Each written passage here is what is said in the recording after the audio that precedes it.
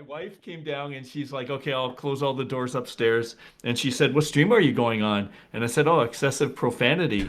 And she's like, oh, you'll fit right in. And I go, yep, yeah, I am fluid in Tourette's. So, Beautiful. Me too. Although people constantly remind me that I've gotten tame over the years. I still like to think I could bring out a little bit on command. It's having kids, you see, that's done it to me. yes, yeah, They've yeah. settled me. I generally use profanity to highlight my points when it's necessary. Which it's so good to hear that coming from an actual fucking writer like yourself, using profanity as a way to enhance your inflection is something I've always enjoyed. It's good to hear it from someone who's in the biz, man. I think it's part of human nature, and we should embrace it. I think a lot of things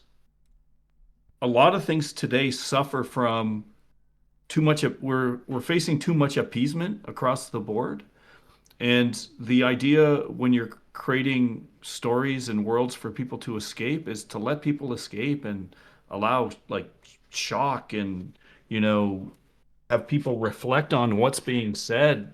So yeah, I think absolutely 100%. So Are we yeah. talking more now about less allegory in work, sort of putting less of the message you want to send into your work and allowing it to speak for itself as something artistic instead, or Yeah, no, I think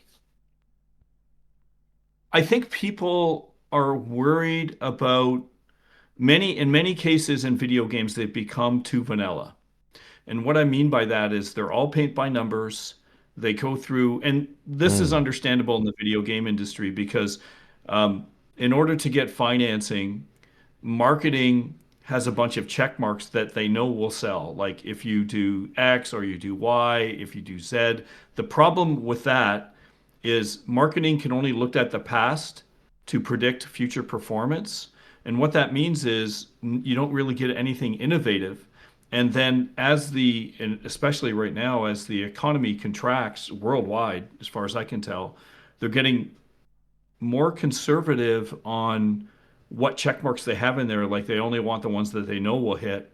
risk And what that averse. means is, yeah, Mm. yeah, and that constrains people from actually doing good stuff. And so, as you were saying at the beginning of the stream, um, there's very few games like Legacy of Kain now because of this symptom. When we first created Kain, we we just didn't care about any of the rules at all. And in a matter of fact, we were such young developers. In some sense, we were totally ignorant of the rules and the industry, and we were just like, we're gonna create this game where, because back then it was always Save the Princess and Zelda was the iconic game that everyone wanted to make, and we're like, what if we do the opposite? What if we do a game where everyone hates you, you hate yourself, everyone wants to kill you, and you're the only one that can save the world. And we're like, that's cool. Yeah. And so, and then people are like, hey, it's a reverse Zelda. And we're like, we guess so. And back then, it was kind of a pet peeve of mine. I'm a avid reader. I love reading. But I do not like reading on really crappy CTRs. And back then, TVs were awful. Yeah. And it was really hard to read. And I was like, I am not gonna fucking read another RPG with 10 like thousand words Mm. on the screen at once. So we're like, let's do voice acting. And then we started talking about because you were mentioning Simon Templeman Mm. when we were doing the voice casting for that. People were like, well, it was very rare, by the way. No one was doing it. Most of the voice acting, if at all, was done by developers themselves. And so we went to Hollywood. It was super exciting. We got some great Hollywood voice actors. But for the main lead, I insisted on someone who had a thespian experience. Yeah, I was someone like, from I want theater, someone right? who's done theater. Yeah, Yeah, yeah, absolutely, exactly. 100%.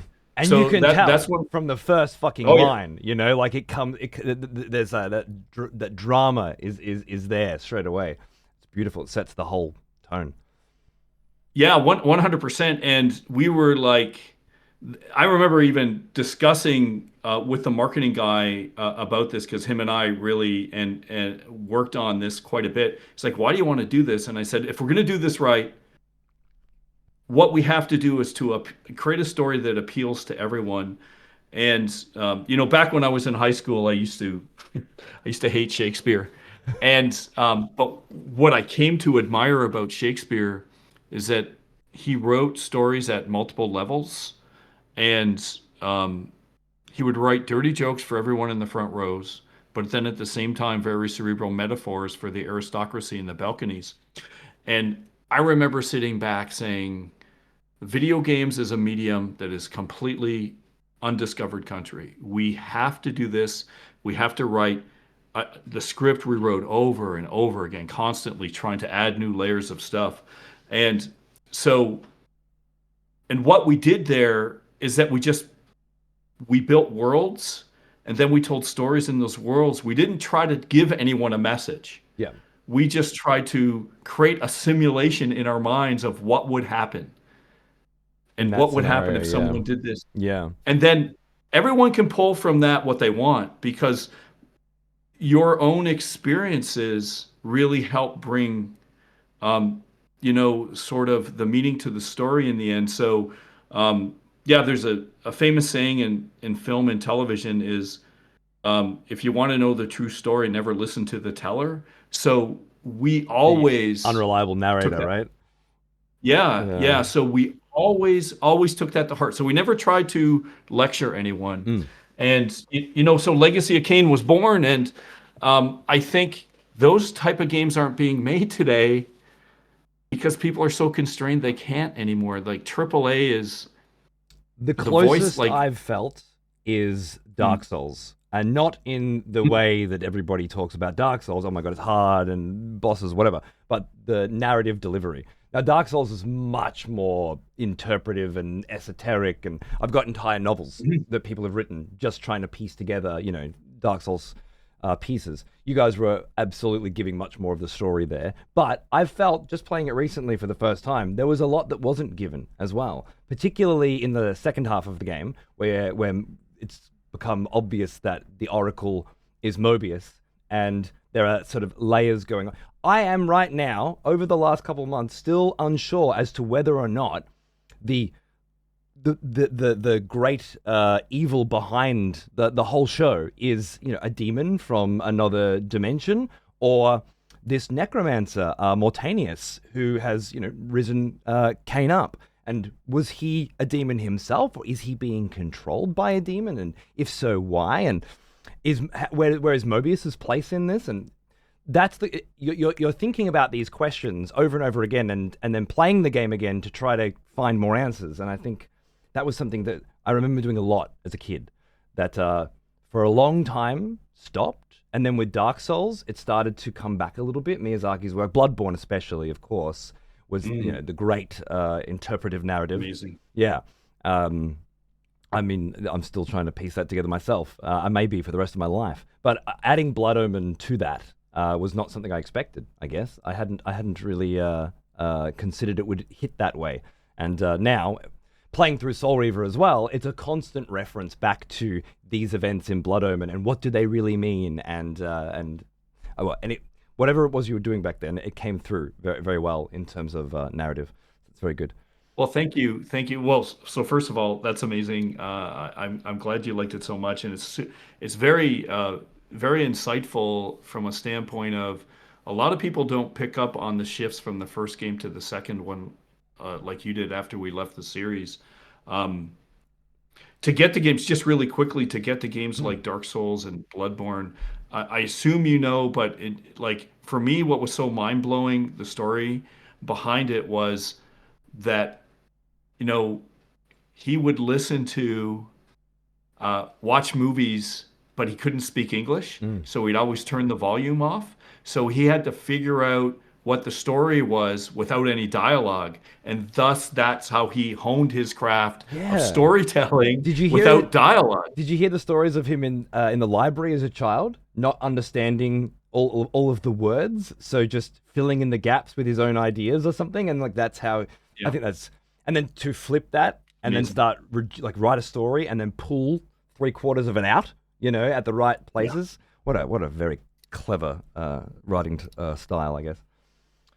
Yeah, Um, amazing, amazing, and it's fresh outlooks like that that I and you know I think if anything, the narrative is underrepresented on um, how successful that series became, and Elden Ring, that whole, I think it was propelled a lot by the narrative or the world building. And I know there's a lot of people who love it, but a lot of people just don't recognize some of that, and I just think it was amazing, and to me, that's why I loved playing those games. I So. think what's fascinating too is a lot of people can play through them and not really even know that there's a story, especially with Dark Souls. It became a little Mhm. more obvious as the series went on, but people are like, "Wait, there's a story with Dark Souls? I thought you were just someone who was dead who's trying to get through purgatory or something, right?" Which is exactly my initial take when it first booted up. I'm like, "Oh, okay, so this is kind of like an afterlife, and we're going through our challenges, and of course the game is challenging. So there's and how little I knew, about in particular, like what I really enjoyed was the environmental storytelling. Why is this particular sword in that particular location? Like, when was the last Mhm. time you thought about why this chest is there? Why this item is there, or you find just a corpse with some gear on it. You walk up, you pick it up, you put the gear on, you go, yeah, this is great, and you move on. And that's what most people will do. But if you ask why that corpse is there and why they're wearing that gear, and if you read this very subtle descriptions on those pieces of clothing, there's a whole tale, and that tale influences the next 10 as well, and the previous 50. And well, I guess my point is you don't have to do any of that, and you can still have a very, very good game and a really good time with it. Mhm. And I think Yeah, sorry. absolutely. I wonder if Blood Omen had the same effect for people. Were there people out there that were getting the baseline story and just really enjoying the gameplay? Because there was so much. That's what really blew me away. I was having so much fun with these new powers Kane was getting every 5 minutes, like clockwork. Oh, I've got lightning. Oh, I can drink blood. Oh, I can drink blood from across the room. Oh, I can drink everybody's blood in the room at the same time. And then solving puzzles and challenges in your own kind of way based on which powers you preferred. Not so much you have to use this here, otherwise you can't progress. It felt like there was wiggle room to choose what you were. In fact, there were so many powers. There's no way you were going to use them all the time. I thought that was incredible, and I wonder if it felt pretty Dark Souls to me in that way. Always getting new things and always trying new things, and then picking what I liked out of it. And yeah, and if the story was there, great, but it doesn't have to be. That's uh, that's a lost art. Yeah. So, yeah, in that's it's definitely in the way that you described it, we're very similar. I hadn't thought about it, but when we were creating Kane, we're trying to create a power fantasy. And the Fuck yeah. idea is that you're so powerful, you don't have to worry about much. There are some downsides to things, like when you start using the Soul Reaver, people blow up Yeah. instantly, but you can't get blood. So, there's trade-offs, but the idea is that you're constantly just having fun being a vampire, just a walking death machine. But then at the same time, with the story and the overall arc, you're still just a puppet. Mm. And we wanted that sort of juxtaposition in there. And I think it was super effective. And you don't see a lot of games like that anymore either, where um, there's multiple layers of things that people want. And then at the same time, sometimes what you want doesn't take you in the direction or in the destination that you want to be. So, um, that's, it was really fun creating those. And all we did when we were making the game was just keep adding them. Oh, this would be fun. Let's do this. Let's do that. Let's do this. And the story itself, so I was a big, there's two schools of thought. And I think there was a big difference in this from the original Legacy of Kain. And I think as you play the other ones, you will see the difference. So most of Hollywood follows Aristotle's Poetics and the three act narrative. Um, I think it's really good. Um, I know that most of Hollywood does follow that, but there's another school of thought, and that's more in the line of Tolkien. And what Tolkien would do was just world build. He Mhm. didn't care if he had three acts. He would just tell stories in his world, and thus he created like Lord of the Rings. And at the time when we were making that, I was a huge fan of this series. It's old now, but I love it. It's going to show my age. But it was called Babylon 5. Okay, I've heard of it. And oh, it's I Sci-fi TV think show, right? Is that right? sci-fi TV with they dared to do a 5-year story arc Right. instead of just episodic content where everything's reset every Like episode. less Star Trek, more long form. Um, Yes, it was probably the first long form, if not the first long form TV show. And there was less emphasis on the characters and more emphasis on the world. And man, we just looked at that and we were like, this is what we're going to do.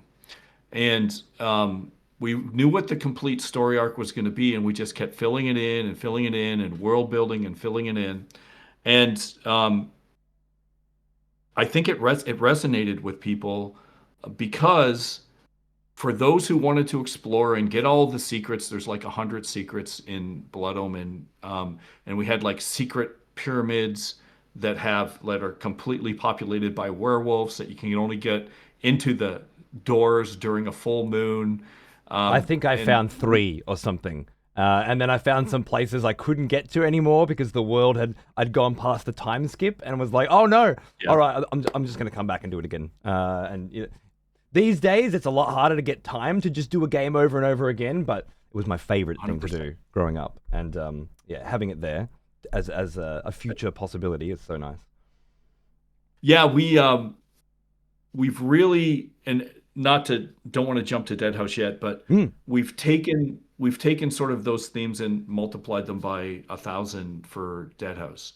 And but I think back then it You hear gave that? people the chance, yeah, gave people a chance to, really explore the world and just this constant sense of discovery and awe.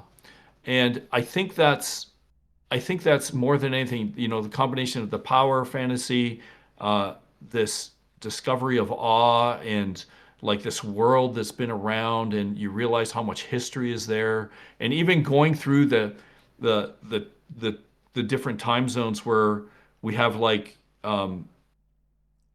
a sort of a like it looks like the Colossus of Rhodes, Hmm. where you're going through one time zone it's being built, another is fully fleshed, and then when you come back it's fully Destroyed. fallen, Yep, yep. showing like time over like many, many years. And There was a great scene it's of really, that in Blood Omen, right? I remember was it yeah, yeah, that's in Blood Omen. yeah, Yeah, yeah, that's yeah. That's literally in yeah, Blood Omen. yeah. And I remember talking to people about it, and they'd be like, "What is the statue thing?" I was like, "Do you know the Colossus of Rhodes?" And most people, I'm a huge history buff too, so most people back then didn't know the Colossus of Rhodes, and so through osmosis, I think stories like that really resonate with people, and they didn't know why they liked it, but it's classic, Mm. and those are the Grounded. kind of things that, yeah, that you want to do because those stories last thousands of years, and they last thousands of years for a reason. And I don't try to claim I know what the formula is, but that's clearly the case. Whether you're talking Arthurian legend, Greek mythology, all of these things are, I think, when it comes to narrative, is that we stand on the shoulders of giants, and we should definitely respect those things. And I think that's part of what made Legacy of Kain great in its story. So Well, it certainly felt that way to me. It's felt very much like something that had been something that had time taken with it. It was delicate and it was precise and it was passionate. And well, I guess I'm a fairly good barometer here, as in for it standing the test of time, because I really didn't play it growing up. Although it's certainly the kind of game I should have, and had back then in the '90s as a kid. You played whatever your group was playing, whatever kids were talking about at school. We read magazines when we could afford them, and especially here in Australia, the internet really didn't take on for quite some time. And you just played what your friends were playing. Metal Gear Solid, my best friend bought, and it was not my kind of game, really. I wasn't really into espionage, and it's my favorite by far now. It always has been my whole life, really, from that point. But it was because he bought it, not because I bought it. Had any of my friends bought Legacy of Kain Blood Omen, we'd be having a very different conversation now. But not having played it then, coming to it now, and immediately feeling what you're saying coming through, it's stood the test of time, which is, yeah. Oh, thank you. It's just a fact, It didn't age poorly. It aged well. It's great. Thank you. Yeah, yeah. It's when we started Apocalypse, one of the goals was to bring back the voice that's been lost. And the voice of games like, Blood Omen, Legacy of Kain, Eternal Darkness, And not these kind of, that one I did play of yours on the GameCube. I owned that, and I reference it a lot as a game that changes the way you think about games. Like you don't have a health bar, you have sanity. It's that kind of innovation in game design that I find. You mentioned earlier things feeling template, formulaic, cookie cutter, and for a very good reason. If you take risks, you fail, then companies disappear. So obviously publishers are trying to be more safe and need to be.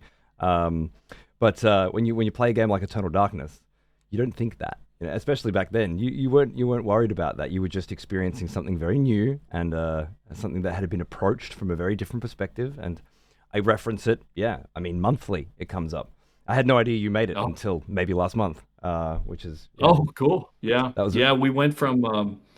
We literally went from making Legacy of Kain to Eternal Darkness. mm, And yeah, there's so many stories. I'm a yeah. storyteller by nature. But we, I would say, if you look at sort of the narrative structure, we kind of went to the next level. We started inserting quantum mechanics into it's very slight, but so for Eternal Darkness as an example, when you complete it the first time, the second time you play, the storyline does not allow you to choose the same ancient you choose on the first run. Right. So you have to choose between the other two. And by time you play it through all three times, we tell you a story that defines why you played through three different timelines and how it results in the actual story, which is it's kind of a spoiler, but one of the great ancients manipulating everything to get his way. Right. And that was really fun doing that. And it was super complicated. We had like 12 characters, and we we took risks on things like the whole sanity system as you described, Mm. and that was sort of an offshoot of back in the day. Not much has changed, but back in the day, there was a really big push by politicians to say video games were creating violence, and making people violent by playing games. And so I was tasked with a bunch of academics within the games industry to do research on it, and we did. We found no correlation whatsoever. We spent a lot of time on it. And then when we were talking to people in the IGDA and the ESA, and we talked about our findings, they were like, yeah, that's what other groups have found too. Mm. And they were like, okay, this is all political. We'll take it from here. And I was so frustrated. I mean, and I was like, that's it. And they're like, yeah, yeah, they know they have what they're saying is not true. And I was so frustrated by that whole, because I thought, naive Dennis, I thought at the time we were going to make a difference. We're going to show this research and we're going to get it out there. And that wasn't the case. So I was like, okay, let me get this straight. So they're accusing us of, basically screwing with people. So why don't we just put that in a video? Why don't we try? If we're getting accused of it, let's do it. So I'm Right. like, okay, we're gonna make this game that's gonna fuck with your head, and we'll see what happens. And everyone loved it. Mm. Interesting. So I love yeah, that that's how that's the the sanity seed system was that created. that led Yeah, to that sort of growing. It's very interesting. Um, yeah, yeah. So it was kind of fun, and I think if you coming to Dead House now, so I've taken a lot of those lessons from sort of Legacy of Kain and Eternal Darkness and really combined them in such a way that it's got all the same grounding, but we're trying some really crazy new things as well, which mm, is super exciting. And you tell me when you want to start talking about it, but yeah. there's new stuff, and then there's the same sort of feel that we hope will resonate with people, especially the power fantasy. When I jumped on the stream earlier I think it was earlier last week or maybe it was this week. I think it was Monday. Um, it was Monday. Mm, Okay, yeah, time flies. Time yeah. flies. It's hard to keep track of time. And I was listening to you talk, and you were talking about how just like today, how you get the constant power ups, and that's what we want to do with Dead House. So let me just back it up a sec for anyone Mm. who doesn't know anything about Dead House. So Dead House Sonata, spiritual successor to Blood Omen Legacy of Kain. You play the undead fighting the living, and it is a narrative-based action RPG where you can play multiple classes of the undead. So we're leading off with the vampire, going into early access, and we're going to have a demo out very soon in Next Fest in February, in middle of February. Um, but you'll be able to play revenants, ghouls, I was gonna say banshees, banshees are in there as well. That's very exciting. yeah, liches, Mm. whites. Yeah, we got some crazy stuff coming. It's really cool. Basically, And every character I would choose in a game if I was given the choice. Now I have to pick between them. Like, am I going to be a lich or a vampire? I haven't had to make that choice before. That's too difficult. I like them both. yeah, I can't think of any games where you could actually play undead classes between like besides like zombies and vampires. It seems like Mm. that's the only choice that's ever been made. And we were like, there's so much awesome lore and uh, gothic foundation for these things. So we're like, let's create a game on that. So that's sort of the first level Great. of where we're going. As a Banshee stands out to me because it's not since Warcraft 3, Sylvanas Windrunner, have I really seen a character Banshee, especially let alone a playable one. It's just not something that comes up. You guys have clearly got the right idea here. Just want to grab all of it and give you a lot of choice and power fantasy. That's very exciting. Mm. Yeah, and the idea is to let people go crazy. So like you look at the Banshee, and she's kind of an assassin. You hear her scream, it's pretty bad. It's bad news for you. Even if you're a demigod. And we have things we've been building on the lore for quite a while. And what we wanted to do was combine a lot of the sort of conceptual meta mechanics from games like Eternal Darkness and Legacy of Kain, put them together, but then at the same time create this massive tapestry of story and then use new technologies to do things that people didn't think were possible before. We're super small, we're indie, so I just want to get that out of the door right away. I wish we had I wish we had some some funding behind us from a publisher, but we're self-financed, so we're a Sure. very small team. But we've got big dreams, That's and good. Obviously, coming from the perspective of a gamer, like which is really what I am these days. I started out as a critic, but these days I just play games, and I hear a lot of promises from a lot of ambition that doesn't often quite get there. Yeah.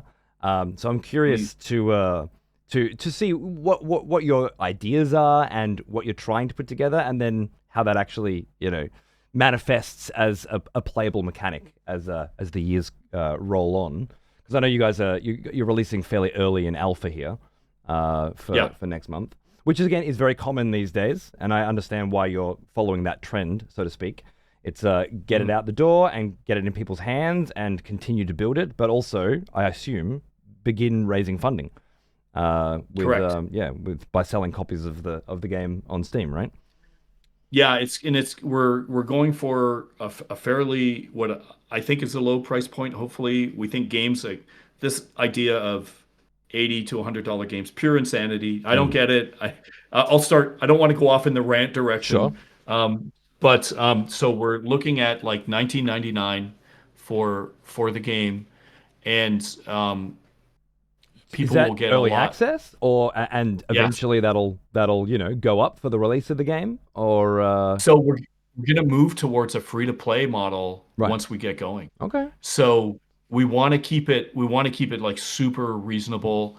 And we've got, if I was to describe like the game, there's three things that we're doing that I think really stand out. There's a lot of new stuff overall, but there's three things that I think are really interesting about Dead House. And the first one, I was so excited to come on the screen. First of all, I just want to say that again. Pretty I excited just to have you here, dude. This is pretty crazy. As have a lot of people who have been getting me, like, wanting me to play Legacy of Kain for years now. It's kind of a big deal. So thanks for being here. Oh no, you said some things even in the short time that I joined on Monday that I was like, oh man, this is going to be so much fun. So, okay, let's get into the power fantasy where you're getting lots of power ups from Legacy of Kain. I agree. We loved creating those, and so Right, yeah. The I've played a first thing I lot. saw was the blood drain from everybody in the room. Like instantly, I was like, okay. My first question for you, Oh yeah. based on that, actually, was with you making a brand new game now. Why did you want to lean so heavily on what happened with Blood Omen? Like, from like, personally, you've clearly made the decision. I want to do another Blood Omen, but not really another Blood Omen. Kind of like the Castlevania dude who did another Castlevania recently, but not really Castlevania with Bloodstained. Is that sort of Yeah. similar? Well, I would say Bloodstained is a lot closer to Castlevania than Dead House will what be we're to Blood Omen. correct. Okay, And the that's what I reason wanted to know. So, Yes. So let me explain it this way. Mm, We've got so many new things in Dead House.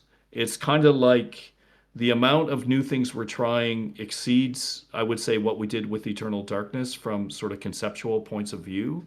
That we wanted to start off with a grounding that people can understand kind of what they're getting when a lot of it's never been done before.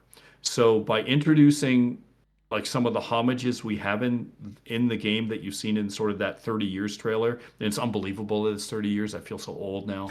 Um, you've told us all you used but to watch Babylon 5. Okay, don't you? That cat's out of the bag. Don't worry anymore. it is definitely out of the bag. It's definitely out of the bag.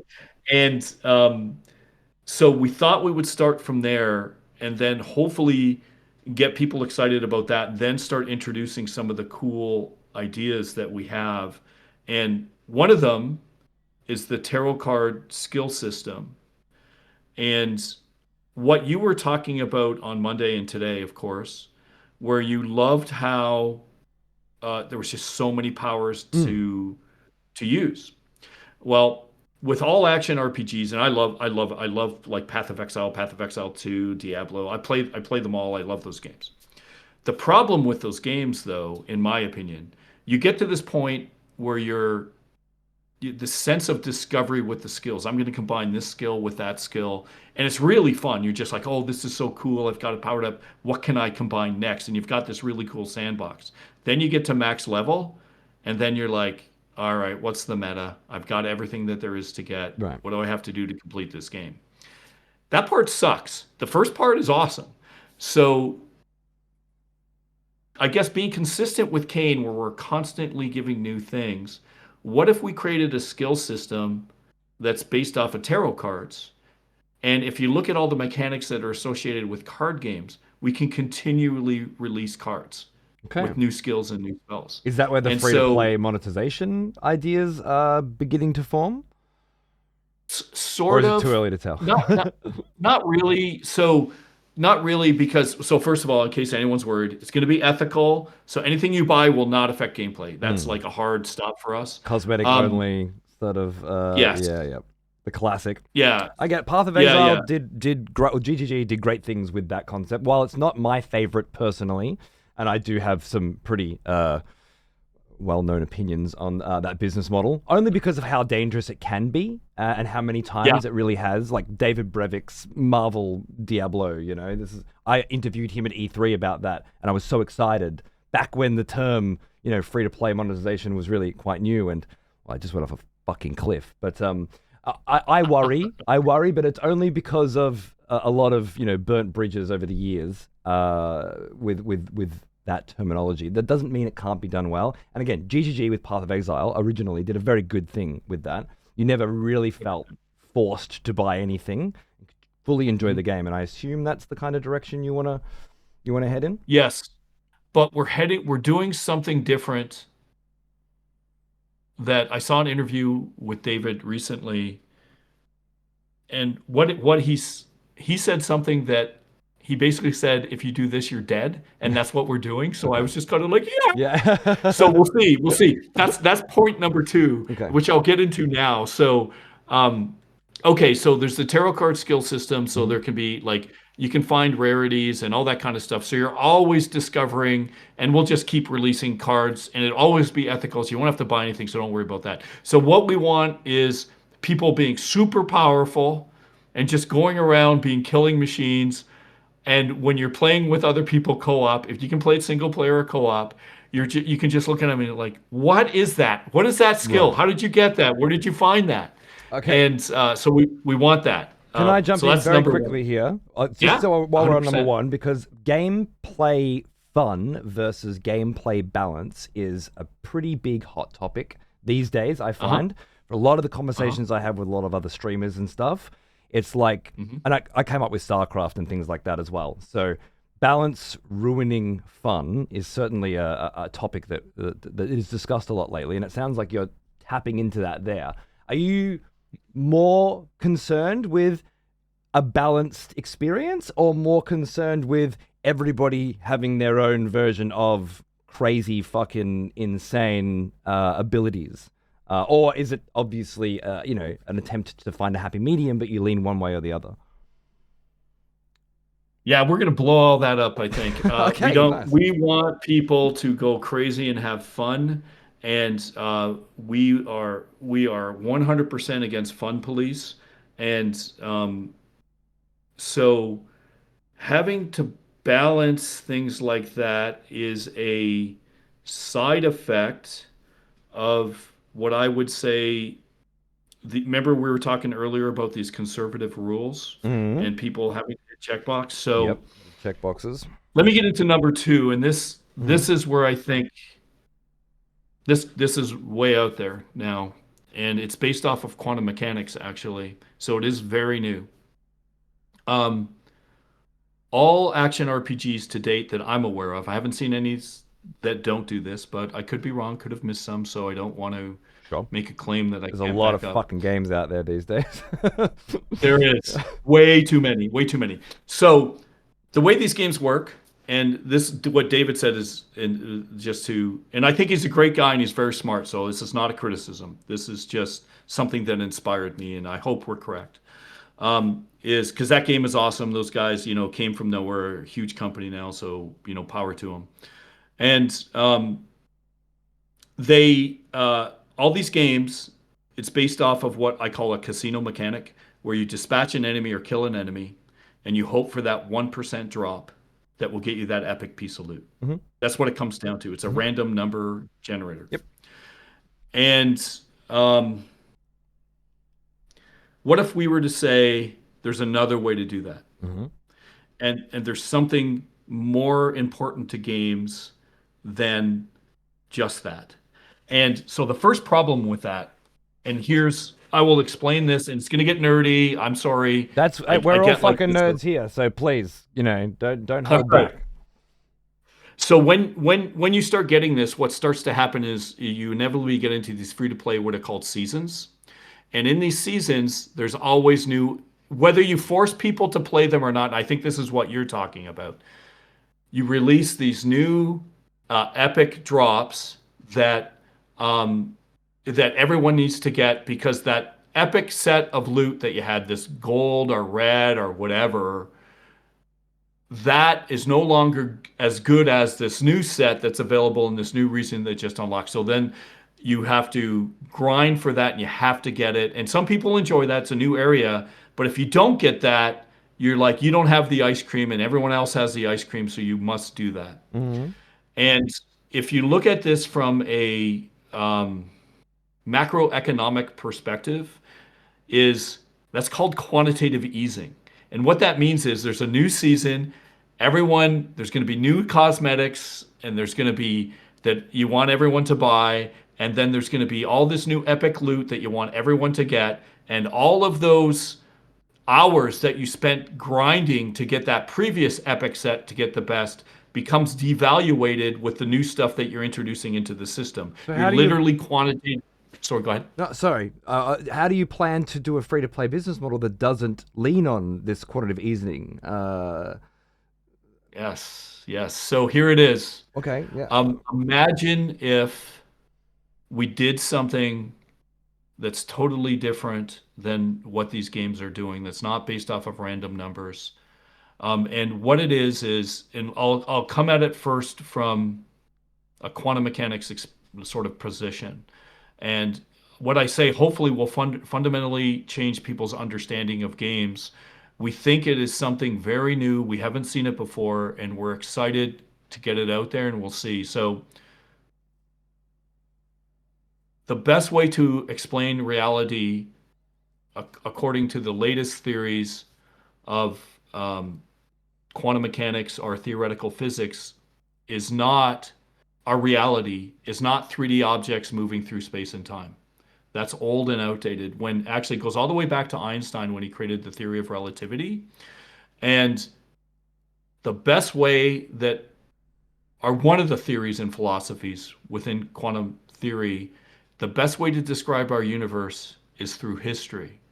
So all the things that you have done when you started out as a critic, when you started out with maybe higher levels of Tourette's that's been moderated now as you have children. All the games that you talked about, experiencing Legacy of Kain, me jumping on the stream on Monday, and us getting here. All the games that I've made, me telling you stories about Legacy of Kain or Eternal Darkness. All of those things that I've done to get to hear my history and your history and everyone watching and everyone's histories best describe our reality. You are your history.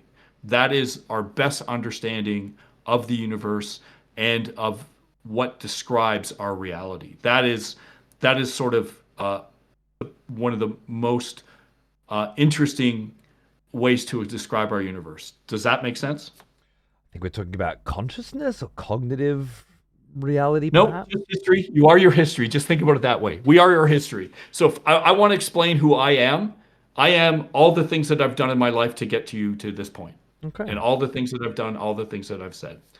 So now imagine a game that does that, Okay. that uses that mechanic for an RPG system. So, in other words, rather than you dispatching enemies and hoping for that random drop, Mm-hmm. what if we took all of the history and what you've done to date? What if we took how well you played? What if we took the state of the universe? We took all those things into account and said, we're going to create a deterministic system that all of those things come together to determine your loot, your history, your stories, everything. Wow. And then what that yields is a couple things. The first thing it yields, and what we like to say is playing is crafting and history is currency. If you were to look at, say, I'm a big Miyamoto Musashi fan. Known as the Sword Saint, the samurai that wrote the Book of Five Rings and had 50 battles to the death, I'm not and went familiar. undefeated. Yeah, yeah, he's amazing. And Sounds so great. if I was to buy his sword, would I care more about the make of the sword or that it was his sword? Right. So you're buying the history of that relic, Correct. not So now, yeah. yeah, so we're introducing something new. We're saying history matters. So then, History has value. are we talking about a persistent world here? Yes. Yes, we are. I don't want to use terms like MMORPG, but if we're talking about Mhm. persistent world, we're talking about Yes. everything always having relevancy from the beginning until the present day. That's and you're trading on that as currency, and I guess it sounds like progression as well. The fundamental Correct. progression mechanics. So Bold what move, what this Colton. yeah, it's a bold move. It's a bold move. We'll see how that works out, Yeah. especially with less than 10 people. Look, I'll But tell you so the right idea now, is, speaking oh, from speaking from the perspective of an old gamer, not maybe not as old as you, but an old gamer who has seen it all before. I'm 40 this year, and I feel that way. I genuinely feel to the point now where I can recommend games to my kids that I hate because I know I hate them just because I've seen 500 iterations of the same shit. And I know my kid will enjoy it because it's his first take on it. But for me, I've just seen it too much, right? And I feel like at that mhm. point, when I come into a new game, most of the time, and I say this to my chat all the time, I just want to see something new. I don't even think about things in terms of good or bad or how much does it speak to me personally anymore. It's just, is it new? And what do I have to learn? Like, obviously, with the checkboxes you were talking about before, people love the same controller layout. Like, Mhm. most punters seem to pick up a game, and if they understand how the controller works immediately, they feel comfortable. I'm put off by it. If I'm Mhm. already familiar with how it all works, I start to step away because something about learning is the fun. Yeah, and it was so often the case growing up because new consoles are coming out with new controllers, new games are coming out with new ideas. The learning part of it was the fun part, and not so much anymore with so many games just being the same thing I've already seen. This already, regardless of whether or not it pays off, is much more exciting for me personally than most of the new shit that I play. So that's No, thank you. I just hope there's more people like me sitting there in the background going, you know what? I don't care if I like it or not. I don't care if it's good or not, whatever that means. I'm just excited that you're doing something fucking interesting. That Thank you. got to Well, take those risks, right? so you do. And so I've made many games. I've been around for a long time, longer than most people now. I've had the experience of, working with Mr. Miyamoto and Mr. Kojima and really closely, and those guys are awesome. Very few people get to do that. But through all of that time, there's been one rule that has never failed. And the one rule is when you're making entertainment, you just don't know if people are going to like what you're doing. And you're right, we don't know.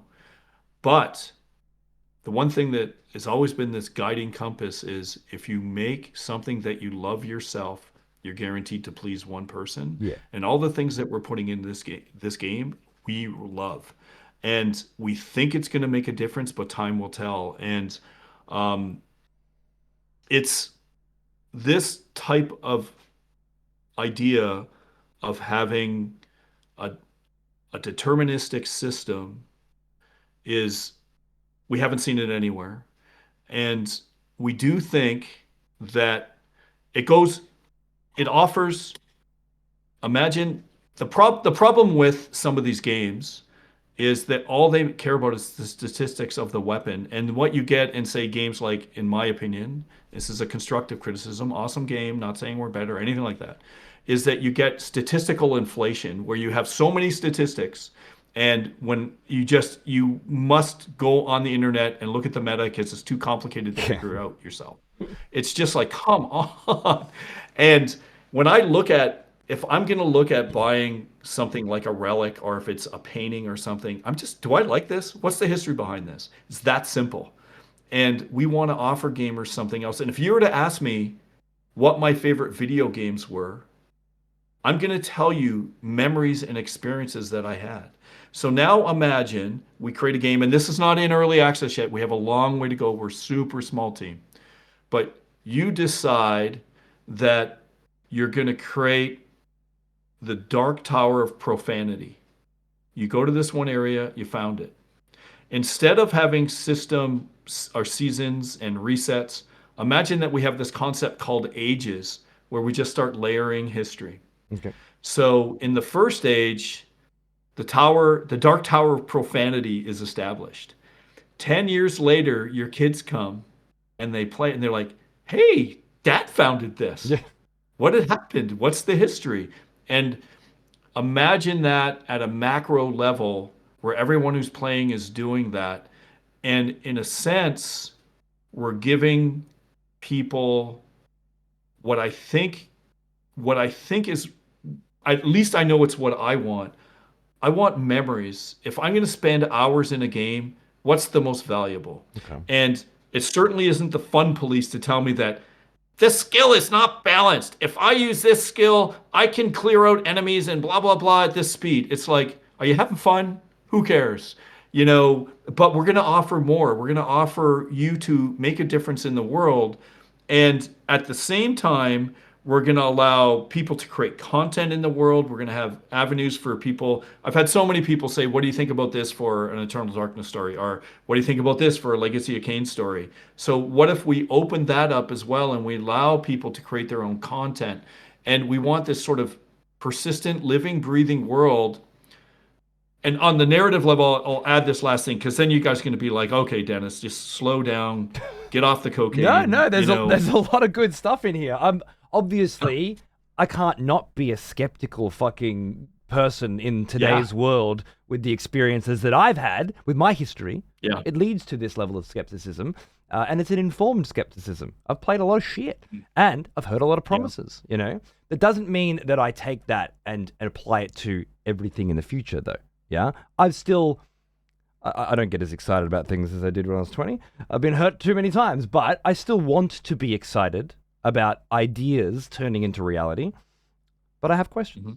Mhm. So tell us your And, tell and us your. and you should. So first of all, I agree with you. I'm very skeptical.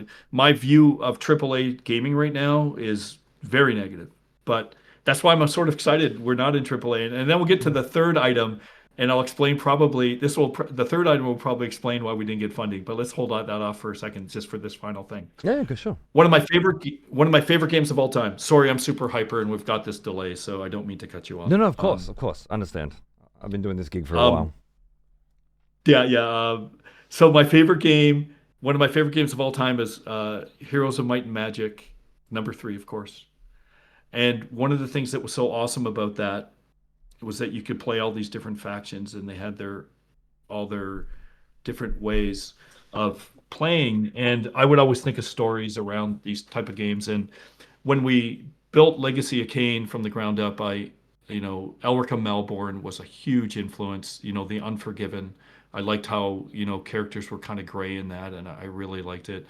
Wheel of Time at the time hadn't finished yet, of course, but it was very inspirational I for only me. finished that about 5 years ago, and fuck me, man, that's some really, really good shit.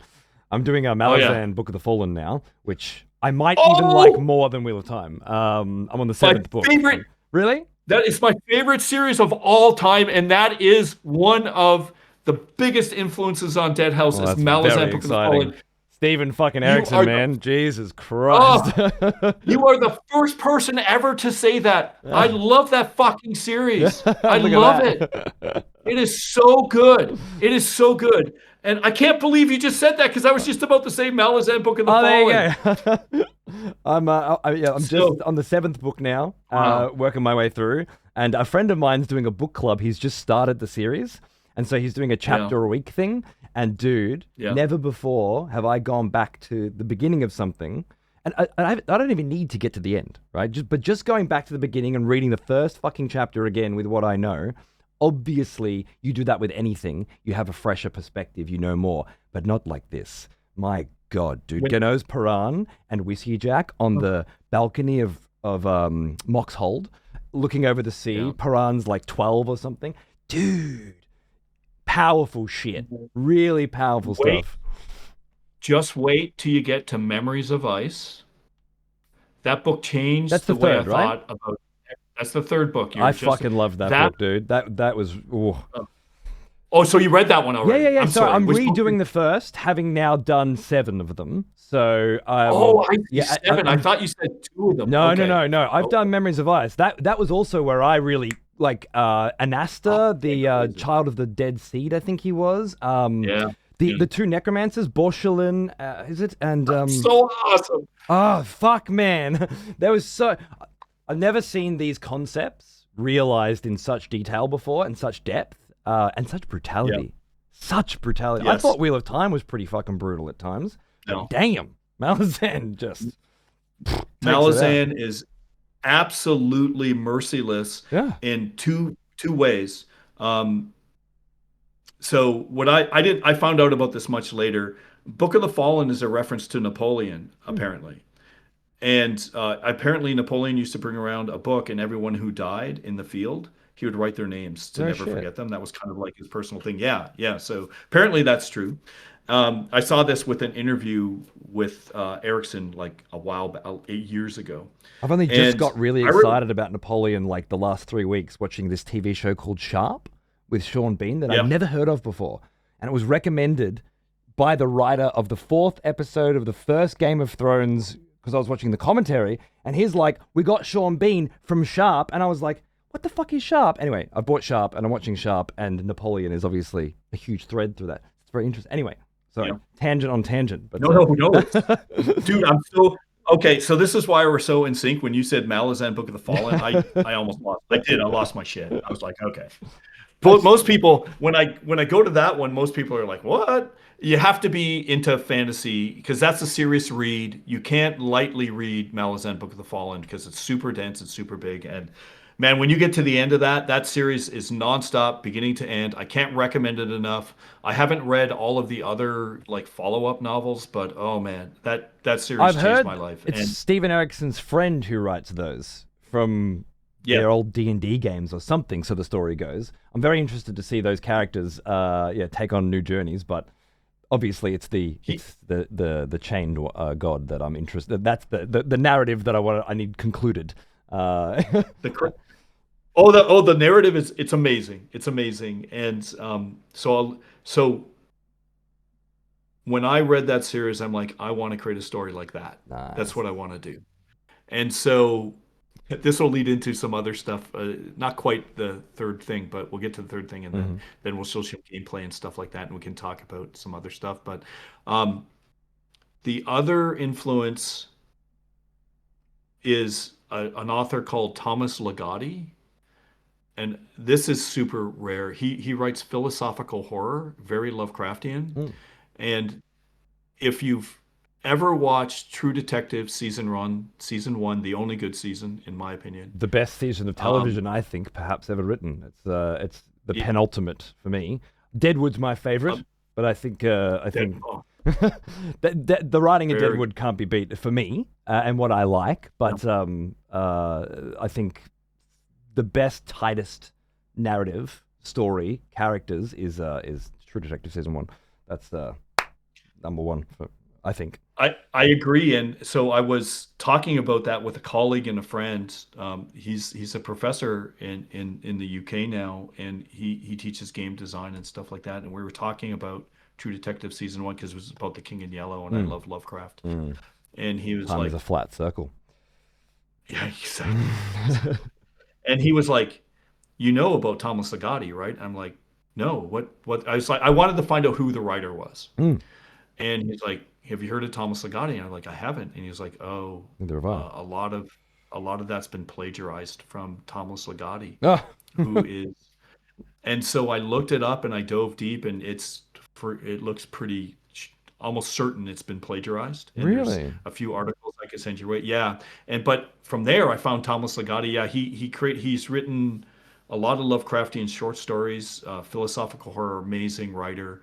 I think he's one of the best writers of our time. He's still writing stuff right now, and not too many people know about him. That's how unjust the world is. And Added to the um, list, mate. It is. It's a bloody fucking dog eat dog world out there, and it's not the good stuff it that is. always rises. Sometimes the good stuff gets up there, but not always.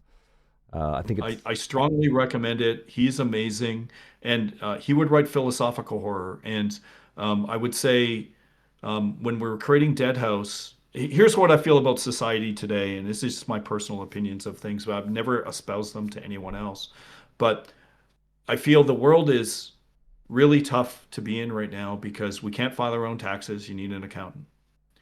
We can't understand our laws because they're written by lawyers, and most politicians are lawyers, and they're written to obfuscate and make things difficult.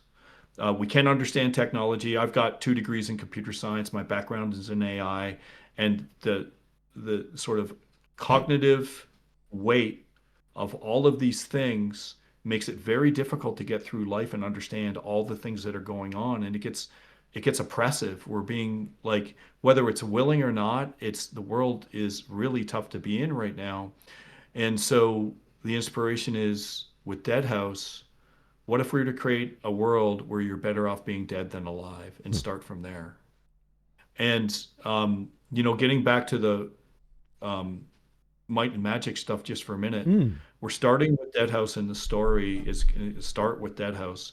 But there's 8 other major houses besides Dead House. There's the House of Angels, there's the House of Giants, and imagine now a story similar to Malazan, where we have a 10-year story arc where we're going to go through all of the machinations as these different houses and different gods fight for supremacy. And that's where we want to go. And we're going to do it with this new system that's deterministic, where as players play, they define the history of the world amongst themselves, and we tell our story, and everyone's contributing. So that's kind of the narrative part, the new part. So when I said we're very different from Kane in that sense, Hmm. we're going to tell our story traditionally as everyone knows it, but people are going to be able to contribute as well. So they'll be able to build their own dark towers and stuff like that. That's not in yet. It's not in early No, no, access of yet, but course, we're of getting course. there.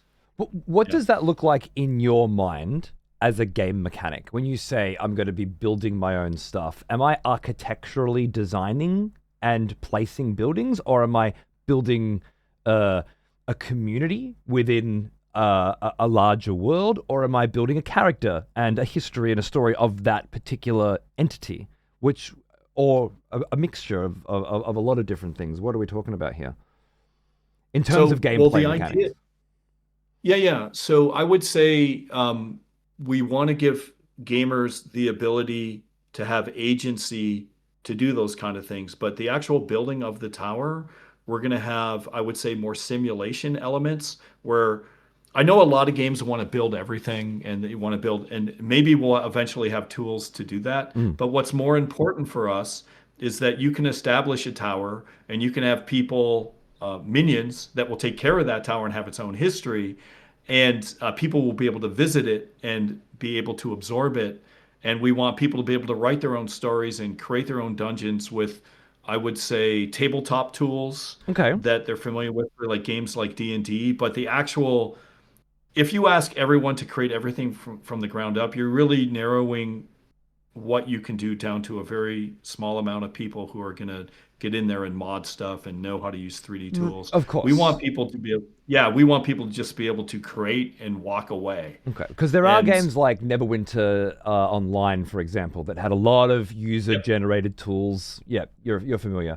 And yeah, I mean, I think it was middlingly successful in that, it was fun for a minute, but you do get down to the point where there's a handful of people making something worthwhile and a bunch of people learning and experimenting and having fun with things that you'll never see, nor should you. It sounds to me like you're leaning away from that a bit, more toward pre-created shit that people can claim. Put a Yes. So we'll allow people to claim things, and then we'll have it, what I would say is auto-generate and simulate itself up. Okay, so that's So, interesting. yeah, and I would describe it this way, and this is maybe a poor metaphor, but if you're going to create a video game where, as an example, you're going to allow people to create their own music, how many people can create their own music? Very few. I'm not one of them. I'm not a composer.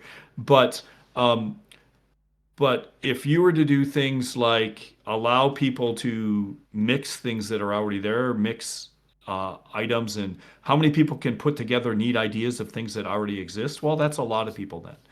And I watched if you can my do it in, sorry. Sorry, No, go it's ahead. my bad. I keep jumping in like this is a normal stream. I'm too familiar.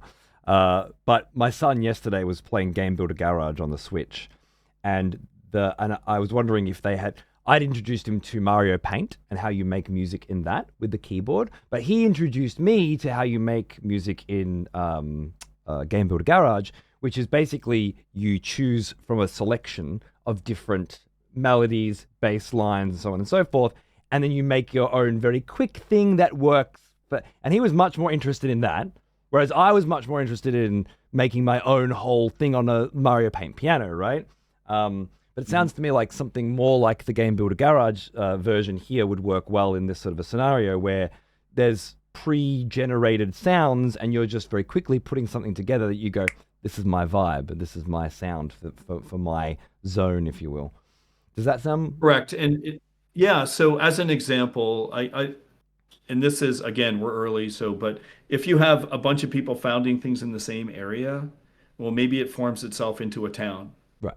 or and then eventually the town becomes a village, or sorry, a village becomes a town becomes a city, Sure. and then we would make sure, like as an example, like castle walls are built. There's then a market is automatically generated, and but still the houses that you create are still there, and you become part of this vibrant community.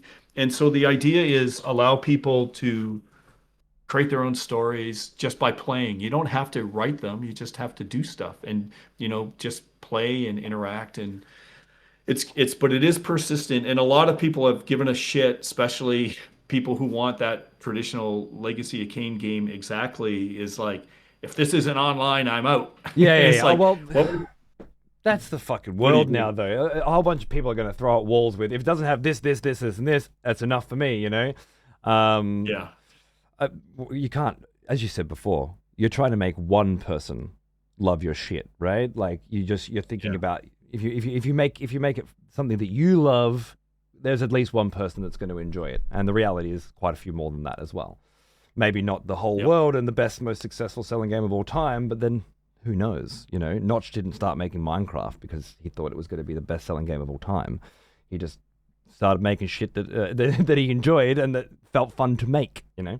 Um, yeah. In a sense, yeah. And that if I was to say what are we close to in some sense, kind of what they do in Dwarf Fortress a little bit, okay, yeah. you know, and where there's some simulation. So Mm. okay, So last thing I want to get to. Oh, yeah, sorry. so no, I was going to say Chris in chat said a character creator, but for buildings, and I think that's a very easy Cool. concept people can imagine, and that's helping me with like what does the gameplay look like here when you broach these wild concepts of of how narrative and how story will be the progression for your character for your zone. Character creator for buildings sounds like a very simple. Okay, I'm just choosing from some skins, getting some things down, and bam, this is my area. Does that sound right? Yeah, I think we want to use archetypes to simplify the sort of cognitive load of what you have to do in the game. We want to, when you look at the game, you see the action elements. We haven't shown much of the narrative, which I definitely want to talk about tonight. But at the end of the day, we want people to get in there, have fun, but then at the same time, um, if you do something like found that tower and then you were to go away a few years and come back, you'd be like, wonder what it's like. I Right. planted this seed, this idea. What's it gonna be like? And depends on what people are doing in the community. And hopefully the game has that level of You're giving me stickiness. very Azath Tower vibes right now. Like I'm thinking Lether. I'm thinking you've spoken about the layers of history, and you being a history buff, thinking about all these other civilizations that existed in this particular place, and the occasional reference to them with something like an Azath house, still being Yeah. there but being dead. I'm definitely Mhm. having read at Malazan, at least enough of Malazan, I can understand exactly what your vision is, and it's very exciting. How you turn that into tangible game mechanics that feel fun on day one, and fun on day 300 and fun on day 3000 for different people coming in at different points in that rather large Yeah. journey is, well, you're the fucking game designer. That's up to you. But conceptually, I'd say it's very exciting to hear Well, about. thank you. Thank you. There's a lot of work to do, and we're a small team, but we're going to try. And hopefully people will like as we start. It's like I said, we're early, but the goal is to create something. So the name apocalypse, a lot of people think apocalypse means the end of the world. It's actually ancient Greek to reveal the unknown. And when it's referenced in, say, Revelations in the Bible, the apocalyptic vision of New Jerusalem is people going, "How is this even possible?" And so that's what we want to create as a company. Is can we create something that people never really even thought about before? And okay, so let me jump to the Yeah, yeah. last thing, the The third. last thing, I've been dragging it out for as long as I can, but we're all Oh ready man, this is now. awesome. Like I said, I'm excited. When you said Malazan, that was it. Yeah. That was it. Like so I don't know how, but we're gonna get to Australia. We're gonna have some beers and we're gonna talk Dude, about Malazan. next time you're in the Uh, neighborhood, you let me know, all right? I have told I've got a lot of friend developers that I promised I'll come to Australia. I've never been yet, but I want to go, and it's on the queue. So Hey, you ever make it over? let's do it. I live on the beach, Yeah, so next come down for some beers. We'll watch the sunset. I'll show you the aurora amazing. australis. You'll blow your Oh, that mind. would be Yeah. awesome. That would be awesome. Okay, so the third thing. And this ties into sort of the second thing. We've got this technology that we're calling eternity. And this might be why we've had some trouble getting investment. I don't know. It's hard to say. Um, but the goal of the game is to eventually give it away wholesale to gamers. Okay. So as you play the game, we eventually give away ownership. And I don't mean just creative ownership, I mean of the IP, I mean of everything. The problem, and we're big believers in the stop killing games movement. Hmm. Hmm. And if you look at some of the problems that these games have um, after a long time, is that no one even understands them anymore except for the community. So who's best to shepherd these games over time? And I mean long periods of time. Theoretically, eternity is the community itself that's interested in the game. So we see and we have these ideas where we can detect who loves the game and who's hardcore and who's playing it. We see some of them now, but there's a lot of like this started when we started Apocalypse, and I think Valve has correct. I love Valve. I love Gabe. I think he's amazing. Um, Back in the day when we started Apocalypse, you could buy a game on Steam. And then people started realizing, wait a minute, and we knew this right away. It's like you don't buy anything on Steam because if Steam goes away, if Valve or if Gabe dies tomorrow, someone's going to take Valve over, I and heard we don't know rumors what's going. that there's a button that's going to get pushed that's going to give everybody full creative control of everything. But it's just that rumors.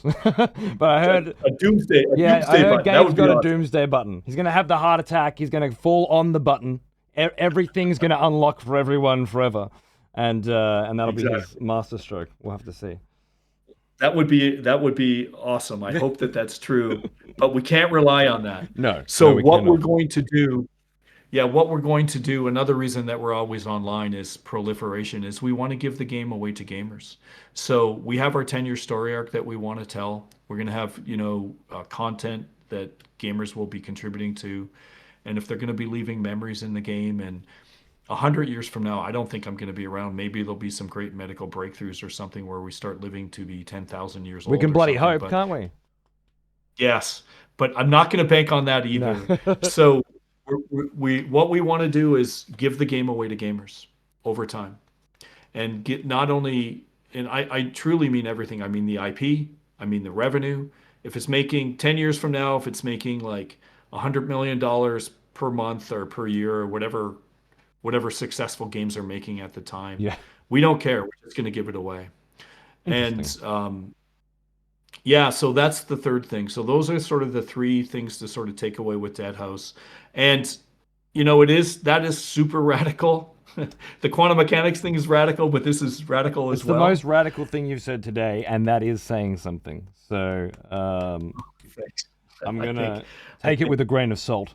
Uh, for sure you should. I think you should take everything with a grain of salt. I think that's healthy. Skepticism will help make the game better, and I don't know if we're going to succeed on all these things, but we're going to try. So well, yeah, I mean, your heart's in the right place at the very least, and I'm excited to see where things go. Do you think this would be a good opportunity to transition into running some B-roll in the background while we continue to yes, talk, and people can have a little look at what all of this yes. stuff looks like in practice, or at least pieces of it? And I will explain. So the question is, how am I going to see what you're showing? That's going to be the. Right, yeah. Do you have a copy of the same B-roll with you? I do, but what I was going to ask you, can you share your screen in Discord? And Yeah. then I can watch it and just talk. If you did that, I think that would probably, Discord's the best for this. Even though we're a bit away, I'll be able to talk about it. Yeah, Um, just give us some of two the minutes B-roll, while you chat okay. to the crew here, and I'll zone out. And have you got the chat up? My chat up, sorry. I see the chat. Yeah, Yes, I'm looking at multiple. maybe you could field a couple pre-questions based on some of the Sure. crazy shit you've just been saying, and Okay, sounds good. and then I'll try and get this set up for some Discord viewing in the meantime. How's that? Chat, go nuts. Okay, sounds good. I'm looking at it now. How tough am I? I think Dennis's examples like this: found a tower, you haven't played the game in years, come back, find out a long time ago someone conquered the tower, burnt it to the ground. That's all in-game lore. Correct. Correct. That is correct. If you guys have questions, fire them off. And I see how that last point made investors go, "Oh, yeah, yeah." But at the end of the day, um, in some sense, um, you it's very hard to tell. I understand why they would say no, it's very risky to invest money into video games. It's really hard to tell too if a game's going to be successful. So you'll find with gamers, they're very hard to predict, and you never know. No one could have predicted Minecraft. So, oh, I think I got disconnected. Oh, I'm still here. I'm back. You should have me and what I'm watching all together, I I can hope. see it. Yes, this is good. Oh Can you still hear yeah. me? I can, yeah. I'm just sending you a virtual cam through OBS, the streaming software that I use. So basically it's Awesome. just sending you my stream through this, So, I think. so this B-roll is going to start. I want to prep everyone for what they're about to see. You're about to see what's called the celestial clock come up. And the celestial clock is a simulation of the entire universe. So it's not only time of day, weather, seasons, it phases of the moon, solar eclipses, all that stuff. It's got planetary alignments. It's a Ptolemaic calendar. Oh, I'm back. Sorry, I'm just moving. I'm just gonna put you in the corner. Just a sec. Okay, that's fine. I don't have to be on screen. No, it's cool. It's I up. can fit Okay, us okay, both on. good. You just do your thing. Awesome, awesome. So what you're going to see with this clock, I think what happens in this role, if I remember correctly, the clock is going to come up and it's going to tell you what the weather's like, the time of day, and a lot of people are asking, well, where's the narrative? We've only seen combat. In the celestial clock alone, there's over 1 hour of dialogue, maybe more, and you can click on everything to get lore. And one of the things that we're doing in the game, and you're saying, well, what kind of things will we have for cosmetics? Well, one of them is imagine we have multiple characters from the game, and you will get their perspective on the celestial clock. So we'll swap out characters. So here you're seeing the default voice, which is a British vampire. Um, but we could get Alaric from who's the Grand Inquisitor in the Chronicles, which we can talk about later as well. Um, you could get a Banshee that will come on, and their Banshees have the voice of the gods. They speak directly with the power of their gods. So very, very interesting and different takes on everything. So it's not just a different voice saying the same dialogue, it will give you different lore. So that's what you're about to see here in this first minute or so, Nice. All right, I think. I'm gonna start it up, and I'm just All gonna right. move both of us. Actually, I've just decided I'm gonna move both of us to the top right and top left corners, and that's gonna look way better because we're gonna see some more of the interface, which is great. Because I didn't Thanks. expect, And yeah, you can see honestly, to see as much, as much kind of nice HUD work as you guys have already got prepared. Clearly, you've been ready for this next fest for a while. yeah, we've I really like stone HUDs. I know it's not the rage these days with a lot of these multiplayer games. They have all the transparent HUDs and stuff, but I was like, I want stone, I want gothic, Yeah, you know. So yeah, fuck yeah! Anything that doesn't look like Destiny 2, I'll take. This new trend of like these kind definitely of not. mouse cursors that you move with the right stick and you have to hold for 25 seconds before you can. I can't Yeah, handle it. nope. This feels like home already. All right, so this does have some audio, correct? Yes, yes, it does. Yeah, play Let's it. Yeah, just and find out very it'll have. quickly if you're hearing it too. Let's see. Is anything coming through for you? No Not audio? yet, but The seed. no No. audio. Okay. Cogaloon means moon Shit. of thoughts.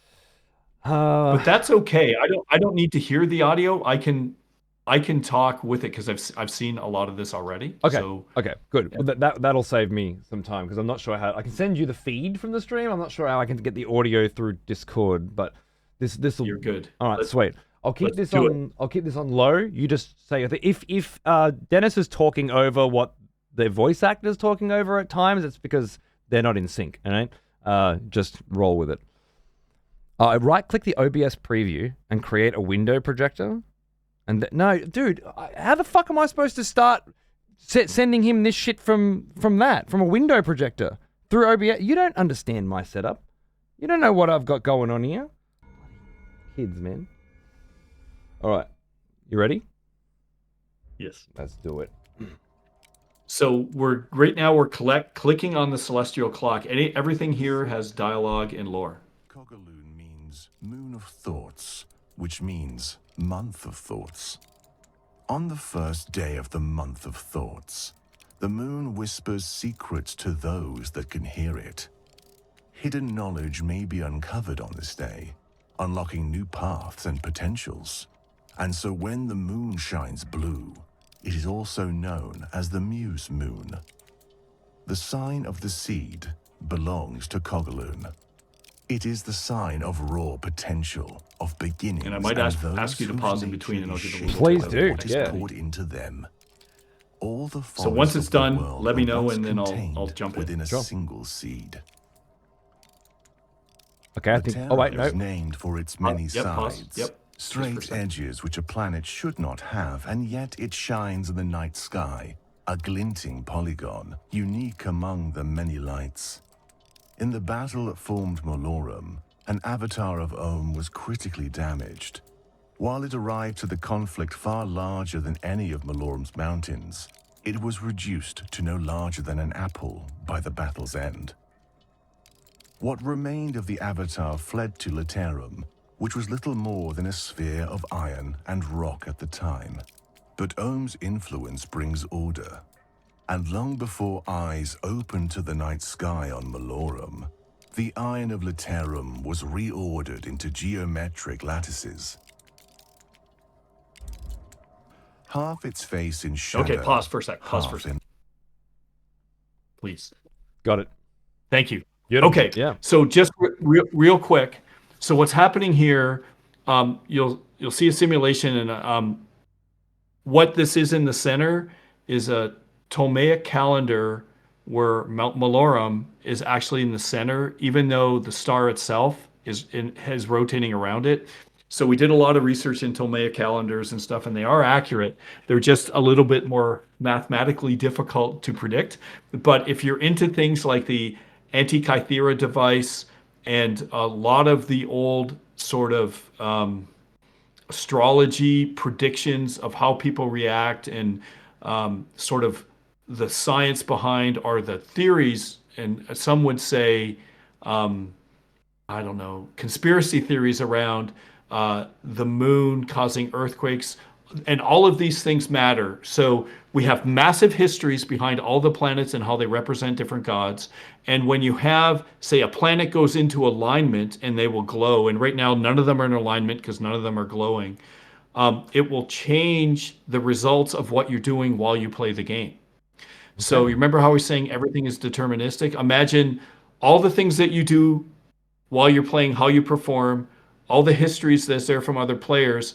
What's the current planetary alignment? Is this like planet Hiruna, or which is the moon? Is it in alignment? All these things will come to contribute to your gear and to the history of all these things. And this is what the celestial calendar is. And it's one of the things that really separates it apart. And then, like I said, there's over an hour of dialogue in this alone. And we can also switch out different voices, which I don't think is in this video. And when I say different voices, I should re-say that. We can switch out to be different characters, whether you're going to see the Fetid Prince, whether you're going to see the Banshee Kiva. There's all different characters that will come in and give their own perspectives on prophecy and where the game is going. And we do go into some very interesting philosophies of eternalism that also come into quantum mechanics, but it's all very dark fantasy. So that's what you just saw here. That's So it. Keep going, please. Demon Fox says, I like that it's not just reading what's on the window. And what you're saying is that the different characters will be reading different shit, not just reading, I guess the description of things, but they'll be adding their flavor and their perspective because that makes a big difference depending on who's talking to you and the perspective you're getting. I'm thinking unreliable narrators as well, which is great because you're getting information, but you're not sure if it's is it true or is it just a perspective. That's some fucking fantastic sounding shit. I do have another gameplay question though. When you say that the planets align at different times, they start glowing, and that's going to give me an indication that certain things are changing while I'm playing right now. Can you give me an example of what sorts of things would change in a tangible sense? Sure. Okay, so in Dead House Sonata, vampires, very much like Legacy Kane, we have a werewolf form, right? Sick. So imagine you're questing and you want to get that werewolf form, and you just so happen that you play under a blood moon. A blood moon is a full moon under the first month of the year. So it's rare compared to other full moons. And then instead of getting the regular werewolf card, you get the Blood Moon werewolf card. Okay. For your tarot deck, right? Correct. Yep. Correct. And it is a different type of card. So here's another example that we can do. Do you remember the gates in Kane that would open during a full moon? Mm-hmm. So now imagine that we have celestial gates that can be opened through combinations of all this stuff. So now we have moon phases, we have different months of the year, we have different alignments. Maybe one gate will require 3 alignments. And that's allowing me to access different areas of the game that were previously inaccessible because these alignments correct. are A, current, and B, I have the right card. Are both of them? Yes. If I have that card from back when they were aligned, am I still able to access those areas later? Or is it now closed off because the alignment has shifted? So the celestial clock is always moving forward, Yep. and planets can come into alignments, every time they rotate around the sun, or in this case, Malorum. Mm-hmm. So you'll get multiple chances to do it, but you're exactly right. So this is what a deterministic system is. This is very different than these other games, and really is a callback to Legacy of Kain in a sense, except multiplied by 1,000. Is imagine that there are certain things that you have to do to get into gates. One of them could be planetary alignments. One of them could be how you played the other day. But imagine all of those coming together in quests that we create for people as they go. And it's combinatorially explosive on all the options that we have. And this is why we think this is a new way of thinking about games. And it allows for that sense of discovery for people to do things where people will be like, hey, man, where did you get that blood moon wolf form? And you'll be like, well, let me tell you, I got the, you think that's good? Let me show you my blood moon werebat form. And you'll be like, you can only get this after you get the blood moon werewolf. You have to go through this gate as a blood moon werewolf during three planetary alignments, in the third month of the year. Okay, now this goes And straight back to what you were saying before, though, right? Because normally I answer that question by simply saying I go to this area and I grind this mob. But instead, you're saying I tell you the story of how I got this form. I give you the history that I go through the steps that I had to take when I took them and how I took them in order for that to have happened, which is, I think that's the correct. best way for me to understand the process here. That's a very good example. Sorry to interrupt. Please. No, no, you're good. You're good. That's exactly right. And you know what? It's undiscovered country. So we're going to be, as we iterate with the community, we'll be creating more and more of those things. And so far, just as an example, we've been working with a limited number of people in our Discord under NDA for about a year now. And what we found is people like reverse engineering what the quests are to try to figure out what's triggering what. But the great thing about this is that there's no real limitations. You can just keep adding things as you go. You can have community add things, right? If the community's changing the world, maybe the community creates something that we previously didn't envision, but we just add to what we call feats or quests that are commonly known, and then that starts opening up things that I can't picture couldn't that. possibly think of before. It's probably me, but I can't picture what that looks like. How do I change something in that respect in a meaningful sense? What action have I taken that has then changed what's in the game? You founded the Dark Tower of Profanity, and a quest is then based upon doing something in the Dark Tower of Profanity that didn't exist till you created it. Right, and that's me So that's setting up parameters for go here, collect this, bring it back here, or yeah, and you found that Dark Tower, and then you're creating agency within the world, and you're creating opportunities for other people that were not previously possible without your interaction, if that makes sense. I can't get my head around that part right now, but I'm sure it'll come through later. That's fine. What really Yeah, yeah. excites me is me seeing some motherfucker run past as a werewolf, a red werewolf or something, glowing, and I'm like, wait a second, what? How did you do that? And they tell me this grand tale of when and where and how.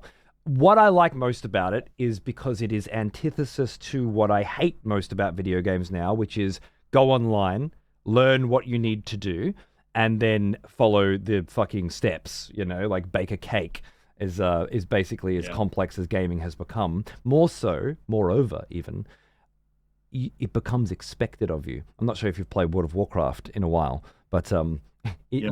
I've gone through 20 years of that here and there. It's just a lovely little passion of mine, I guess. And to go from being expected to think on your feet and learn to 20 years later being expected to have watched the YouTube video on how to do it before you've done it and being criticized for not having done the learning, beforehand. I can't say how much of a change that is fundamentally to my gaming mindset, and how I can't respond to it. This seems, I'm very interested in how this would twist that on its head. It's like you can't just look online and go, "Oh, I just go here and do this." It's more like you had to be there at the right time. You have to prepare for the next time when that could happen, right? Is what I'm Correct. getting anyway, and that sounds very exciting. Well, the I guess the goal, and you're exactly right. We're trying.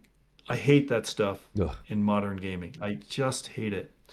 And when I was younger, before things were online, there was this constant sense of discovery. And the idea of these systems are to create this sense of discovery. And hey, we're standing on the shoulders of giants here. This quantum mechanic theory, before I started Apocalypse, I actually interviewed some of the top quantum physicists in the world, and they talked about, you are your history and all that. And I got inspired to found Apocalypse because of it. But the ideas are founded in modern science. And all that happened one day is like I walked into a wall and I was like, wait a minute, can we create a game design foundation from this theory? And the answer was yes. And then we just started working on it and working on it. And the idea is that we want people to be constantly in that discovery phase and have it not matter so much necessarily about the stats of the weapon, but let's start talking about the histories and the stories and let's put value on that. Well, let's face it, if Path of Exile, as an example, is awesome story writing. It's like some of the best stories that no one ever pays attention to, Yeah, right? absolutely. I've gotten to the point where I skip through them now, and it makes me sick because I used to read every WoW quest in depth. But it's just it's the way you play things now. There's a fucking time pressure that didn't exist when I was growing up to just kind of get through and keep up. That I don't know. I don't think it makes for very good gaming personally, but. It makes everything stale. And imagine a game that values people's contribution to the community in ways that they never thought possible that matter. And that's what we're trying to say. Again, going back to what do I love most about some of my favorite video games of all time? The memories. It's not necessarily the game mechanics. It's the memories. It's the people, when I talked about, like, I was a hardcore EVE Online player for a while. Oh yeah, New Eden, You baby. talk about those stories. Amazing, right? Are you and I talking about Malazan Book of the Fallen? Hell yeah. I collect Right? video And so game music on vinyl because I say this often. It's the only video game collectible I know of where you actually get the memories of your time playing them. Like the art books and stuff are fine in the cupboard, I guess, and the statues on the shelf and the mouse pads or whatever. But I don't buy collector's editions of shit. I just buy the records, and then when I put it on, I see it again and I remember my time with it again. So I resonate very heavily with what you're saying here in terms of, and I'm very interested in how you turn that into gameplay mechanics. That's incredibly exciting to me. it's going to take some time. The system's not done, but it's going to take time. And by playing with the community and going into early access, um, we hope that we will get there and that we will change the direction of the industry so people wake up and go, they start to, in my opinion, 90% of the industry is creating games that no one wants. No one wants these anymore. High guard, anyone? It's just, yeah. And, How much you money was know, pissed away on that fucking shit? To what end? It doesn't there's, even matter if the game's any good at this point because the world's already decided what it is before it comes out, you know? Which, yeah, contrary-wise, makes games like this, in my opinion, the whole independent market right now, one of the most exciting times for it because because there's so much shit out there and so many people making so many different things, you really can make your thing and find your market for it. It doesn't have to be the biggest thing ever at all, but those lovely little niches of things that appeal specifically to these people, you know, things that people love, again, are passionate about. I think there's good potential for if that now. yeah, if we can, our goal is to become self-sustaining and to become revenue neutral, just to keep building on this Sure. and slowly start hiring people. And we think that this is so powerful, and we think it can be like one of the best things, one of the best, it's got potential to really break out. And if theoretically we're right and this can live forever, to give it away to the gamers after all the effort that they put into it is the best thing we can do. And there's no reason why this kind of model can't work for every game. And that's what we want to do as a gamer. As a game designer, when someone comes up to you and they tell you how much they love Legacy of Kain, that means more than anything else. It means more than all the awards, all the money, because when you get older, all that stuff stops mattering. But what does matter is people say, do you remember when you did this? And I'm like, thank you. That makes me feel like I made some kind of positive contribution to humanity. And so this is what we're trying to do more than anything else with Dead House. It's awesome, dude. All right, I want to chat very quickly about a few things that have jumped out at me, a few sort of connective tissues that have been mentioned. You have degrees in computer science. You clearly have an interest in Yes. quantum physics, quantum reality, and quantum Yes. theory, which I haven't thought about much for the last 10 years, but there was a time where the Down the Rabbit Hole documentary sent me on a fucking journey, man, let me tell you. I smoked a lot of weed back then as well. You know, I didn't have kids, and I went down some pathways, you know. You clearly want to, take your history, to turn a phrase, and use that to create something that is different from what is currently available. Now, I want to kind of just throw this out there with no opinion one way or the other on how this sort of stuff is currently or how it will be 10 years from now. And to use to borrow another terrible term, AI and generation and procedural generation and that kind of philosophy. Do you have any interest in building that into this game at this point? So to some extent, yes. However, my views on my background, my master's thesis was on neural networks.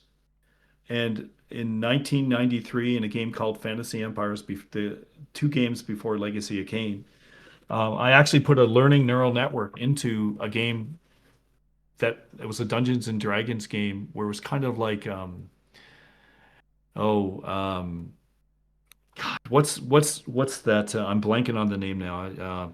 Anyway, it was a game that had a strategy element where you'd move pieces on the map and then you would fight real time. It was called Fantasy Empires. Okay. And then we had a dungeon master giving you advice and learning through things. So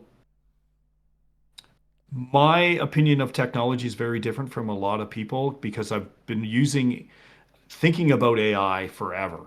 It's what I've been doing. And to define AI is very difficult these days because it means so many different things to many people, and many people do not understand Oh, of technology. course. I mean, So the first, just like, are we talking go about ahead. the way NPC behavior works in a video game? Or are we talking about a fucking language Yeah, learning model, right? Both called AI exactly. in the same sentence, right? But no differentiation Yeah. between what those two different things are. I'm asking you specifically because you clearly have a history in this world. I don't give a fuck what the Yes. random motherfucker on Twitter says, but I am interested about your opinion on So it.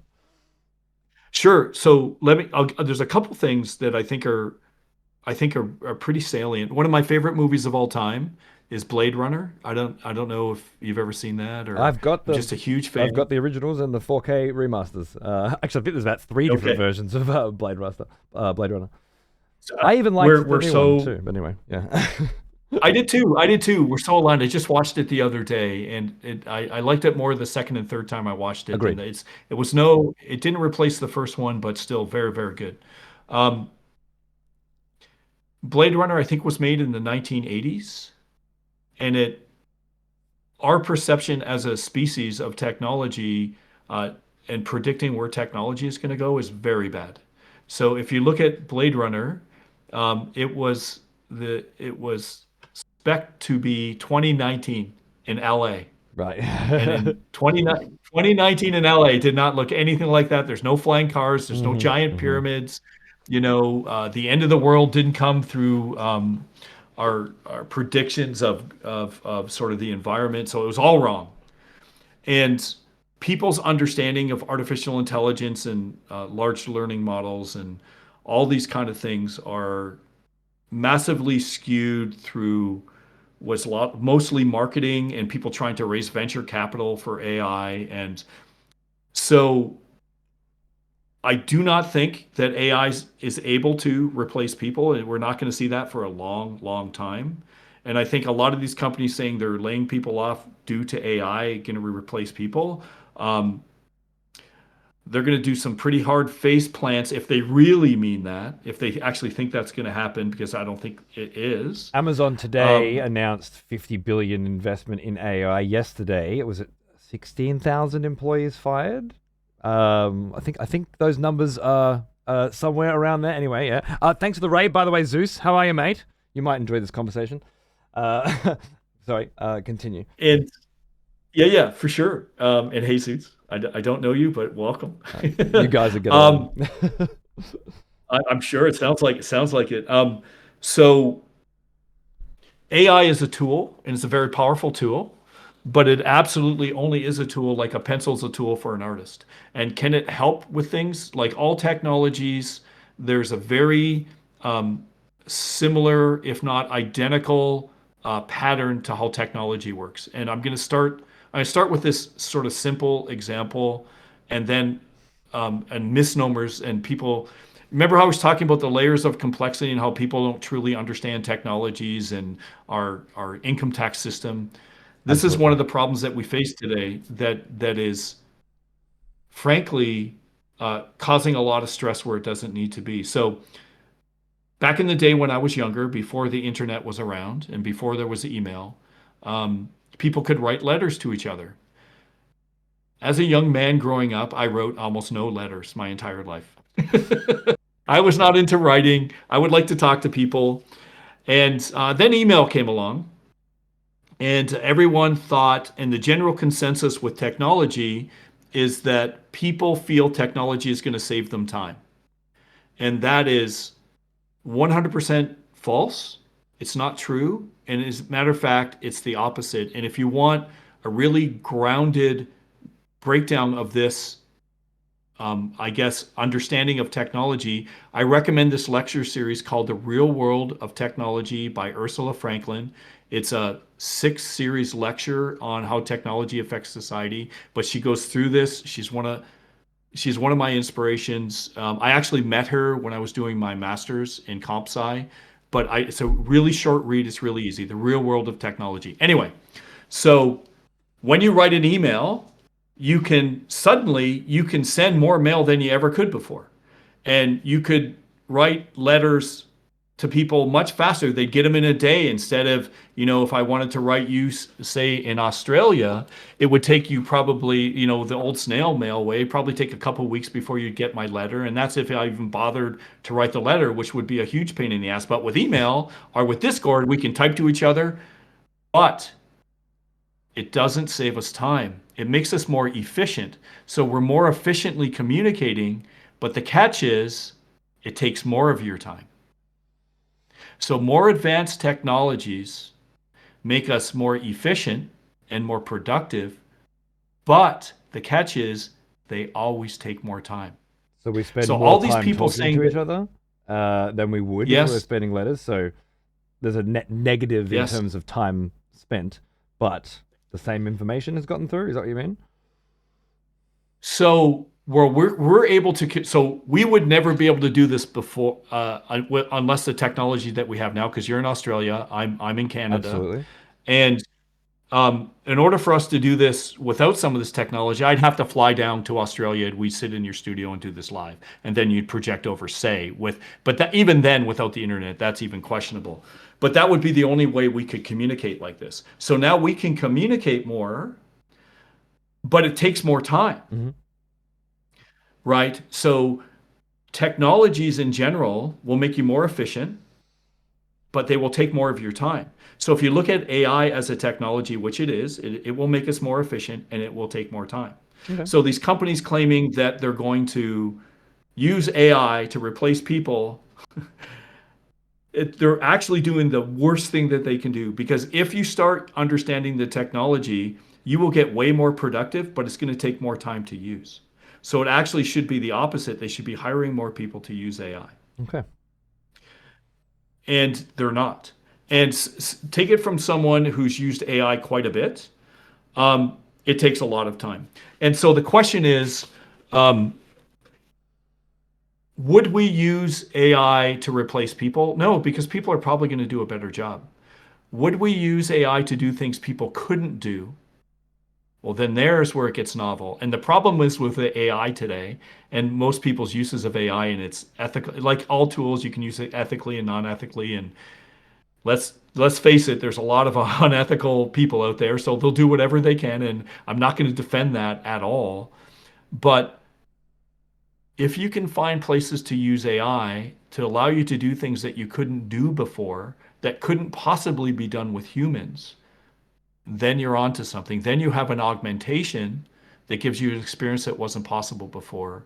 And those are the kind of things that we're going to look to in Deadhouse. So when it comes to And you talking about user-generated content within the game and tools that would allow you to quickly and easily make your mark on the world, is this something you're thinking about? How these kinds of tools can be yes, used within the game to with bridge a gap? simulations, yes, simulations and things that augment the player's experience.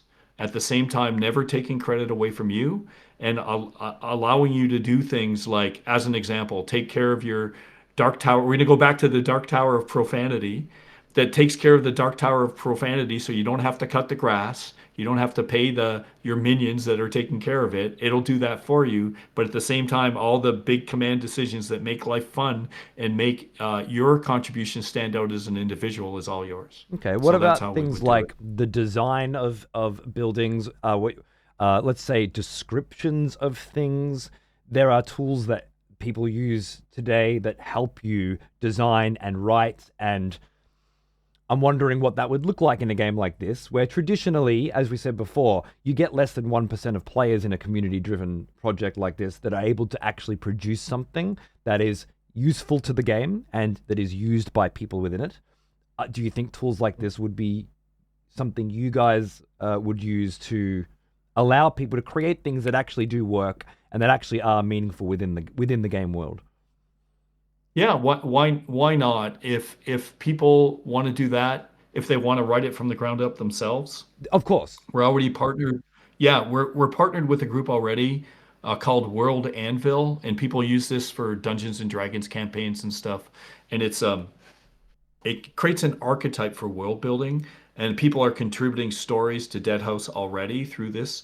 And we're going to use that as one of the tools to help bring in content into the game.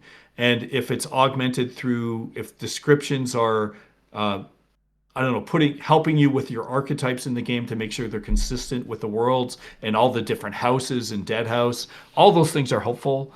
And so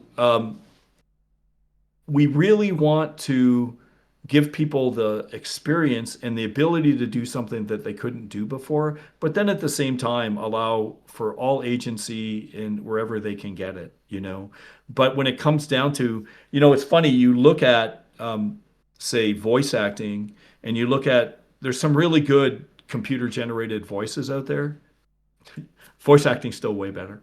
I was Real gonna actors say are way the better. stuff in Arc Yeah. Raiders recently is fine, but it ain't no fucking Yeah. Simul Templeton. That's So true. I think you seem to have a rather moderated perspective on this sort of thing, which I think is very clever. Again, you have such a background in computer science, in quantum theory. I was interested how deep down that particular rabbit hole you've been, and how much of that We're you're leaning on. we're very deep, I would say, and I think you're right. Thank you. Um, we see AI as a tool. We see all technologies as a tool, and we try to stay away from this technology is evil or bad, Mhm. because I don't think that that's. I think that that's rarely true. I think technologies can be used for both good and evil, I think and unethical is the bigger concern yeah, people have with these kind. yeah, And I don't yeah. give a fuck so much about the bandwagoners who jump on and go, "Oh, it's got the keyword in it that I don't want. I'm not interested. I'm not looking at anything." Those people's opinions rarely seem to have any impact on anything in a tangible sense. But it's evil, unethical. I can see how that. Sure.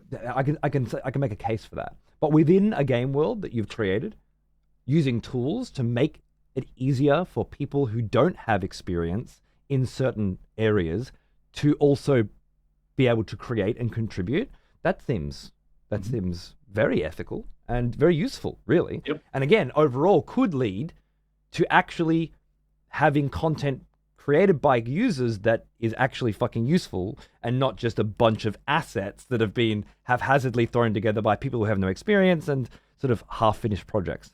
I think that's how I'm envisioning sort of Well, the stuff you've mentioned. So with the ultimate I agree with you on the ethical nature. Sorry, it gets so extreme out there. A lot of people Yes. throw evil around, but you're right. Unethical is a really good, and a lot of the stuff is unethical for sure. Um, Ethical to the point where the stuff that's being created by the community, they're eventually going to own themselves because we're going to give it all away. Right. That's the goal. That's an interesting So caveat to it, isn't it? That yeah, the stuff that you make within the game, there's no big T's and C's that says everything you make is actually owned by somebody else and they're able to use it to make whatever they want in the future in perpetuity. It's more quite the opposite. Everything you make is yours and belongs to you. I don't want to talk too That's the much goal. about revenue generating on that sort of thing and how that might look in the future because honest to God, 10 years from now when this game, if it was successful, would be in its prime by the sound of it, I don't know what the world looks like. Like I've lost the ability to I don't, imagine even what 10 years I don't looks like either. anymore. We don't either, Uh, but we know that you never know the journey itself. It's often unpredictable, but you always want to get to the destination, and how you get to the destination all that matters. And we are committed to giving the game away. So Sick. Do you want to have a look at a little more? yeah. Sorry, No, this no, was no, two oh, minutes no, since the electrical no, clock no. and an hour of conversation, but I love it. As So long let's as keep you're going. okay with this, I don't want to eat into too much of your time, but this is what I do for a job, so you know. You, you mentioned Malazan Book of the Fallen. I could go 10 more hours right now. I'm so excited. Beautiful. I love it. All right. Hopefully, we'll get to have a chance to have more chats like this throughout the development. For sure. That'd be good. All right. I'll hit play now, and you just let me know when you want to pause it again because you've got some Sure. insight to share. Light. For sure. Alalmut's blessings flow from Ruina with the glint of moonlight on our blades.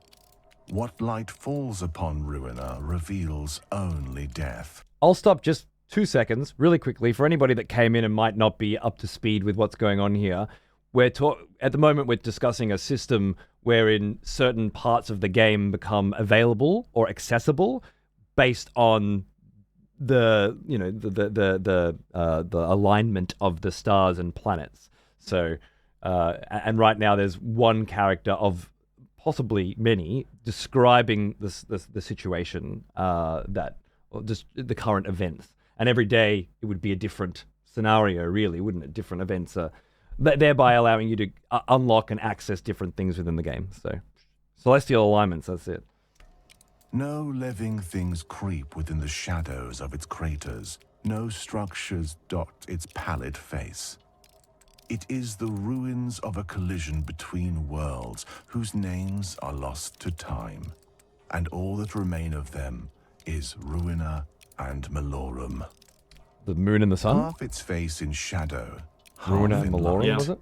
Alalmut's blessings Malorum. flow Malorum from is the Ruina planet with that you're the on, glint of The planet. moonlight and on the our moon blades. is called Ruina. That's right. Yeah. Dequius, And it's etched with the the day ruin. of rest, Yes. is the last And I think day he's of clicked the on a month Eustilian here. week. This is a month. Okay. It is named from Ruina, which is tied to Alalmut, the Ancient of Death. All things must rest in order to be renewed. Every plan comes to fruition or fails. Every sun sets. Unlife Every restores life passively. ends, and so too every Interesting. week. Yes. So, but there's unlife Now- and blood for the vampire. So unlife is going to be the gray meter, and blood is going to be blood, which is sort of your hit point. So unlife will restore. Yes. Unlife being again, this is the guy who made Eternal Darkness. So when there's different fucking bars involved, it could have rather profound implications, unlike other video games. So when you say unlife, what are we talking about here? Is it a mana bar or is it something more complex than that? It's a bar underneath. When you look at the HUD, when the HUD comes back on, you'll see a red bar for the vampire. That's his blood. It's unlife is the life under that, so he can be out of blood, but still not vanquished. Uh-huh. I don't want to say dead because he's already dead. Right. Yeah. And we have so many exciting things to show people, and different powers. So imagine a lich who has power over time, and these Okay. are the kind of things that we can do. Right? There's many potential things that we can do in the game that we think are just so exciting. Let's keep going. Let's see what's because I know I have skipped through earlier for a cheeky peek, and I did see tarot cards and all sorts of fucking cool shit. So Let's see what's Yeah, yeah. It what's should we should get into it. So yeah, yeah, it should come forward. So I only looked at this quickly too, sorry. Mhm. Um, I did get a last minute build, so if it's possible, I don't know if I can even stream to you, but I could show you some more stuff too. Yeah, yeah. Let's see if, how we're feeling at the end of this one, and if you've got some extra shit in there, Sure. I'm happy to see it. Yeah. It says here, it looks like the clock has changed, and now there is no light, there is no darkness, so twilight. Enemy fire spells burn 50% longer. So these kinds of modifiers are constantly changing based on the day, the month, and the year, and the alignment of the planets. That's very cool. Exactly. So as an example, some things that are just basic with real life. So we have weather patterns as well. We simulate entire weather systems. But if it's a really super windy day, archers are not going to hit as much. Right. So we want to put all of these things in to sort of change the world dynamically in a way that makes sense. And you'll be like, oh, yeah, that makes sense. But it also, life, it's kind of like the butterfly effect. We all play the butterfly effect, right? And all of these things matter and everything you do matters. I guess if I was to sum this up, choice really, really, really, really, really matters in Dead House Sonata. Everything you do matters. So that's kind of the sort of theme of this stuff. To help my visualization again, when you say archers miss more because it's windy, is that because they are physically aiming their bow and the wind is blowing the bow? Or is it the accuracy stat is lower because of the wind, right? Like, what kind of system are we talking about here? So so right now, I believe it's not finished yet, but the accuracy stat is lower because the wind is blowing hard. Right. What we would like to do is have the wind actually affect the arrows. Hmm. Um, and could the archers particularly compensate for the arrows? Yes, but the wind is very strong. The player can take advantage of that. And if the wind's blowing to the right, if they move to the left, the chances of the arrows hitting them just because of dynamics will be a great advantage to know if you move this way, the arrows are probably going to miss you because you're moving twice as fast Yeah. because the arrows are being pushed by the wind. It's So if that makes sense. Oh, So there's a big difference between just skill and player skill in these sorts of scenarios, and they make for very different kinds of game experiences, right? So I'm just curious, is it leaning one way or the other? And that sounds like for now it's kind of one way, but you're looking at more simulated physics moving forward and more player skill driven systems. so well, so it we just think that what you do matters. Hmm. So in some cases, could better performance matter? Yes. Could you set up scenarios where worse performance matters? The answer is yes. So could you maybe this one gate only opens if you die 10 times in this scenario or you're vanquished and then it opens. There's all kinds of things that we can do. So rather than look at things from like, and we're so used to looking at things from a statistical performance perspective of this is better, that's better, this is better. We're talking about your history. So my history, I've had many successes in the video game industry. I've also had a lot of failures. I've had some big failures, and it changed in some sense when Silicon Knights went away. It allowed me, first of all, to meet these quantum physicists in between Silicon Knights and Apocalypse. And it also gave me a chance to breathe and say, if I'm going to come back to the video game industry, I want to do something different. Meanwhile, everyone else in the AAA industry is trying to stay on top, not lose their job, be part of a team of 1,000 people where the idea when they first conceived it was really awesome and the game comes out 7 years later and it's total garbage and no one wants to play it. They're stuck in that route. So in some sense, the pain and the sort of loss and all the things that occur with failure actually really help me out in my life personally. There's no reason why that can't be a game mechanic. Interesting. So History yeah, again. yeah. So yeah, it's history. If you think about it that way, if you think about things through history, it really changes your perspective. I'm trying to imagine how It's a very, failure shapes my future in a video game. And again, I'm always going to come back to trying to imagine a tangible mechanical implementation here. Sure. But I think just as an FYI, and I truly mean this, be skeptical, give me shit, call me out. That will only improve things because I can't say for like we are really excited about this direction, but it's going to take a lot of kicking of the tires to make sure that this works. If we truly want to change the world, and we do, it's going to take more than apocalypse to do that right. So I'm keen. I'm very keen. All right. Shall we keep fanging? going. All Yeah, right, yeah. so Rises Yeah, we might even want to twilight, skip the if there's more lore creeping, here. I couldn't sickly remember how light much of lore what there is to was. come. I think We get The into dread combat and prelude to the birth just of listening to this day. voice is good. Cling Really. to the last of the shadows while you You can't can, hear it though. for That's the they will problem. be driven from the fine. land as Go for surely it. as a vampire. You just tell me when you're sick and tired of it, To the and far I just can't corners hear of it. his So it's a body, but you as keep he going. There's tries lots in here. I vain love this to stuff. escape the sun. Good chance to drink in. Oh, here we go. We're moving over to the decks now. Tarot card skill system. Oh, So baby. you can see here as they're being Falls selected, of there's all kinds of intruders. power-ups. Mm-hmm. And when you click on the voice, now you're getting the voiceover just like Legacy of Kain. Yep. But with the skills here, you can power them up and there's different variants. And if we have different variants of cards, there's all kinds of things we can do. But everything here is fully voiced over. So there's all kinds of detail and lore. Now imagine if we put different characters in that voiceover. These are the kind of cosmetics that we want to give people. We want to give people story, content. We want world building. That's what we're doing for a lot of our cosmetics. Story, world building, as a part of the cosmetics. As soon as I Yes. hear the fucking word cosmetics, I immediately go back to the end game being a free to play situation here, and how that how much money am I supposed to be putting in to fully experience these systems? Because I know the mantra these days is as long as the monetization doesn't affect gameplay, then it's fine. Personally, I think that's fucking bullshit, and I always have. I think that the aesthetics in a video game have always been a part of the video game, and cutting them out and selling them off piecemeal has not been to the benefit of the industry from the perspective of a fucking humble gamer. Now, from a development perspective, when you're trying to fucking raise funding and get publishing and all the other machinations that you developers, you designers have to face, I understand that there are exceptions that need to be made.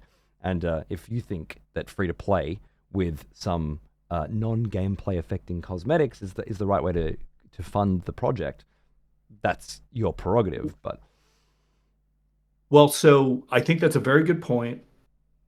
And there is another avenue that we could potentially explore, but it's going to take time. Mhm. And that is basically a self-perpetuating universe where people trading things that they make themselves in the game and selling them themselves. That is also possible. We're going to go with the flow as far as monetization goes from a perspective of we want the community happy. If they feel that ethical free to play is too exploitive, then we will work to fix that. Mhm. Because at the end of I don't disagree with you, by the way. I think that gaming is in a real rut because they have lost a lot of people making games have lost first of all that sort of magical awe and level of discovery that we used to have in games. But at the same time, I think that through all this quantitative easing that we've done, quantitative easing sucks. It creates inflation in our economies, and it's a hidden tax. When governments start printing money, we don't control that, but we're getting taxed, and the value of our money over time, it just gets harder to live, and people can't understand why. That's what's happening in these games. They are quantitative easing the shit out of everyone because they keep introducing more and more stuff with new seasons. With the system in Dead House Sonata, theoretically, is no quantitative easing. You can have an item that you first got that could be super powerful 10 years later. There's no reason why it can't be. And that is the opposite of what these games do to try to do to generate money. All they've been doing so far as I'm concerned, And maybe I'm wrong, but I just see quantitative easing. Here's new stuff to buy. Here's new stuff to buy. Well, yeah, they What we want to want to do, make money every year and they sorry. want to make more of it. Sorry, no, it's usually just, as far as I understand, again, layman, it's investment groups own these publishers and they want to make sure that they have a return on their investment that is continually scaling, and it has to be bigger than the last fiscal year every time, because that's how the business side of it works, and it has little to do with what makes good games and a lot to do with Yeah. how do we make more money. And well, yeah, I think a lot of people are fucking over it, to be honest with you. And when you say, seasonal, I liked Arc Raiders, for example, for a month, but as soon as the season ended, even though I thought they did it in a very interesting way, I'm out. I'm not. When have you heard of Tarkov? Escape from Tarkov? Oh, yes, of The course. Yes. Watching the development cycle of that go from we have regular wipes because as a beta we need to, as we introduce new mechanics, to the game needs regular wipes because it doesn't function without them, and then the seasonal mechanics coming in. I thought that was a fascinating look at how game development has changed just over that small period of time, where it was like originally it was a kind of a persistent world where you escape from one area into the next, and then into your hideout, and the people didn't want that. They wanted a wipe, a reset, do the same thing again. A wipe, a reset, do the same thing again. They want to look up on YouTube where all the loot is and then figure out the fastest path, or even have somebody else figure it out for them, and then just go through the fucking motions, right? Not actually play, just press buttons and get the feeling of achievement without achieving anything. And well, I mean, not everybody's gonna go for that, and I think more and more people are gonna realize that if you didn't earn it, you don't have it. And even if that thing is a fucking feeling, a dopamine injection, what you're talking about with history and items, and with more like you said, an item can be very powerful, and then 10 years later still be very powerful. I'm sure other people have very powerful shit as well, but yours is unique.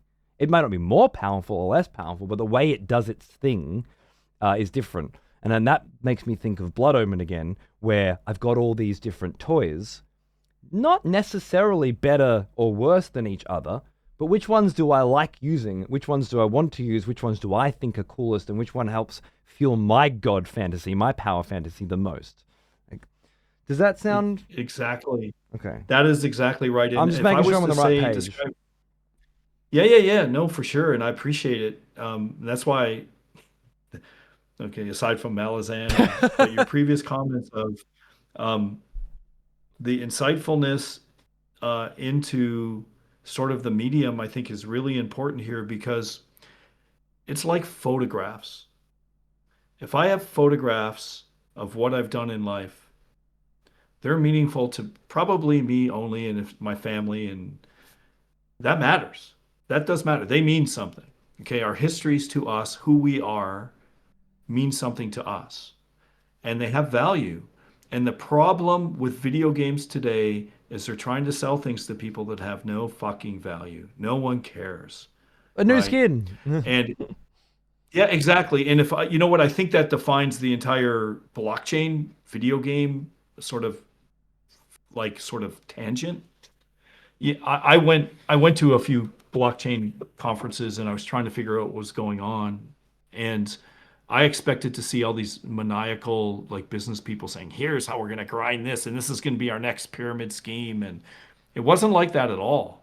What it was like was a bunch of really kind of fun tech people who understood blockchain, which is pretty complicated stuff, but it's pretty interesting technology. It's the first time you've They didn't mentioned know shit. blockchain so far, and by extension, Yeah. NFTs, I presume. And again, I understand the hesitance to bring up these buzzwords, given how people have immediate, sudden, involuntary reactions to certain combinations of Yeah. letters these days. PTSD. Yeah, Yeah, yeah. exactly. But I Yeah. do appreciate you speaking about these things candidly, if you feel comfortable, Oh because yeah. no Oh judgment yeah. here. No, no, for sure. Well, the story is interesting though. So, um, these people didn't know shit about making video games. Mhm. As a matter of fact, it was kind of remarkable how little they knew about video games. And they had a ton of money from blockchain. Blockchain is, growing and there's a lot of money there. Um, and all they did was they love the idea of the blockchain technology, which is all pretty much financially based. And then they try to create a game which would be a shitty game wrapper. And they they were all about these plans to like essentially go public or launch coins and stuff like that, selling you pictures of fucking cats and dogs. Yeah, yeah.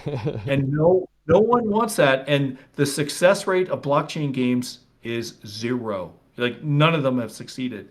And it's not that the technology is bad. It's not necessarily that um, it's not necessarily that you can't make a good blockchain game. It's that these people don't know how to make games, and that's all that's making these. And just to be clear, there's no blockchain in Dead House. No, of course, of So course. We're just discussing, yeah, the industry here. it's like AI, Mhm. right? People do Yes. not understand it, and so I sort of look at those kind of things. And what we're trying to do when I had a chance to take a break from the industry and sort of look at it and look at how much I hated AAA, how much I'd look at these games that even some people, it's all part of marketing. I get it. This game is so different. It's a complete new reinvention of this genre. I'd play it and I'd be like, this is fucking exactly the same as the game I played 10 years ago. You know, and it's no different. The graphics look better, and I would just be heartbroken by that. And so we thought we would try something different. And what we're really shooting for here is trying to create something valuable for gamers. Like EverQuest 3, or sorry, EverQuest 3, sorry. EverQuest for me, not EverQuest 3, EverQuest for me, what I remember most about EverQuest that I loved was Pinky the Bard running around. I don't know if anyone knows, this might be too old for people. There was this guy who'd run around as Pinky. He'd strip off all of his clothes and have this AoE effect.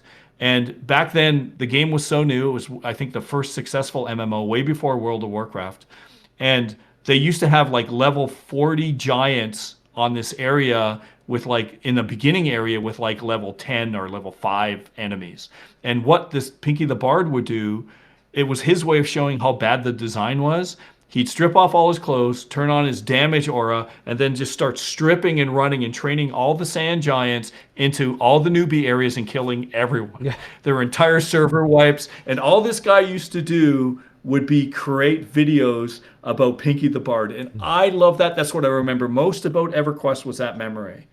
And People making stories, right? if we, yeah, if we could harness that for people, and again, going back to the Dark Tower of Profanity, then I think we're doing something that's at least new and hopefully has a chance to establish it. And who knows, maybe 1,000 years from now, if this actually works, there'll be people, historians looking at us going, hey, there's those two fuckers talking about this idea that actually worked and it's gone on for 1,000 years. And I, this world and the Dark Tower of Profanity is now a great library where people come to discuss philosophy of technology and AI, and it all started back at this podcast. That's very you know interesting. When you talk about things like when you say something like that, it makes me think kind of like a Second Life thing. Do you remember back in the Second Life days where people, and then of course Facebook dumping massive amounts of cash recently into this idea that they would create a virtual world, which looked like such fucking dog shit, right? And of course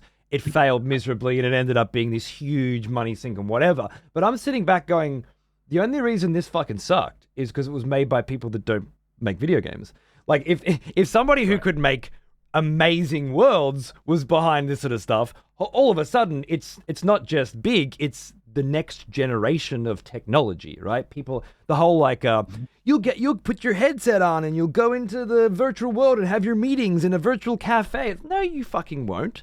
But discussing philosophy in a profane library that has history because of the things that happened in that world, because of the battles that took place, because of the heroes that were born, because of the relics and the artifacts that were created because they were parts of those battles that are now, displayed on the shelf, but also can be grabbed and used as a weapon. Like that, I see what your vision is here, and I absolutely see things like AI, things like blockchain, things like metaverse, not the current understanding of those concepts, but what ideas like that can be within a virtual world and what that can do to well, when you say EverQuest, what you're really talking about is the most basic version of a persistent world. Now, World of Warcraft took a similar concept and using popularity and market acumen and some very fucking good game design, took it to the next level, right?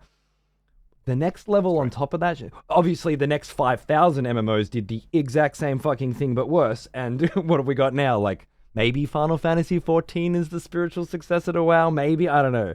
But you remember the years of what's the WoW killer? What's the next, every single fucking MMO? This is the WoW killer, WoW 2.0, This, what you're talking about is the real WoW killer because it's the next persistent world, right? It's the next version of a online universe where people connect and participate with each other to complete goals and to share information and to share stories.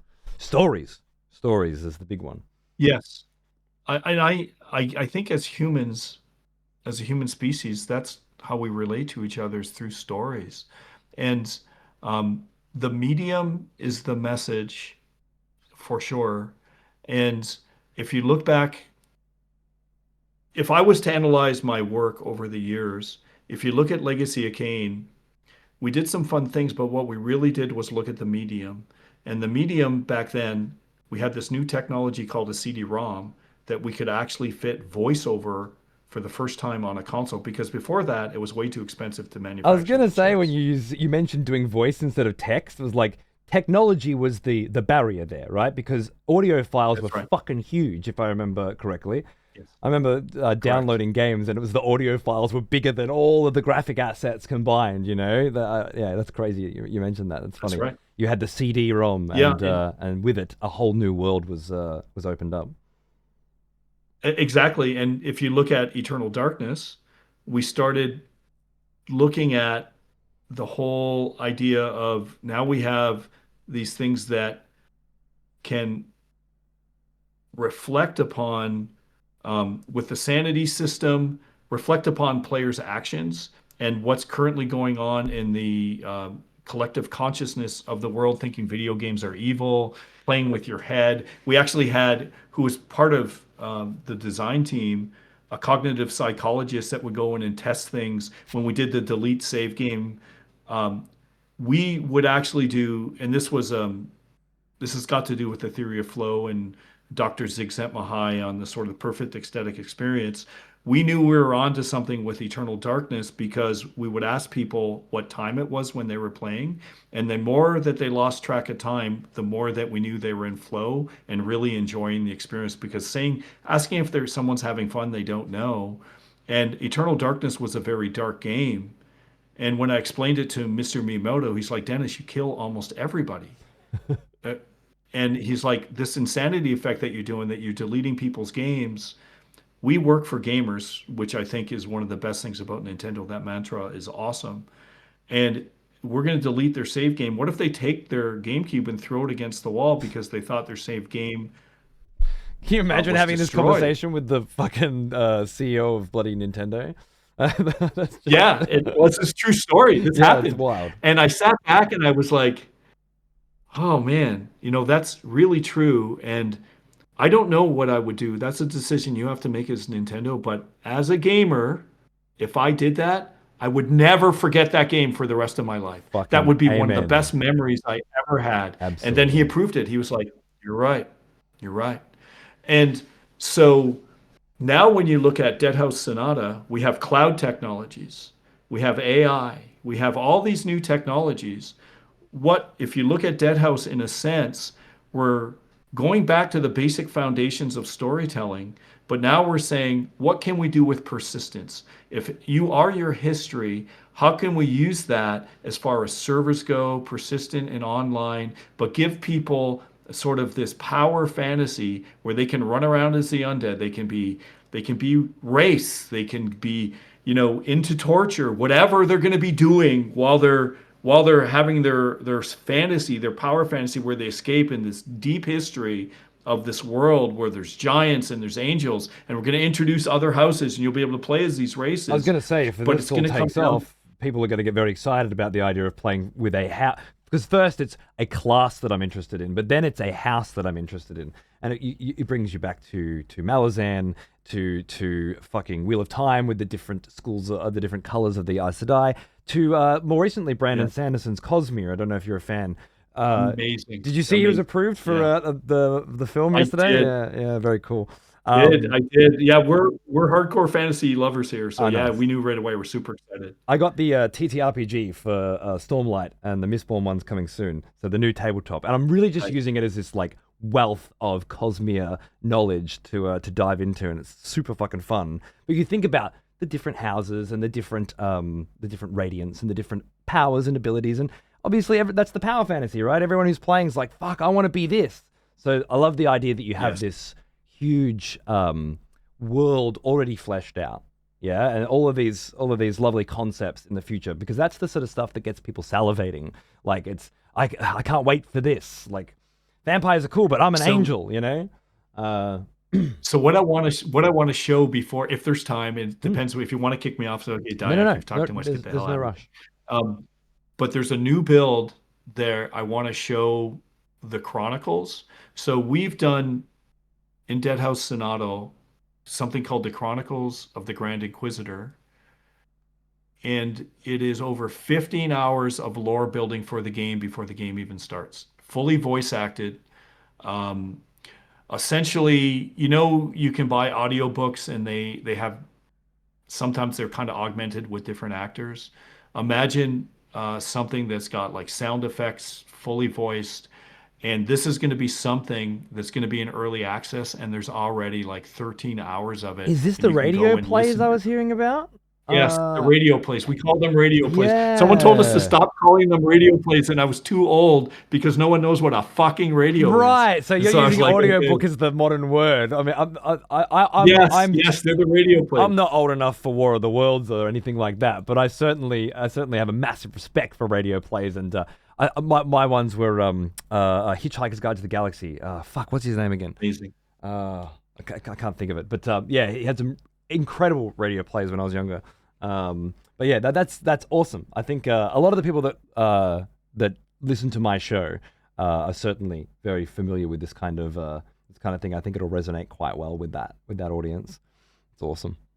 Yeah. So, well, the cool thing is, and like I said, we were just trying to get it in today because I was like, going on this awesome podcast I want to show, because I thought this would resonate because we were talking about stories, and there's basically you go around the world and then you can pick up the different audio plays. We've been working on the radio plays. I'll just call them radio plays now since this is good. And that works. We know what that means. Don't worry. Yeah. We've been working on them for 4 years. Wow. 4 years we've been doing them. There's a cast of over, I don't know, 30 or so voice actors. Epic. And they're going to continue as the game goes as well. So we're not finishing them. So we're going to have the main story arc. We're going to have accompanying radio plays that build lore and nature. We're going to have community contributing to the narrative as well.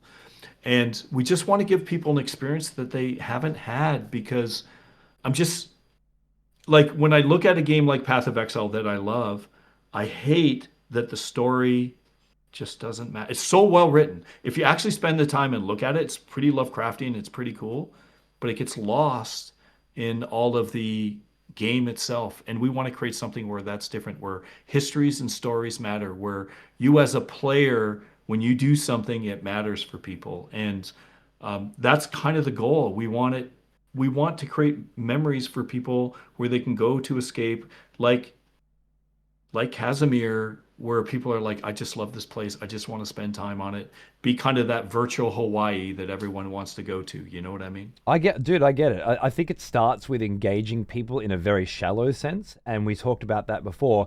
You see somebody run past as a werewolf, and then you start talking about how you got that. And then you think you've seen that. Wait until you see this. And those kinds of shallow stories where it's how do I get this thing is what I guess I would call that the bait, It gets people interested.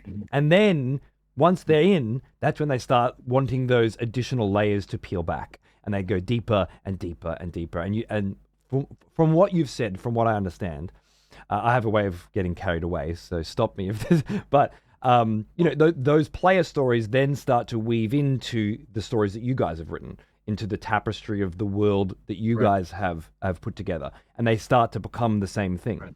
But it starts with one That's right. person's journey of how I got a thing and the things I had to do to get it, and maybe a little, a little ostentatious, storytelling there as well. But it then weaves into the groundwork you guys have set up as for the building of the world, and that's fucking exciting. Like that's really fucking cool. That is 100%. It's kind of, what I loved about Eve Online was all the stories that you would hear in the Yes, magazines. that's all it was. Every But Eve story was a story, man. And I was in Reykjavik for yeah. the fan fest and stuff. Like I fucking Oh, love it. wow. Yeah, dude, party at the top I of the didn't know world. that. Really? Oh, there you go. I lived in Europe for a few years, Uh, and I was at a marketing company or affiliate marketing company, but I was running the content, the website, and so I got the CTO of that company, right, who was just this numbers guy, yeah, and I showed him Eve's economy, and he's never played a video game in his life. And he's come every fucking month. He's coming back to me. I've got these ships. I've got these ships. He's playing this like that's economic great. game, right? He loves it. Yeah. And as Yeah. soon as the fan fest comes up, he's like, "You and me, let's go." And we're flying first class to Reykjavik. I'm doing the press tour. It was amazing. It's amazing. Yeah. I love Eve, but it's so changed now. yeah. Well, Everything has. look, I did 10 years of Eve. I did 10 years of Eve, and I loved it. And I had to quit because I had to work, and I had to work on stuff. And, running and making games takes a lot of time, and I couldn't do Eve anymore because it was taking too much of my time. I loved it so much. But one of the central concepts that we have, imagine those stories that had to be told outside in magazines that actually happened in the game because there's no way of actually communicating that. What if we had ways within the game that would automatically communicate that to the gamers that were actually playing the game? So when you built that Dark Tower, and that was a key to unlock, I don't know, the profane werewolf that would run by and have Tourette's or something. I'm just making this up. Um, the only way you could do that would be to do this certain quest under these certain conditions in the Dark Tower of Profanity, Right. and telling those stories within the game rather than having to go outside the game. Wouldn't that be awesome as well? These are the kind of things that when we're saving histories, we can do these kind of things. There's no reason why we can't. It's And been done before in it, MMOs, as I say. People do organically start to talk to each other when they're forced together they're forced to work together to achieve goals that they have individually but require others to work, and then they share stories of working with other people, and organically it's happened before. It feels more like the lightning in a bottle than the general rule. Most of the time these days, people actually actively avoid that. They end up, I want to just be by myself, and then you get Final Fantasy 14, a largely single player MMORPG that just in their most recent expansion adds NPC party members. So the only fucking co-op content or multiplayer content that's available is now also solo.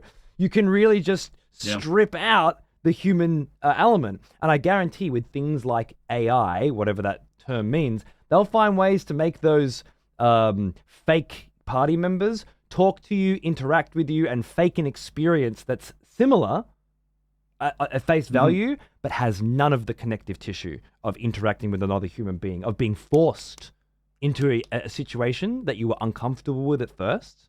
Like being my wife, who doesn't play video games, healing a fucking WoW dungeon or something, and just being visibly shaken by the experience because there's a pressure on her but then pushing through that, making friends, building connections. We're moving away from that. And it's the biggest fucking mistake I think game developers can possibly make to just have everybody in their own little rooms and no connection. I would say that is an over exuberance and belief in this projection of what AI is going to do versus what AI actually is. Sure, yeah. And when it comes down to if when it comes down to having a conversation with people, there's no way an AI could generate this conversation that we're having right now. No. And the fact that we've got Malazan, and the ways in which we relate to things. We're talking about, similar books. The community here understands what a radio play is. These are all the reasons why we led with, hey, look, the creator from Legacy of Kain is back 30 years later doing a spiritual successor. That's to sort of start guiding people into look at the kind of world that we want to create. And we've had so many people say, if it's online, I'm out. And it's like, well, there's good reasons to be online, and we're going to lose people as we go. But the great thing is if you understand the technologies and you take a human uh, sort of balanced approach, you'll generally come out the right way. And so rather than having AIs communicate and tell you stories, why don't you just have people in the game creating Yeah, stories and fucking telling them oath. to you? And give those people Way tools better. that help them tell stories in better ways without fucking writing degrees, for example. I got nothing Yeah. against people using tools that help them, tell stories better. But Sure. telling their stories to tools, which is straight up shit that I see every day now. People just having conversations with their fucking computers as opposed to real people, Yep. and then getting the validation that they want, but not actually, nothing long term, nothing meaningful, no relationships, just what I need to hear right now to help me get through today. It's fucking sad, to be honest, and concerning. It's like a drug addiction, frankly. And their technologies have this ability to really isolate us. And we're trying to do something like as an example, the oxymoron that we call social media because it's antisocial. But what if we actually started using big data in ways that didn't try to exploit people to find their vulnerabilities to spend money, instead use that big data to actually create something that they cared about, like memories and other things that they did with other people. And again, it's going to go back 1,000 years in the future when maybe historians are talking about this podcast or the Dark Tower of Profanity, analyze it and say, this is concepts 1,000 years old, but they were right on something.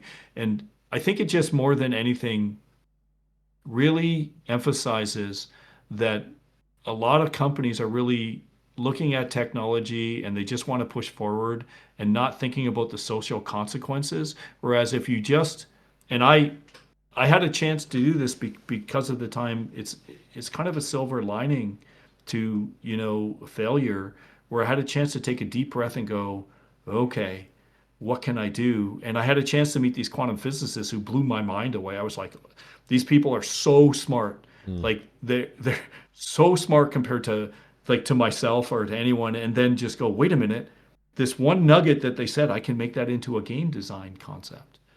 And from there, that was apocalypse. Yeah, well, I mean, And that's been you've taken nuggets and turned them into game design concepts before. Talking about Eternal Darkness and how that seed was planted, for example. It's I can't think of any reason why your ambition wouldn't be able to be realized outside funding, and yeah. I guess it's very easy for games that are too ambitious to just fall into this place where they're forgotten, and eventually the you get one big chance at a launch and a hype, and then it just fucking ends up in the grind mill. And then I guess it's got to be like a big hyped up DLC or something that brings people back. But it doesn't sound like you want to create seasonal content or a thing that you play for a bit, then you get bored and you wait until they add more shit, right? Which is just how it fucking is now. We bounce from game to game based on when the DLCs are coming, or the sequels. Yeah, I'm going to be playing Neo 3 next week because it's the next in a series of games that I play. And while I had a great fucking time with it yesterday, it was still the same shit. And honestly, I wasn't excited about it at all when it was announced. I was like, oh, great. They tried to make something new after Neo 2, and it failed, so they're back on Neo again, I felt like a sad story to me. But Well, we've settled for, and I think I agree with you 100%. And if I was to describe what's happening, is we've settled for this sort of surface level of engagement. When video games first came out, people were blown away that I can make choices because we had this medium of film and television where we could look they could be nonlinear, the story could be out of order, but it was totally passive. And then people said with games it's going to be different because it's totally interactive and gamers have agency.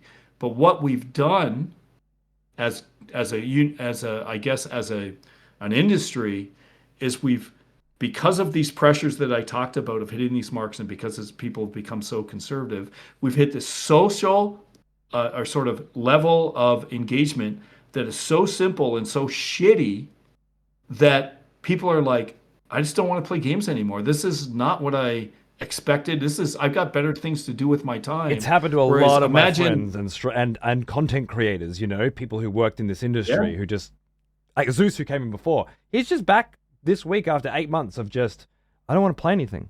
Hasn't played a fucking video game, yeah, you know, maybe one in yeah, that time, you know. And he's a Bloodborne speedrunner, so he can play the one game nice, every single day, you know, nice, and because he loves it, and because everything else just doesn't stand up to it, you know, which I respect. I yeah, can't do that. I'm a variety guy. Like I have my things I love, but I do move around a lot.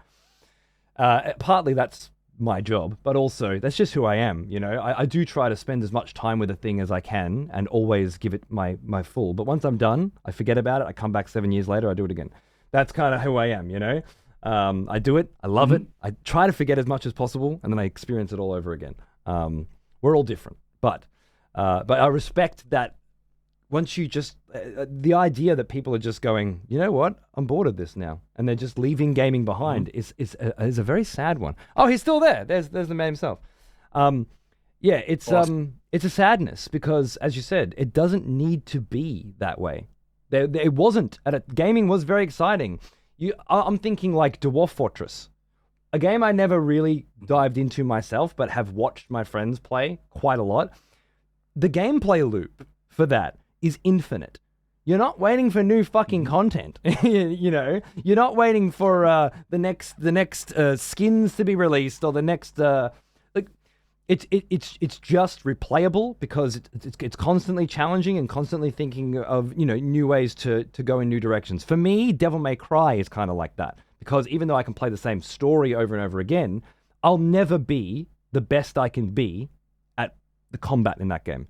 The skill ceiling is so high, I can always come back and I can keep learning more. RTS games feel the same way to me. I love my strategy games because I'm never too good. I'll never be too good. I can play just StarCraft every day. Stories like people figuring out how to use a new unit in StarCraft, right? 15 years after it comes out, that breaks the game. No one thought about it for Yeah, 15 years, and then it breaks it so bad that Blizzard have to go and patch it because now it's the only thing people do, right? Like I love those stories. So when I look yeah. at Dead House Sonata, I'm wondering what's the infinitely replayable gameplay loop that keeps everybody coming back without having to wait for the next expansion, wait for the next content drop. And it sounds like half of that is story, right? It's I'm coming back Yes. to keep learning more about the stories in this game, the stories you guys have written, the stories that players have written, the journeys that people have taken. That's a huge part of it. But marrying that with a That's right. gameplay loop that is infinitely enjoyable for the. I'm not saying for everybody. Like I understand a lot of people are gonna come in, see their thing, move on to the next thing. People like their theme parks, but for the right kind of person, the Mhm. kind of person you're building this for, what's the thing they're doing every day when they log in? What's the activity that feels fun every day?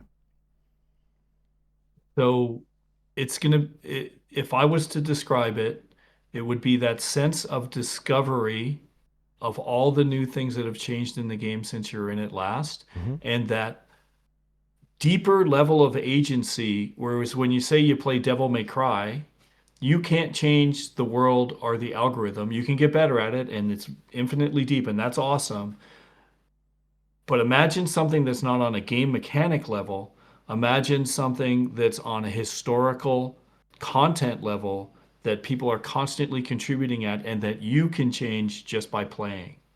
So it's a deeper level of engagement from, no, you can change the world permanently. And there's no system resets, there's no seasonal resets. You create that tower, it's there. It may get destroyed, it may get overrun, but it's there. The history is going to be there. The And layers of history, one built on top of the layers other. upon layers. Yeah. We call that system ages. We call the system I ages, like the that. ages system. It's very one-to-one with actual history. And again, Malazan makes such a big thing. I think because Erickson was an archaeologist, right? Before he was a Yeah, writer. I think an anthropologist. Yeah. Anthropologist? Clearly, Maybe those one or the layers other, of but you're right. history are there. Yeah, like Yeah. fossils in the fucking ground. You can see the different Yes. ages that are there. The spells that were cast still having an effect. You know, they have Yes. there's a word for it I can't think of right now, but there's a magic that still exists because people existed with it because they believed in gods back then as well. You know, it's so this is a personal passion of mine. I love sort of the ancient histories and like the whole mythology around. I don't know if you've heard any of this stuff about Atlantis and the when some of the Greeks visited Egypt, they were talking about the flood myths and all of the, Noah and all that stuff. And the Egyptians actually said to them, "You only know this one like mass extinction event. Right. There's actually we know six of them. This is only the latest." Death And Stranding so this was whole very idea. big on that idea. Hideo's latest stuff. Yeah. Oh yeah. Yeah. Oh yeah. It makes me think too of I'm a big fan. makes me think Raraku, right? Like Raraku Desert after book 4, its transformation again to back what it was before, right? Those cyclical Yes. layers. Yeah, love it. It's awesome. So yeah. So yes, that is our goal, to give people an ability to change things and make a difference, make it the foundation of the RPG system, and to give something that's different than what people are used to. No quantitative easing into the system, Mhm. no need. Your visit back to Malorum, whenever it's going to be in the world of Dead House Sonata, just going back, there will be so much new stuff. There's nothing, you don't necessarily have to do anything. You just have to go back and see what was there before. And just revisiting things later is interesting in itself. And that's the kind of thing that we want to create. We have a long way to go.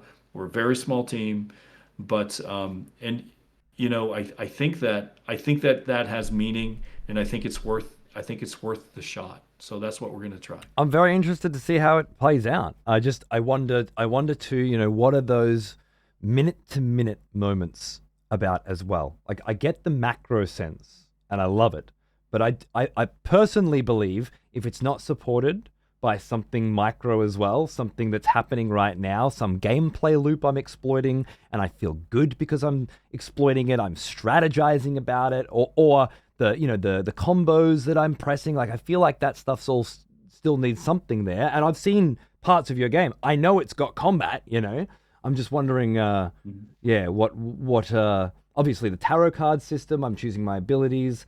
What am I fighting? Who am I fighting? How am I fighting? All of that. Perhaps it's a good segue into more of this video. We can see some more of the mechanics. Sure. Yeah, what do you reckon? Yeah, for sure. Sweet. Yeah. Should this magic touch an enemy, rot and decay will slowly eat at their flesh, eventually leaving only a pool of blood and tissue behind. Lovely. Blood and tissue. Virulence. The putrescence of the font is made more rancid and more fecund.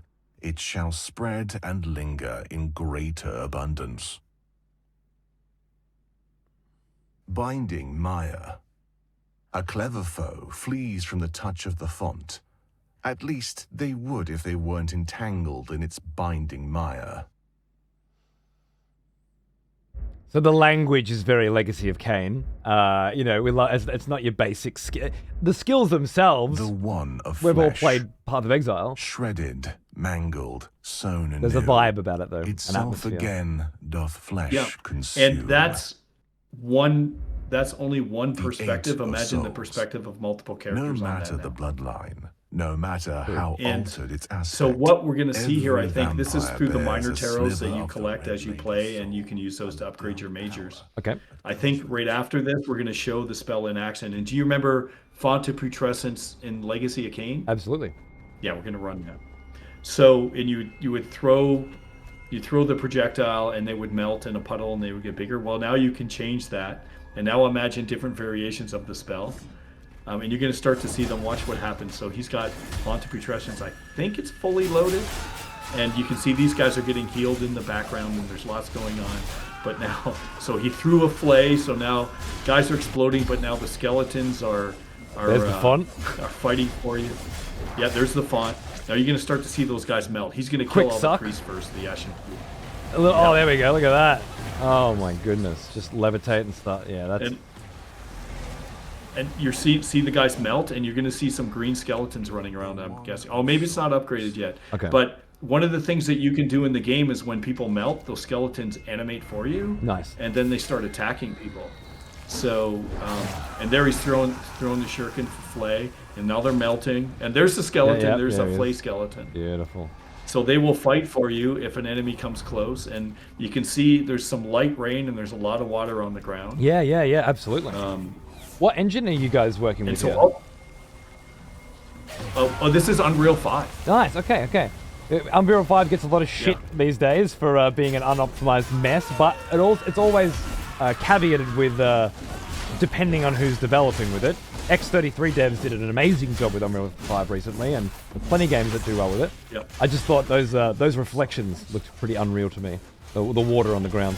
Yes. Yeah, absolutely. Well, these are simulated weather systems, and it's really cool when it starts to snow, stuff freezes. Unreal 5 is a very good technology, and once again, it's the people behind the tool that are going to define, how well it's used.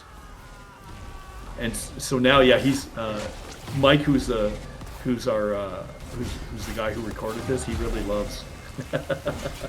he loves Font of Putrescence and Flay combos. Beautiful, yeah. And because he likes those, those are the skills that he chooses to utilize for fucking up all this shit, right? There are a lot of other schools and other that I guess amount to the same thing in the end, right? Kind of Path of Exile, right? Where no matter what you're doing, you're going to be killing a lot of shit going from one point to another. The way in which you do it is you're going to be choosing and trying to find those nice synergies, I guess. Because you said earlier that the first half of Path of Exile is the most fun for you. It's the figuring out how to use these skills in conjunction with each other, finding fun synergies, and optimizing efficiency, perhaps. Because I think that's what a lot of people like, right? That feeling of optimizing efficiency. And creating those cool things like if I'm going to use Flay.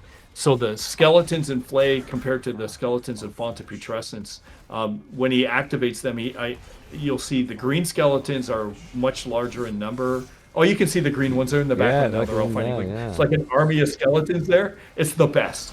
But the red ones are tougher and they do more damage. And when you combine them, you get kind of this other sort of dimension. And we haven't even started introducing undead archers and all kinds of stuff that we can do with the skeletons, right? We're gonna build all that stuff out. But imagine we just have hundreds of these cards, and as a vampire, you can see he's got 5 card slots. That's what you get for the mission.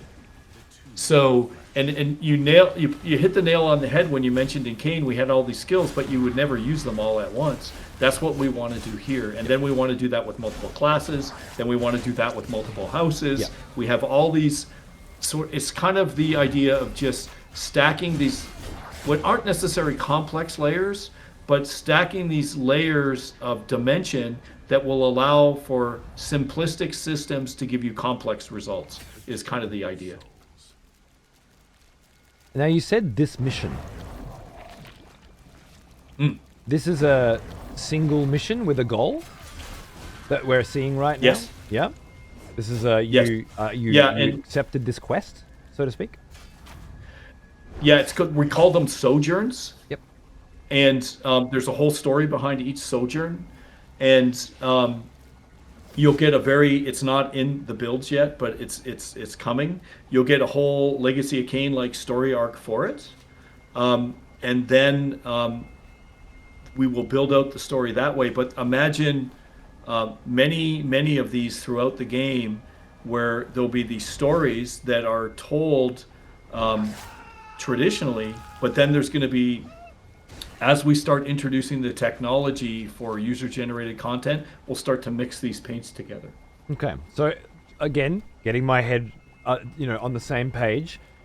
This is a somewhat open world style game, and then I'm selecting a sojourn, and that's creating an instance, and I'm going in and doing that single player, perhaps co-op, story focused, narrative first adventure. Correct. It feels like a single player game, so I'm getting that lovely blood omen, and then when I'm done, I'm coming back out into my persistent world, and that's where other people are, perhaps some of my friends, perhaps my crew, my town, you said, my village, my tower of profanity, whatever it is, that's all on a... And then when I'm ready, I go for my next sojourn into another, self-contained, story-focused adventure. That's right? Correct. Nice. Correct. And I guess scaling it out just a little bit further, imagine you create the Dark Tower of Profanity, and there's quests within that. Okay. That part, And again, whether you create them, I keep saying Sure. this, right? But I want you to know, I feel like that's a good thing. I shouldn't be able to perfectly envision your envision. I'm not a fucking game designer.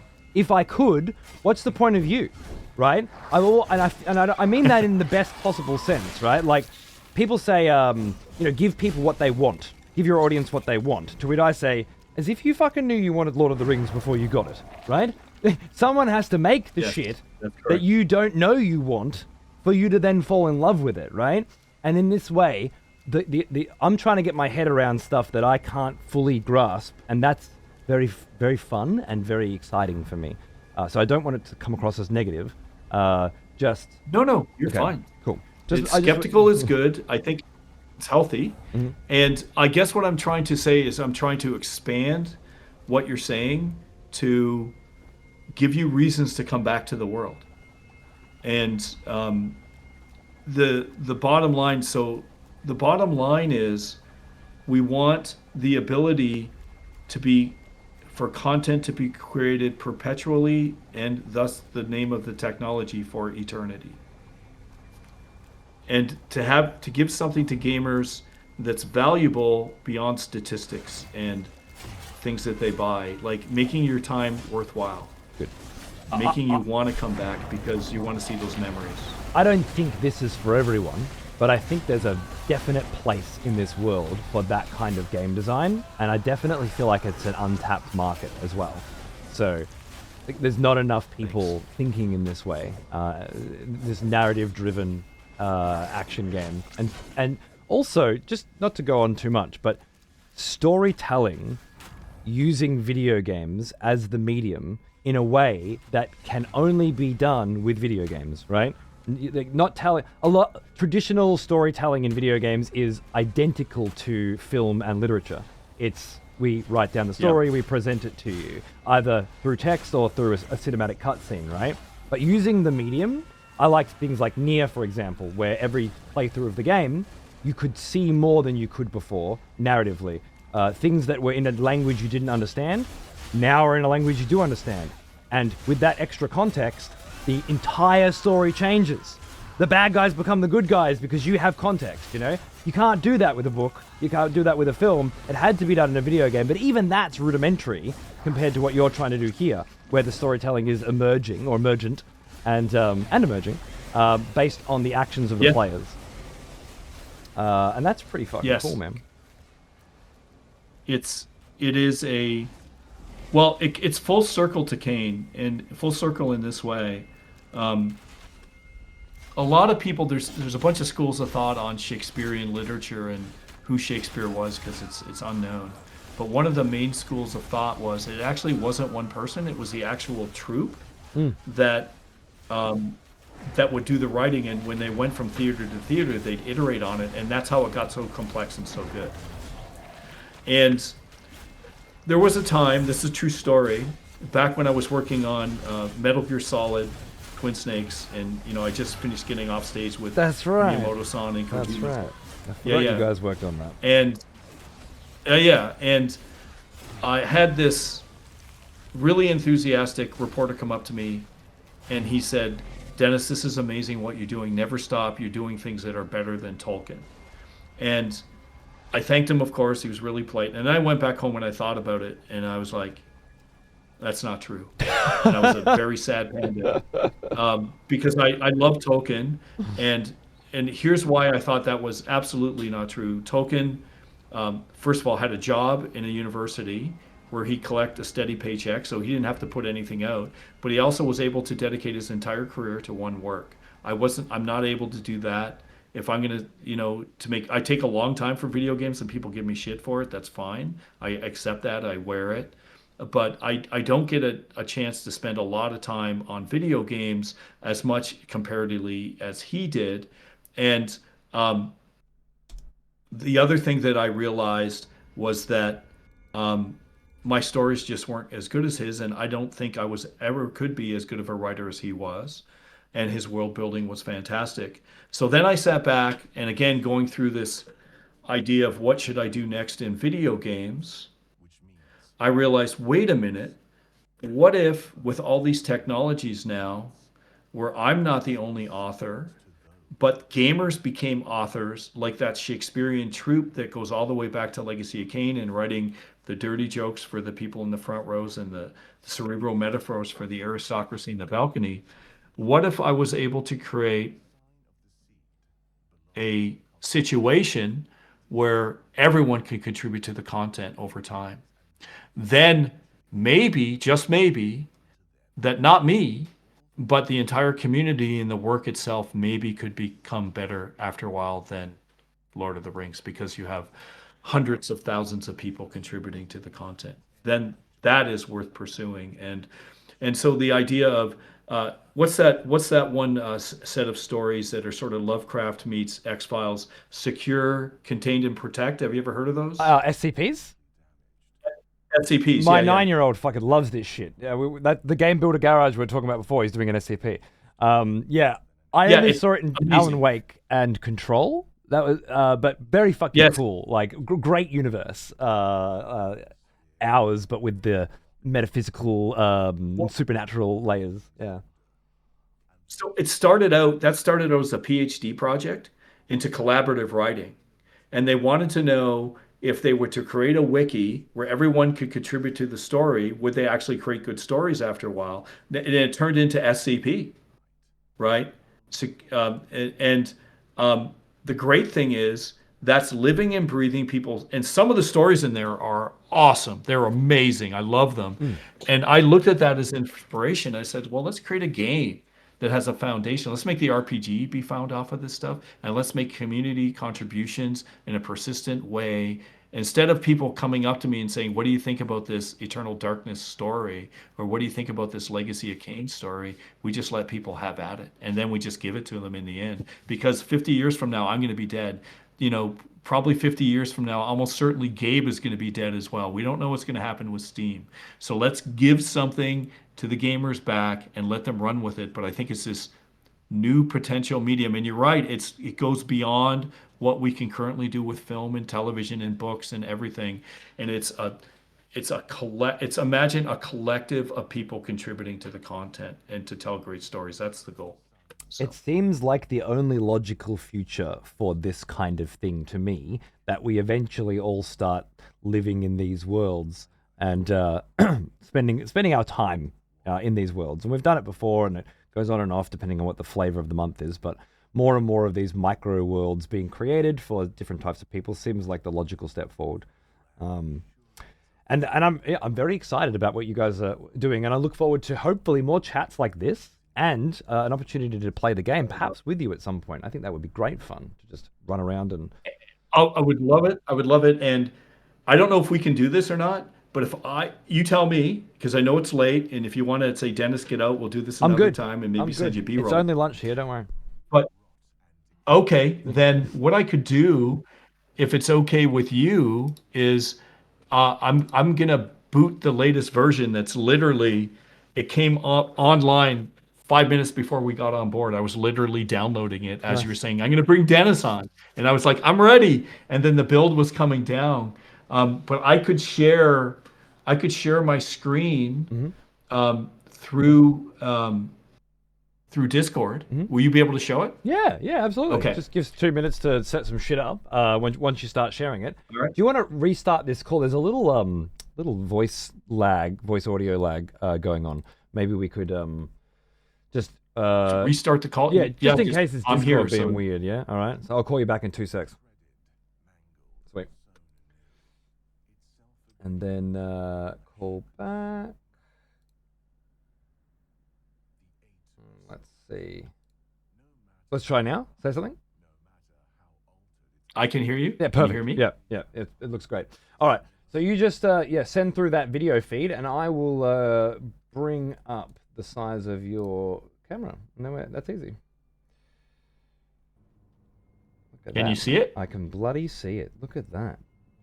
You see green? Lots of green. Look at that, mate. All right, let All me right. just. Where are we? Tell me when you're ready. 2 seconds. Boom. Actually, I'm going to pull this down so that we can see your beautiful face as well. There we go. It's not that beautiful. It's okay. Look at that beautiful bald head, huh? Gorgeous. I had Rick was telling me earlier. Rick does our PR, everybody, in case who's wondering, and he was saying that he saw some Dr. Evil shots back-to-back memes with me. So I thought that was pretty funny. Perfect. Definitely a similarity. I just need to hear you say $1 million now. I will put this off in the background, and then yeah, I think that's fine. We can see you and the game, and Okay. we can see me as well. Yeah, beautiful, cool. Whenever you're ready, good? sir. But just Okay. quickly, thank you, chat, by the way, for all your lovely thoughts. I've been reading with what I can, but I'll get to them all later. The sun how to unlock its power brings its own dangers. So could you hear that? Everything is okay? Yes, that's coming through nicely. Cheers. Okay, good. Okay, so what I want to show you is this is just brand new, and we talked about the radio plays. 3rd of Oct, Ah. the year 218 after Dead House. At dawn, on the 5th day of our search, we came upon the vampire's dwelling, a ruined tower from the First Age. 12 of us stormed the lookout, throw down the mindless thrall. So I won't leave that on too long, but really we have it's going to be available when we go early access. We'll have 15 hours of this stuff, and what you're seeing right now, this is not done. This is a work in progress, so this is brand new. But you're going to see things like, and I'm going to go into debug mode here, and I'm going to debug the weather, and I'm going to say, let's go. It's because this is cloudy, so you can't see anything through the windows. Yeah. But watch this. Boom! Look at that. Woo! Thunder. So oh, the lighting's thunder, lightning, snow, and what the idea is as you play the game, you'll be able to collect the chronicles. And if you want to listen to story and lore, there's over like 13 hours of fully voice acted stuff. And in the celestial clock here, there's over an hour. But remember I said before you can change the voice? Yeah. So from the grand, so I think we played this before. Here is something from Alaric, the Grand Inquisitor. Half shrouded, half revealed. The half-moon shine pours strength upon us. Its pale light glimmers upon our blades, and by this light are they sharpened. No life stirs upon the scarred sphere, only the silence of desolation. And Ruina and Malorum both remain as monuments to a clash of worlds long perished, their names no longer remembered. Half shrouded, half revealed. The half-moon shine pours strength upon us. Its pale light glimmers That's a upon our repeat, right? blades. Is that repeating? Yes, that's Yep. repeating. Yep. So sorry about that. It lasted no. too long. No. So here is, so I want to show when I was talking about simulation and planetary alignment. So here you're going to start to see, I'm just going to speed up time a little bit, and we're at nighttime right now, but then we're going to get to the daytime really soon. And this is like 2.5D, I would say, the celestial clock that, again, based off of kind of anti-Kythera devices. So you can see the color of it starting to change because it's reflective in the daylight. And then, oh, it's a thunderstorm. So I'm going to clear it up. I'm going to say, let's make it sunny. Right? So now you're seeing like sun through the windows. And so the entire game is like this.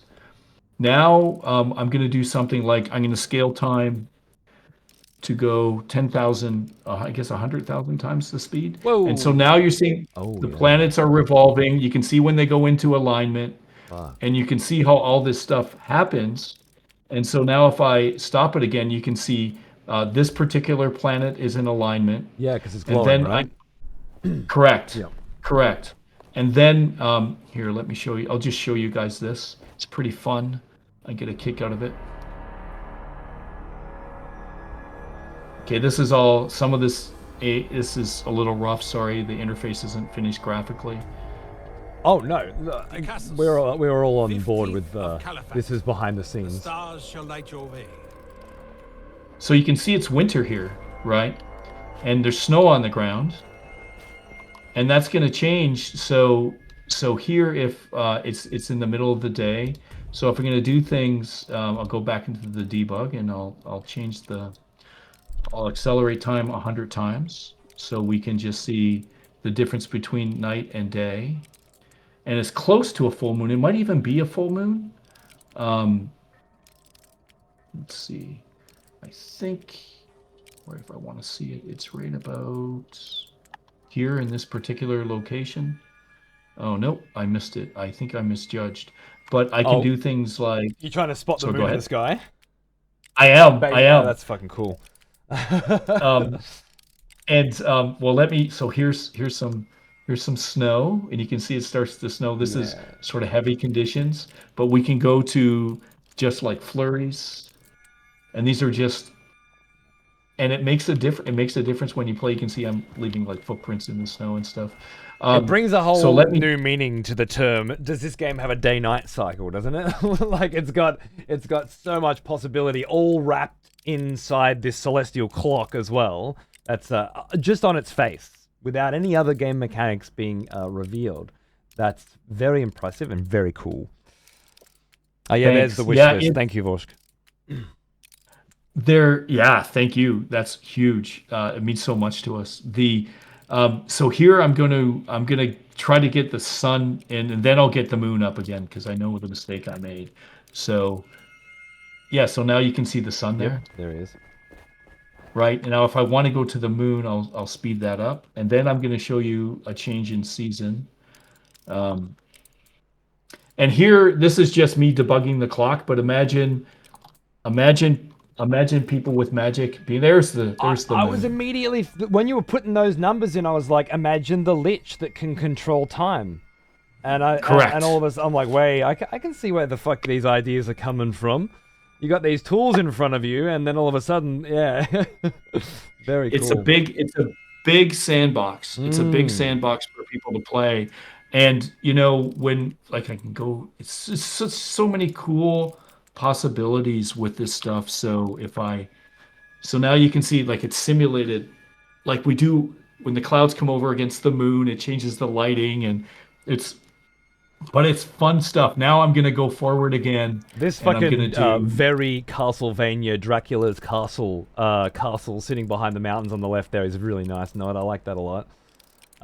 Thanks. And that's part of the main quest. Oh, beautiful. So beautiful. I'm gonna go to the summer. And now you'll see. We're skipping a few months ahead. Love it. Yes, and then I can go, of course, to which you saw in the previous video. We can go to a storm, which will be a thunderstorm. Look at that. And then you'll start to see puddles will start to appear after a while. Yeah, that's great. Yeah, and you can see it on the glass. If you run around in the snow, frost will come over the camera. It's pretty cool. Yep. So, but the idea is what you do, everything you do matters, and we're trying to build upon something that people would love to come back to and really push that power fantasy where you get thousands and thousands of skills that you can play with different classes and just have fun. So that's the idea. And that's probably a good place to stop, and I'm probably Yeah. boring the hell out of your community. Oh, So look, no, dude, it's Twitch. If they don't want to be here, they'll fuck off. That's you come to appreciate that everybody here is having a fucking great time, and they're the only people that matter. All right. Okay. That's been my Very philosophy good. with this channel for a very long time. If it was anything else, I wouldn't do this fucking job. It's too much work.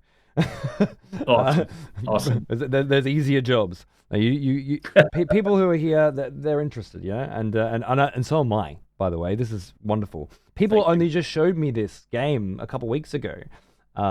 Like this all just seemed to come up somehow. At the same time, I'm going through Legacy of Kain, and it seems serendipitous and very, Yes.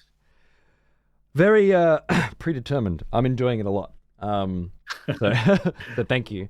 I hope very there's- much. Sorry. Oh, sorry. Go No, ahead. please. Go ahead. I was going to say just the last, this is kind of fun. It reminds me of this theory in quantum mechanics called the block universe. And the block universe was something like Einstein and a bunch of very, very smart people believed was true. There's sort of two schools of thought. The block universe is that if you look at physics and time, putting rockets up into space, time is never a variable. And Lovecraft put this in his stories as well. So the theory was there's no difference between the past, present, and the future. It's all one big block. And if we figured out the right mathematics, we can go forward and backward. And if you think about it, it is that life is predetermined, and that with enough of the right science, you can figure out the future, which is quantum mechanics theory for prophecy. Which is the one a that's lot of often focused on with documentaries and such. Which it's while fun, Correct. feels more like an astronomy than an astrology to me, and I typically lean the other way. But I entertain all interesting thoughts, regardless of belief. it's just cool. Yeah. It's just cool. Exactly. And if you when people say, hey, can people predict the future? Well, if the science of the block universe is ever figured out, then theoretically people will be able to see the future and the past equally. Which is cool Because to it's think all the about. same. But for me, the idea of using it as a game mechanic is the really interesting part. You know, like all Yes. of this stuff, being able to be built into a game, being able to have these kinds of powers, it gets my brain humming. This lich that has time control powers, or anybody that has, how does that work? Can they fast forward and change the flow of time just for them, for others within this area, for others within their persistent world or their shard, whatever it is? Like, I love the way these concepts become mechanics. That's my fascination. So the limitless potential you seem to be putting on the table here is almost too much. It's fun. I wish we had more people. And we got a lot of shit when we released our trailer because the animations were bad. And our team is so small that I'm animating. So we have this little kind of crusade of fire the animator. And I would love to bring in a professional animator. We know lots of them. We just can't afford them right now. But the idea is we've got this sandbox, and all the questions you just asked, wouldn't it be amazing to explore that? Of, are we going to do time dilation that's localized to an instance? Are we going to give the Lich spells? So yes, he's going to be able to change the weather. Can he change the weather on the entire world? Can he affect other people's instances? Let's explore it. Wouldn't that be fun? It would be very fun. Knowing that there's some lich out there controlling time and you being able to see the effects of it is fucking cool. Balancing that against 5,000 liches out there controlling time is an impossible task. So where's the medium, Do they have time slots where they're able to control the time? Do they have to gain access to the orb that allows them to, which is a fixed place in the world, and only when they are there can they do it, so only one can be doing it at a time? I don't know. Again, it gets the mind going, doesn't it? The implications are fucking awesome. Love it. Thank you. Thank you for spending some time showing, what you guys are working on. It's super cool. And while ambitious, it's also you. And you've got a pretty fucking proven track record. And as you say, with a small team, there are tools as we move forward into the future that will hopefully allow developers like yourself and studios like yourself to explore new ways of creating cool shit that don't require the same budgets and workforce allotments that they did before. And it sounds like you've got a pretty open mind about everything. So I'll be interested to see how development goes. Awesome. Also, well, thank you.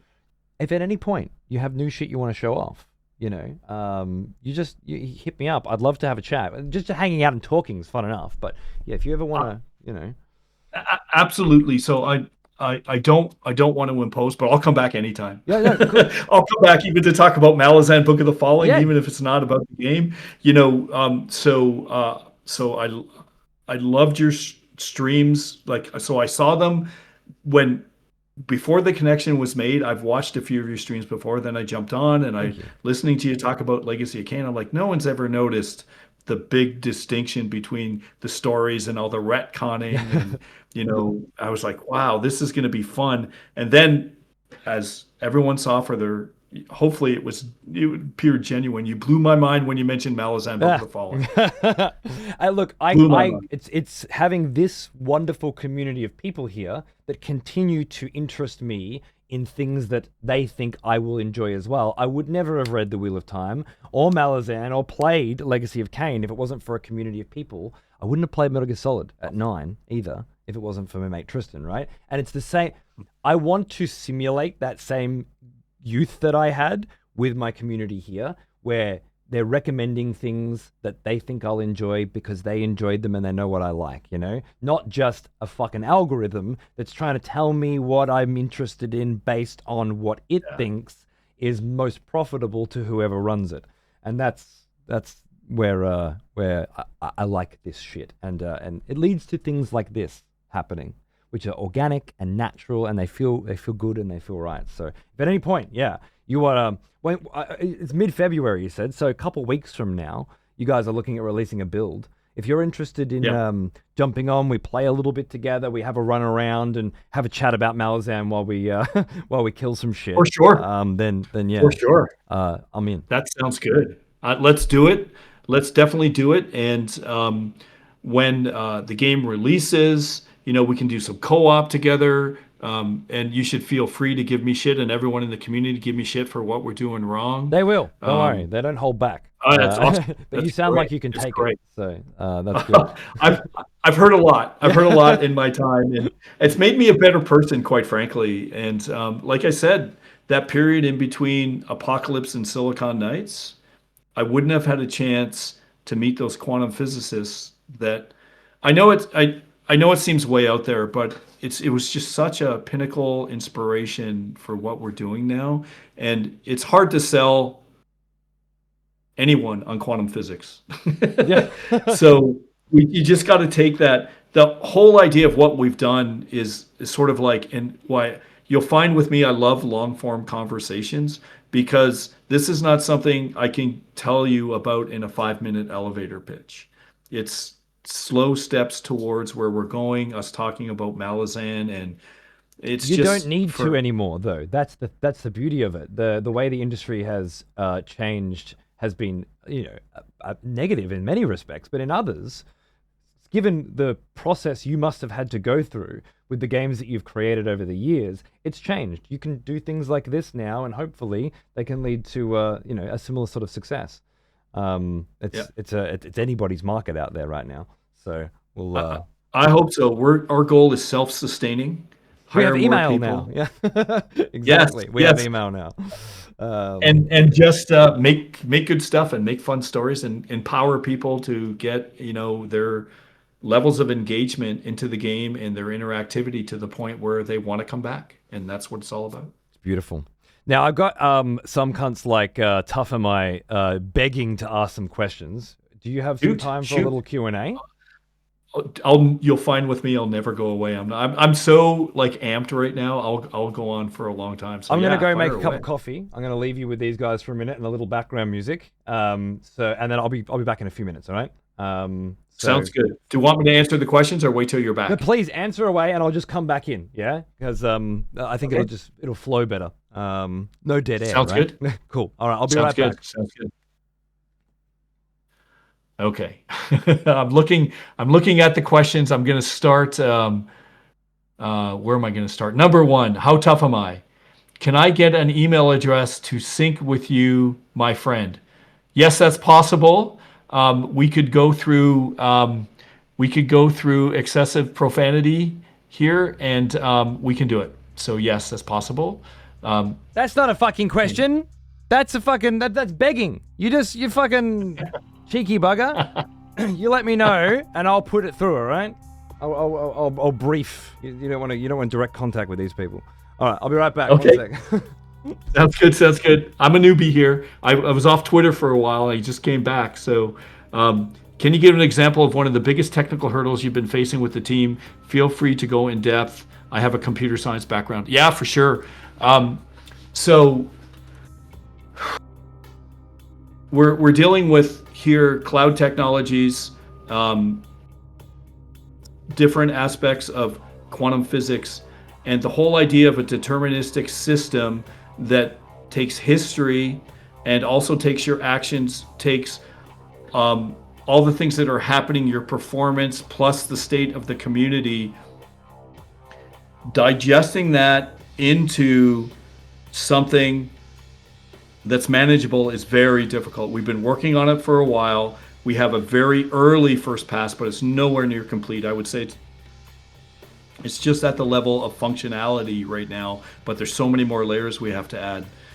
Getting all those together in a way that's totally seamless to the community is very hard.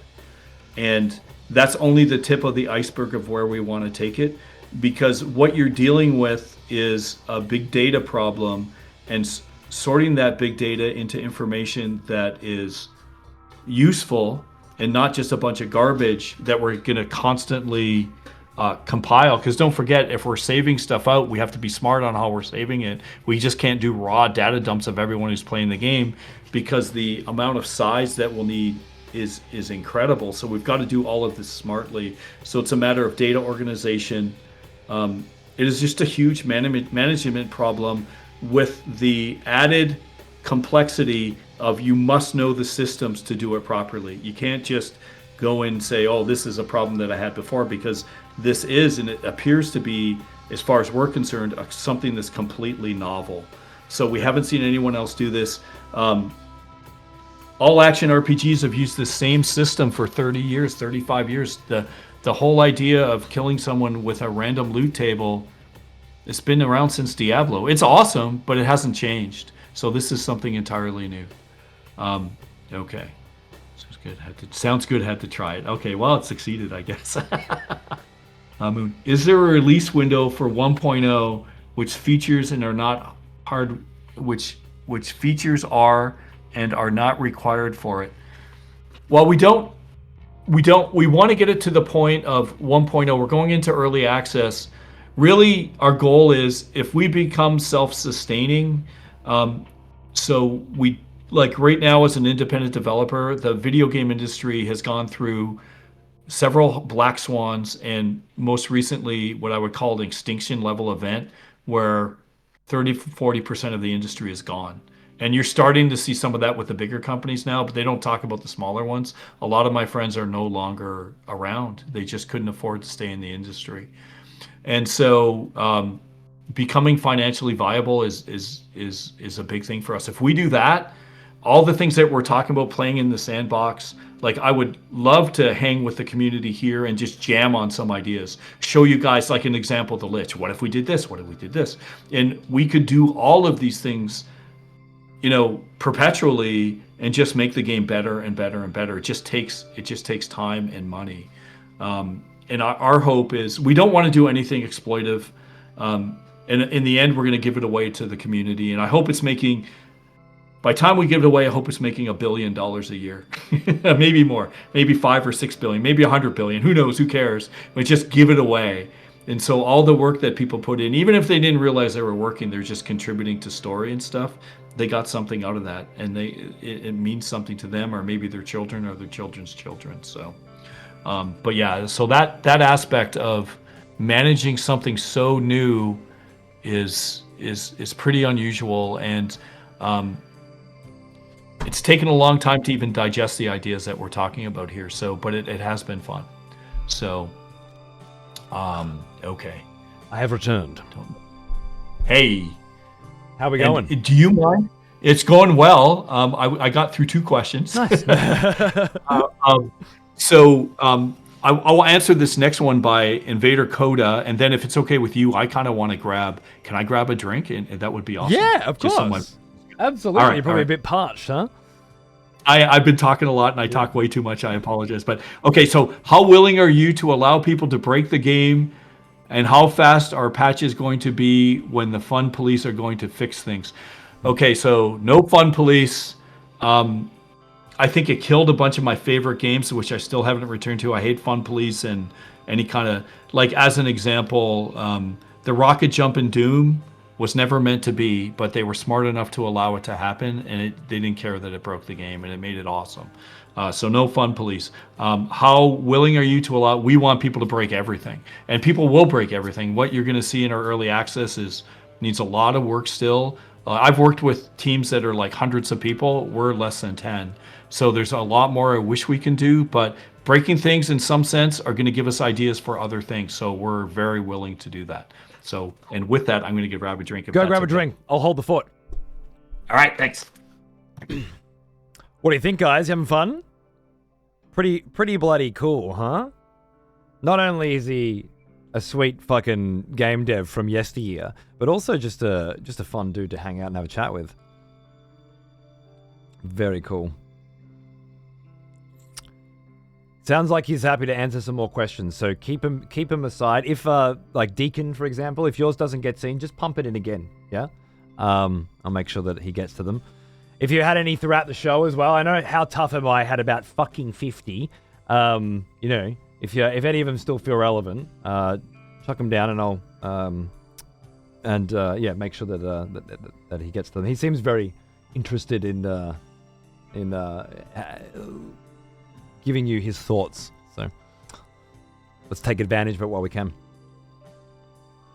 Hey, thanks, Faye. Appreciate the sub. My sub button's broken, but thank you, and it's good to see you. There he is, the man. I'm back with Diet Pepsi. I just told him to jump through, chuck down the questions again if you didn't get to them, and then and then we'll see if you can grab them then. Just Sounds good. the chat will keep moving as we go.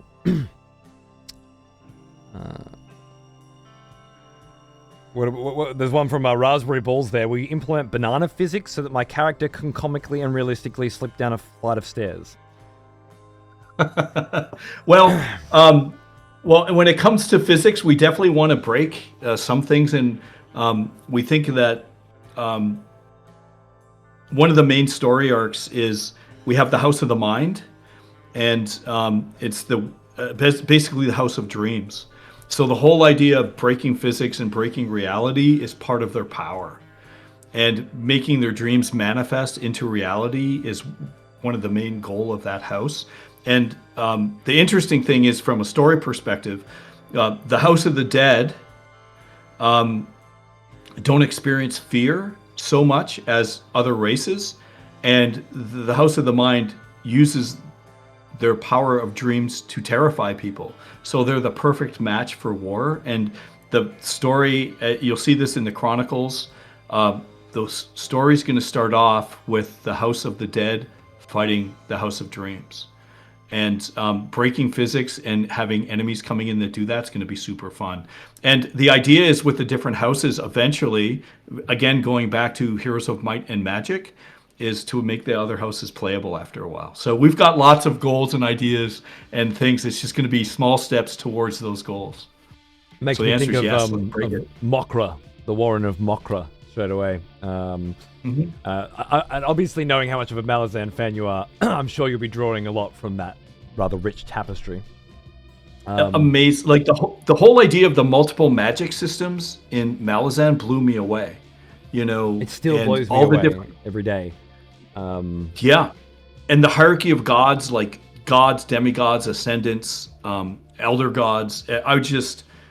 If you look at our lore, we already have all that. So, and we've only exposed very little of it, but it just And made Malazan. It's so that special. exposing it that I want to touch on very quickly. Malazan's very good at giving you very fucking little, and then slowly doling it out. There are very few large exposition dumps throughout that series. In fact, there's been a couple where it's like a paragraph of it, and it's blown me away. Like, holy shit, they just answered 6 fucking questions I've had for a year, all at once. Yeah. Just one character's finally opened up a little bit. But when we talk about the Warrens, it takes so many books before you start to even imagine what these different, Warrens are like and what powers they can be pulled from. And you finally see one character. I think it was book 5 where Mokra was finally really revealed, as a school of magic, if you will, and only a little bit, Yep. but enough for you to start to imagine what that's like. Are you planning on throwing it all out there, or will it be something that we peel back layer by layer as things go forward? So, my understanding of the way Malazan was built with Erickson and his friend is that they were actually trying to sell a movie script that was based off an RPG game that they made called Malazan. Oh. And they couldn't sell it, so eventually, which is very typical today, okay, far be it that anyone take a good idea in for film or television. Hey, and Sanderson just got in with Apple. We got to take the I win know. when we get him. there are very few, but let's hope they do it justice. Let's hope. I hope so. I'm so excited. He said he was writing the screenplay. Like, that's his new current project, is to write the screenplay. So clearly he got creative control over at least that much. So fucking very excited. That's awesome. So the way that world got built, the world building, is they would play games of Malazan, their RPG system, and then they would write the books. Apparently, that's what he said. After a while, they just went full time into writing, but that's how it all started. And I don't know another way to do it except layers of onions, because there's so much. There's a couple radio plays where we have what we call lore dumps. There's probably 3 or 4 in the first. We have 3 seasons. One with a character is called the Fetid Prince. Another that's an arch lich will be telling some things that are going on, and the idea is the world is so big that we only touch, even though we have 13 hours of fully voiced, like just straight narrative. It's very long. We only touch upon, I think, 4 houses, and some of them are just literally touching the surface. Like, there's almost no detail. The one we go into detail perhaps the most is the House of Dreams, but even then it's sort of super surface. And we're gonna have to do the same here because there's so much we want to unroll. And like, even like Jack and myself, we're doing the writing, and he's carrying the lion's share. I'm doing the lion's share of, say, the world building, but he's amazing. He's a great writer. And we just want a bigger team of writers as well. Yeah. Because you just do all this work, and you're like, well, we need someone to do this, we need someone to do that. And we're writing so much right now. It's super exciting, but it's the only way to do it. I just think if you do tons of exposition, you're going to bore people. People don't want that. They want to experience the world through that level of awe where you're just like, holy shit, I had no idea this was going on. I think it's about giving it to them at the right time as well. Like, so many games dump so quickly and so early that you just turns into Path of Exile. Oh, it's another big fucking wall of text that's going to read to me while I grind. And as you said, it's a waste because the delivery doesn't match the quality of the experience itself. Yeah. Well, that is a case of, in my opinion, I don't know for sure. But I think it's a case of brain dead fucking audience. Well, no. I think it's so with me making the games that I made, it's because I believe in story and narrative, and I run the company. And you need someone who loves narrative to run the company in order to do that properly. Otherwise, narrative will take a back seat. And I'm sure, like the Path of Exile guys they're a huge company now. They've got like hundreds of people working on it, and they think story is important. But you need someone pivotal. Sorry, I can't say that word. I'm getting tired. Pivotal in the actual company that actually has weight that can say, no, we're doing it this way. And This is that the will vision. actually, yeah, will overrule the technology and the game design. And I think the only way that we're talking about the system I'm talking about where story matters and is part of the RPG system, yeah, I think you have to believe in story to do that. And then, so in order for that to happen, you have to have someone who runs a company that believes in narrative.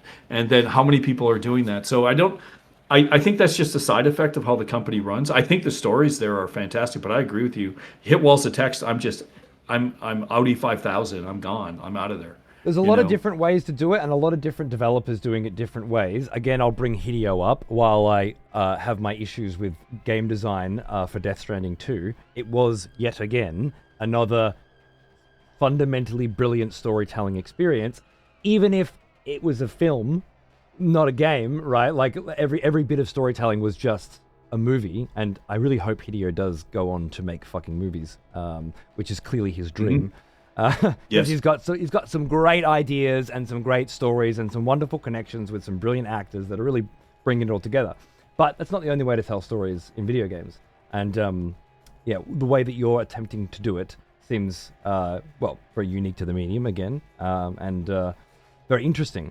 I wonder when we look at like Dark Souls storytelling as this way in which a person can pick up the game and play it completely and not even know there was one, but still have a good time.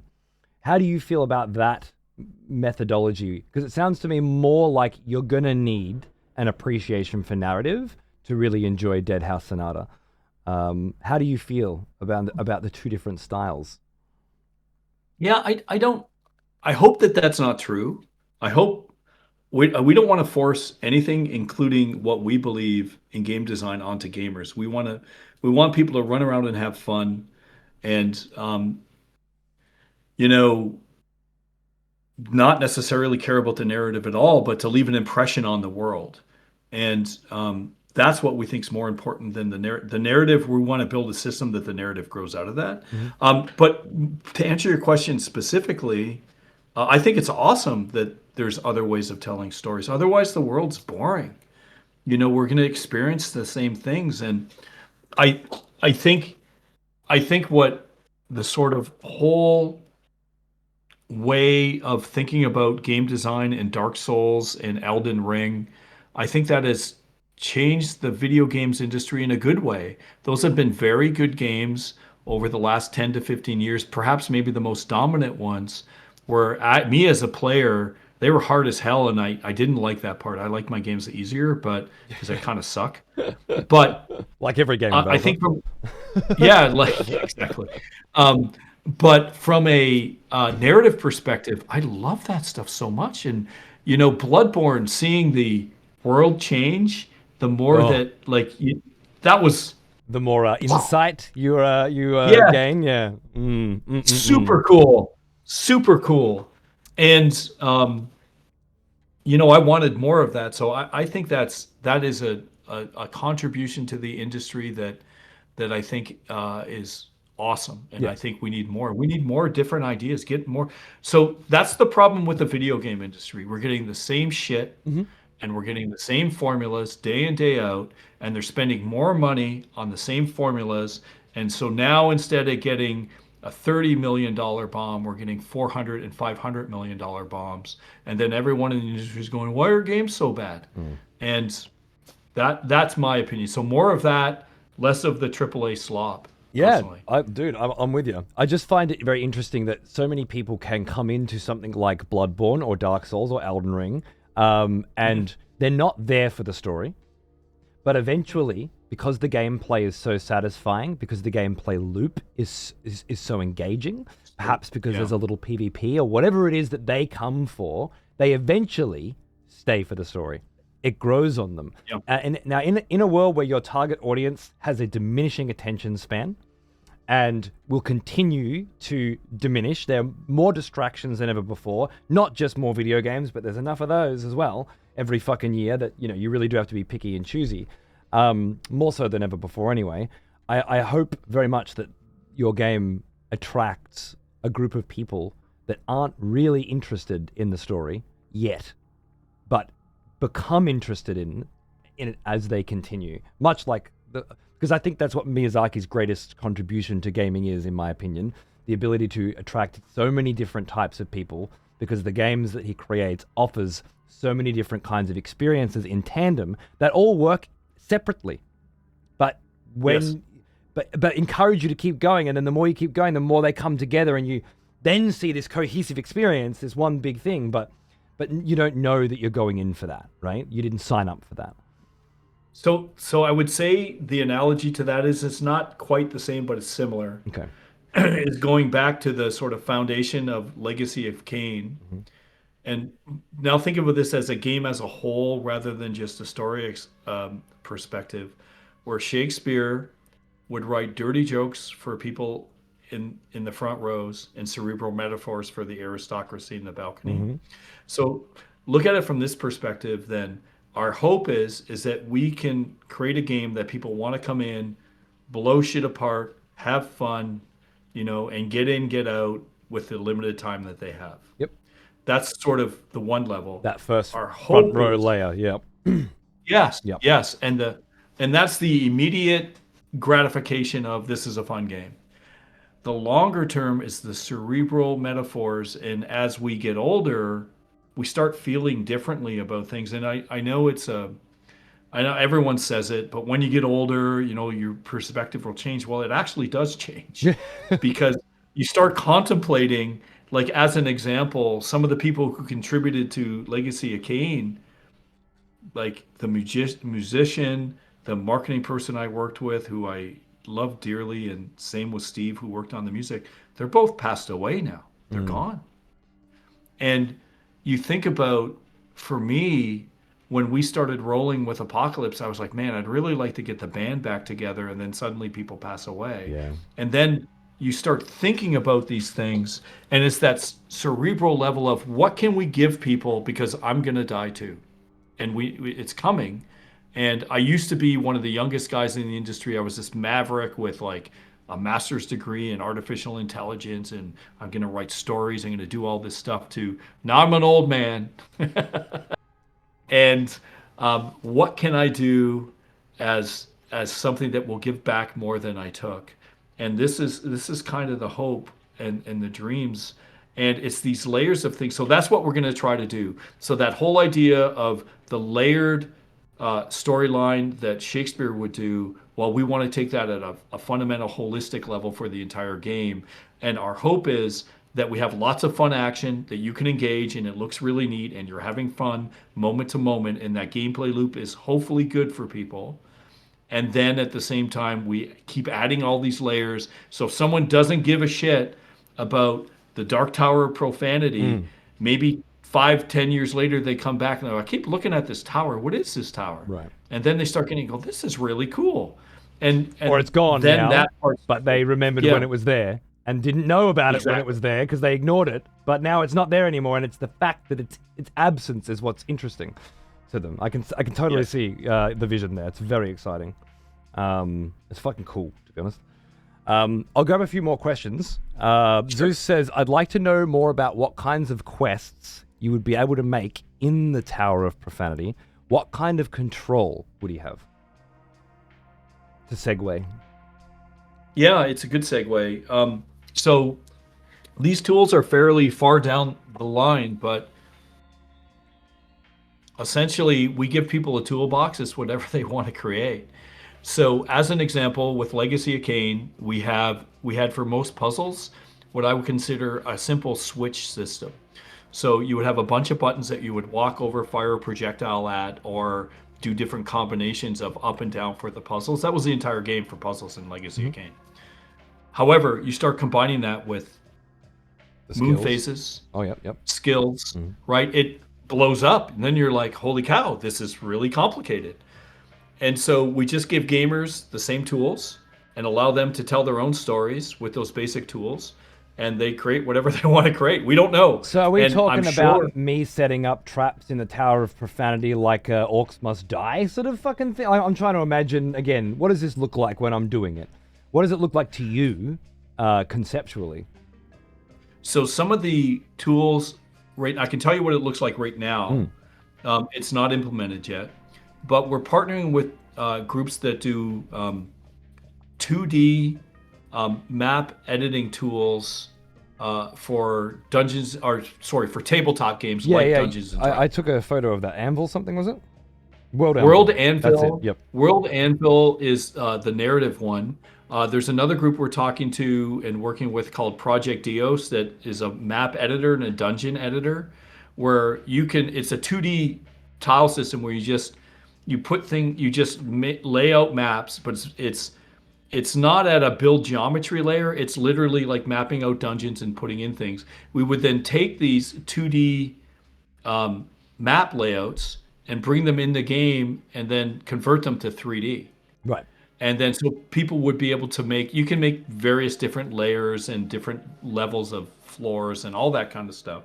We would take that basic data and then use what's in the game to generate a full level. And you can maybe leave enemies, and the AI would be, already in the game. So it would be essentially like making a dungeon campaign in Dungeons and Dragons, Yep. which is a much lower level of skill that you would have to have rather than actually getting in there and modding a whole level in a game that requires. We don't want people to have to know Unreal to do this. Yeah, exactly. And you got World Anvil to help with how to set up stories structurally, quests structurally, and then you're layering that in with this Project Dios to create the actual physicality of it as well. That makes sense to me. I can see to some degree how it works as a I guess a dungeon master, and and having DM'd my own campaigns my whole life. I can certainly see how I can translate what I already know into that world, not effortlessly, but perhaps easily. Easier than learning fucking Unreal, yeah. Oh, so learning the tools is very, very hard. And we want people to be able to just enjoy the world and create what they want to create. And then we also want things to be just totally automated, right? And so there are certain things that we can do through simulation, procedurally generate cities. All these kind of things are possible now. And do it in such a way that you feel a certain level of agency, but you don't have to build everything by hand. As an example, if a person founds a city, whoever that famous person may be, and they call the city after him, he didn't build every house in that city. Other people moved in, they did their own things, and a simulation occurred where the town or the village turned into a town, the town then turned into a city, and the city turned into a metropolis or whatever. And all of these kind of things, to say that one person has to build all that is actually farther away from real life. So we want to enable people to do simple things that result in very complex results. And that's kind of the theory and the theme. That's bloody awesome. I understand more about how that part of the game is conceptually being implemented now. I'm very interested to see. Obviously, not in 2 weeks will we be seeing user-generated content, but no, we're pretty far away from all that stuff. Yeah, we need a bigger team, but the idea is these are our dreams. These are where we want to go. So. And launch in early access, generate some revenue, hopefully hire some more staff, and then start building these things and fleshing these things out. It makes sense. Exactly. Deacon says, professional software tester question. How does a small team handle testing?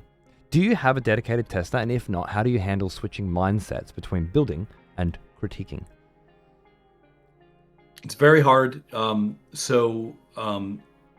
play all the time as an example. I don't know how many hours I have in the build, but it's a lot. And we also have 100 people under NDA from our Discord who are playing the game constantly and giving us feedback. But it's really hard. You sit there and you have an idea to create, and then you're like, oh, I just added a task and we have 100 bugs we need to fix. And it's very, very tough. All I can say is you just prioritize the creative level with the gotta fix bugs level. And you tend as a developer to always lean towards the creative. And we're going to see how we do when we get out to the public. I expect to, I expect to take a lot to the chin.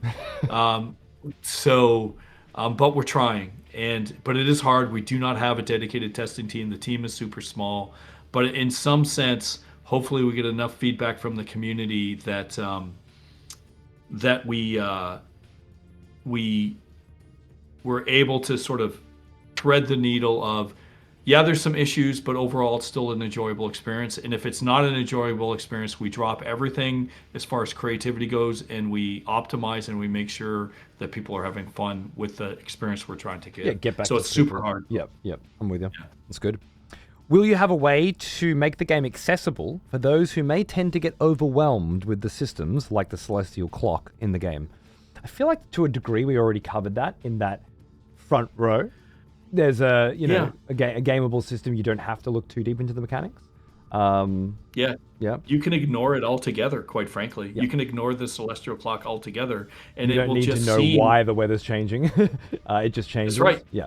It just changes, and you don't know why you're getting the loot that you're getting. It just is.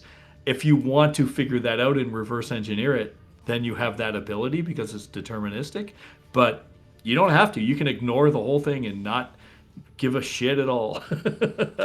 Can you explain what led you back to Unreal Engine? Asks Game Life Crisis.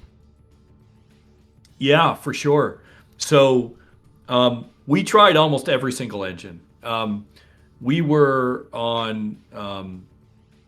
We went from Lumberyard to. We worked with Amazon on the Open 3D engine for a while, so we sidetracked and worked on them.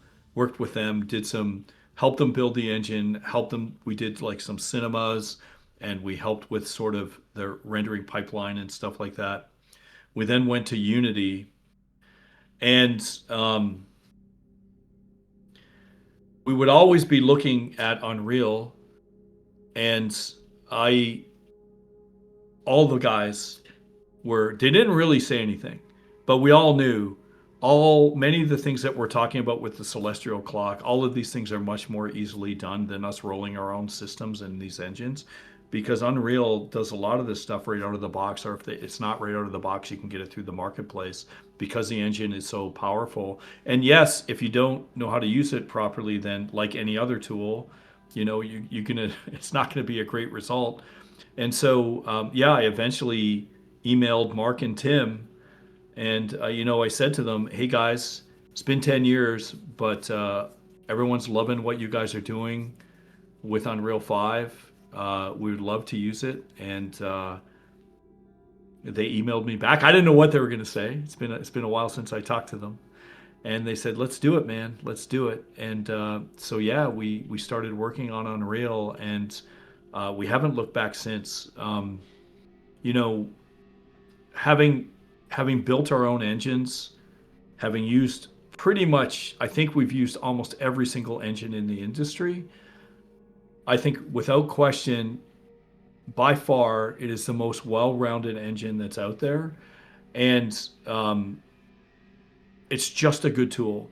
And then with a good tool, like a good pencil, you've got the people behind it are going to make the game shine, are going to fail. Absolutely. So I think, a lot of examples of that lately. Oh yeah, for sure. Shitty optimization where shit doesn't run, all the way to this is Unreal. It doesn't even fucking feel like Unreal, And then in the middle, I would say a bunch of games that just look Unreal and feel Unreal, and it's kind of like the box checking again. You feel like you're back somewhere you've already been before, if people behind it making one of the things that we did is we were super AAA graphics for a while, and we did some hyper realistic stuff, and I started seeing out there that all of these companies were going very hyper realistic. And one of the coolest things you asked while I was demoing, you're like, is this Unreal? The fact that you didn't know it was Unreal right away is a success to us because we went from a hyper realistic style to a stylized version of the game. It was just the puddles that gave it away, really. It was the water reflections that I was like, that looks like Unreal. But that was the first point where I thought Unreal. So yeah, very, very nice. And that's what we wanted, right? And so we have been working on the game for quite a while, but we eventually got to the point where we think hands down this is the best engine, and we started working on it, and we haven't looked back since. It's been amazing. Fuck yeah, that's awesome. Further exploring accessibility, says Chris. What kind of settings like color blindness sets do you all have currently and are looking to add? Fuck, it feels a bit early for that, doesn't it? Yeah, so we're definitely aware of that stuff. We're early, so we're looking at right now system optimizations. People want to know if this will run on Steam Deck, and That's a big one. even though we're stylized, we're pushing the hell out of the system with all these weather effects and simulations. Yep. So but we do want to put that stuff in. We want to make a game for everyone. Just bear with us and please be patient, as well as like different localizations and different languages. We're going to try to get to it all. But right now, our first goal is to make the game fun, playable, and make it perform on as many systems as we can, and then go from there and keep adding. That's good early access by the sound of it. I try not to do too many early access projects at once. This whole buy a game and then expect it to be ready shit that's going on these days is a bit stupid. So I kind of try to limit my scope down to, okay, I'm playing this game early access. I want to be a part of its growth. I want to give feedback. I want to play it at different stages. And I pick it for different reasons. Obviously, this is a dead giveaway. But I look forward to watching this grow. Hopefully, alongside you, I hope you can come and join us for some gameplay sessions when you've got some new stuff to show off. I think that'll be 100%. And that would I'm in. I'm in. Sweet. So. Well, then we'll have plenty more opportunities to have candid chats and ask questions moving forward, which is good. I think that's about the extent. Any more room for alpha beta tests? Well, it comes out that the fucking early access is in 2 weeks, dude. Yeah, soon. You'll have a chance to play. It's not long. Yeah. Will it be possible for any of the more structured lore to be changed through player agency? So will your writing be influenced by players' actions, perhaps? Is my interpretation. So obviously the stuff that's happened in the past, unless we want to retcon, which I'm not a big fan of, Sure. Won't change. But the direction of the future of where we go is going to be massively dictated by the community for sure. For sure. We want to make what people create in the game canon. And like the radio play is another good example. We've already had 6 or 7 community radio plays already made and voice acted fully. So it's pretty cool. In a tweet, it was mentioned that we would enjoy Dead House if we like Warframe. Is the mission structure what's being compared here? I like that one. Is it the Sojourns that you're drawing Warframe from? So I would say the general structure of the game, not including any of the narrative and stuff, is going to start from Warframe. Obviously we have systems that are massively different, especially with, the Eternity system and where we want to take the narrative. But we actually have people. Digital Extremes is only an hour and a half away. Many of the people who work there are my good friends, and we grew up together. So like our art director, he worked at Digital Extremes and was an art director at DE while they made Warframe. So there is a lot of overlap there. But what I like about Warframe more than anything was the simplistic nature of the gameplay and the engagement, where you got in, you had fun, and you got out. Now, we want to add more layers to that, but I would say as a structural archetype for a game, that's a good way to think about it for now. Cool. All right. I can't pass this, but maybe you can. What is the primary environmental and emotional dimension in the game, and how are they used to drive player engagement? Faye has a habit of wording things like a fuckhead, and this is just one of those examples where, like, never use a long word where a short one will do. Get to the fucking point. Don't word salad your shit. But maybe you can understand it better than I can. I'm sorry. I'm sorry to belabor this. Can you read that one more time? Yeah, that's what I fucking thought. Hopefully, this is a fucking lesson for you, Faye. What is the primary environmental and emotional dimension in the game? And how are they used to drive player engagement? Okay. So if I understand the question correctly, imagine a world Big if. that's Sorry. imagine a world that's so dark that you're better off being dead than alive. And we take into, and we're not preaching to anyone, but if you look at today's world, there's so much cognitive complexity that all of the overwhelming issues that we can't possibly deal with, whether it's taxes or technology or politics or geopolitics or whatever it is, we can't possibly pay attention to all those if we're going to run a wholesome life. We only want to take care of our family and do the things that we want to do. So, like But the if a monkey world sphere? becomes, So, yeah, yeah, the concept of like that one group of monkeys you can actually give a fuck about, and then your garbage man can't be a part of your, daily thoughts, what his life is. He's in your sphere. He takes your trash out, yeah, but you can't care about what happens to him on an emotional level. Is that what? Okay. yeah.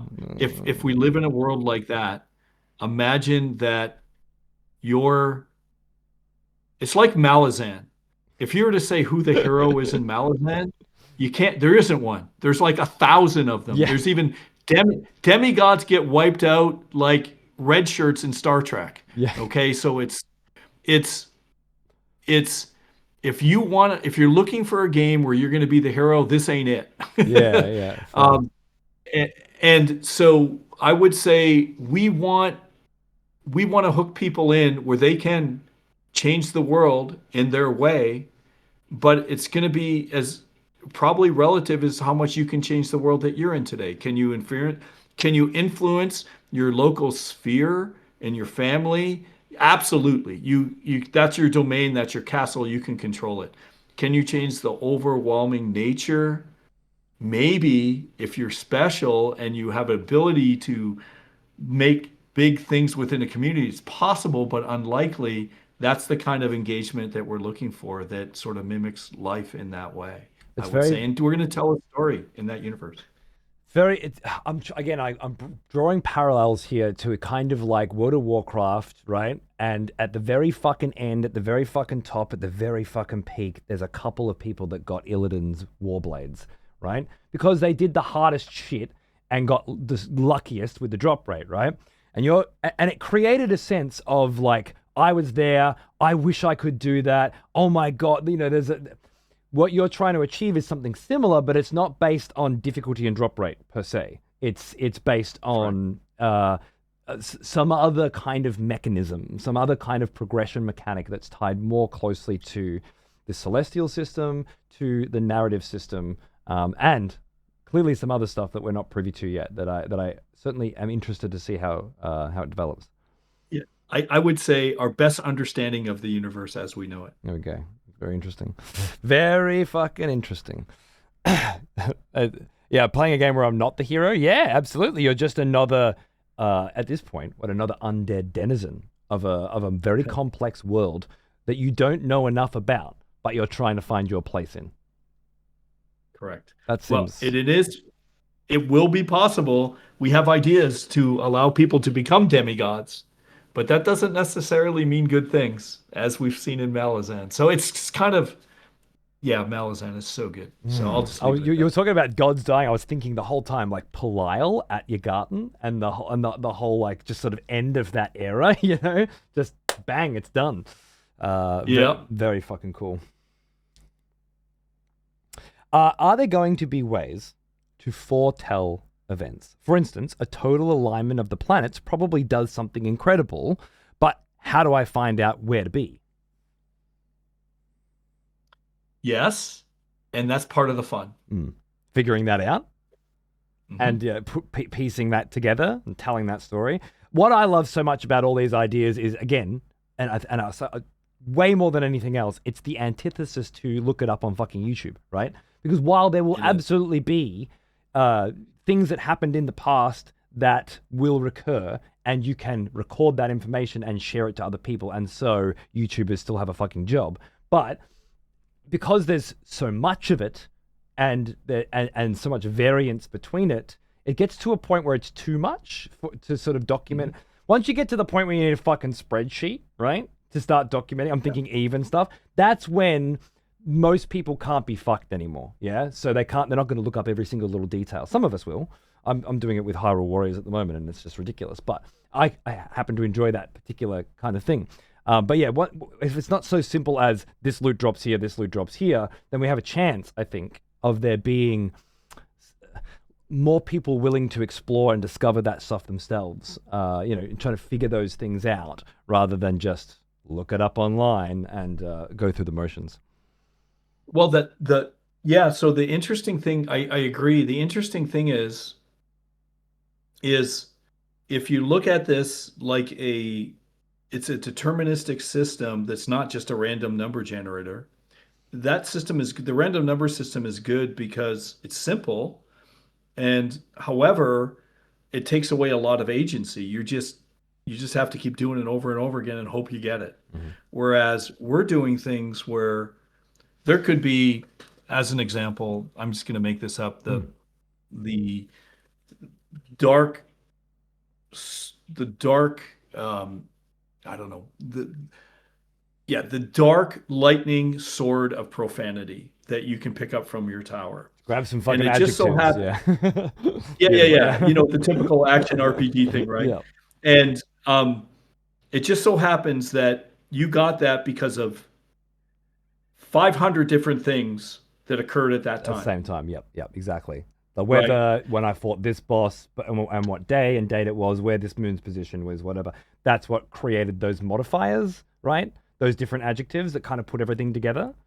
I can see that because I know Path of Exile and shit. I know what that kind of looks like when it's generated in a RNG simulator. That it's being generated based on other factors is fucking cool.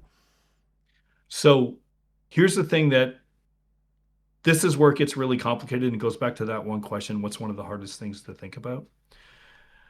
If you take Path of Exile and you take, in its case, it is just a random number generator, so it's very simple. If you take our example and it's 500 different things that happen at that one point in time, correct?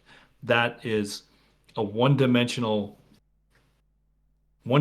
perspective on that space. Mm-hmm. But now think about history. So let's take it 2 dimensions. So what if now we start looking back in time to what you did or what other people did in the universe, and then that combinatorially just explodes? Okay, yep. And what if some of those were the factors that go into getting that sword?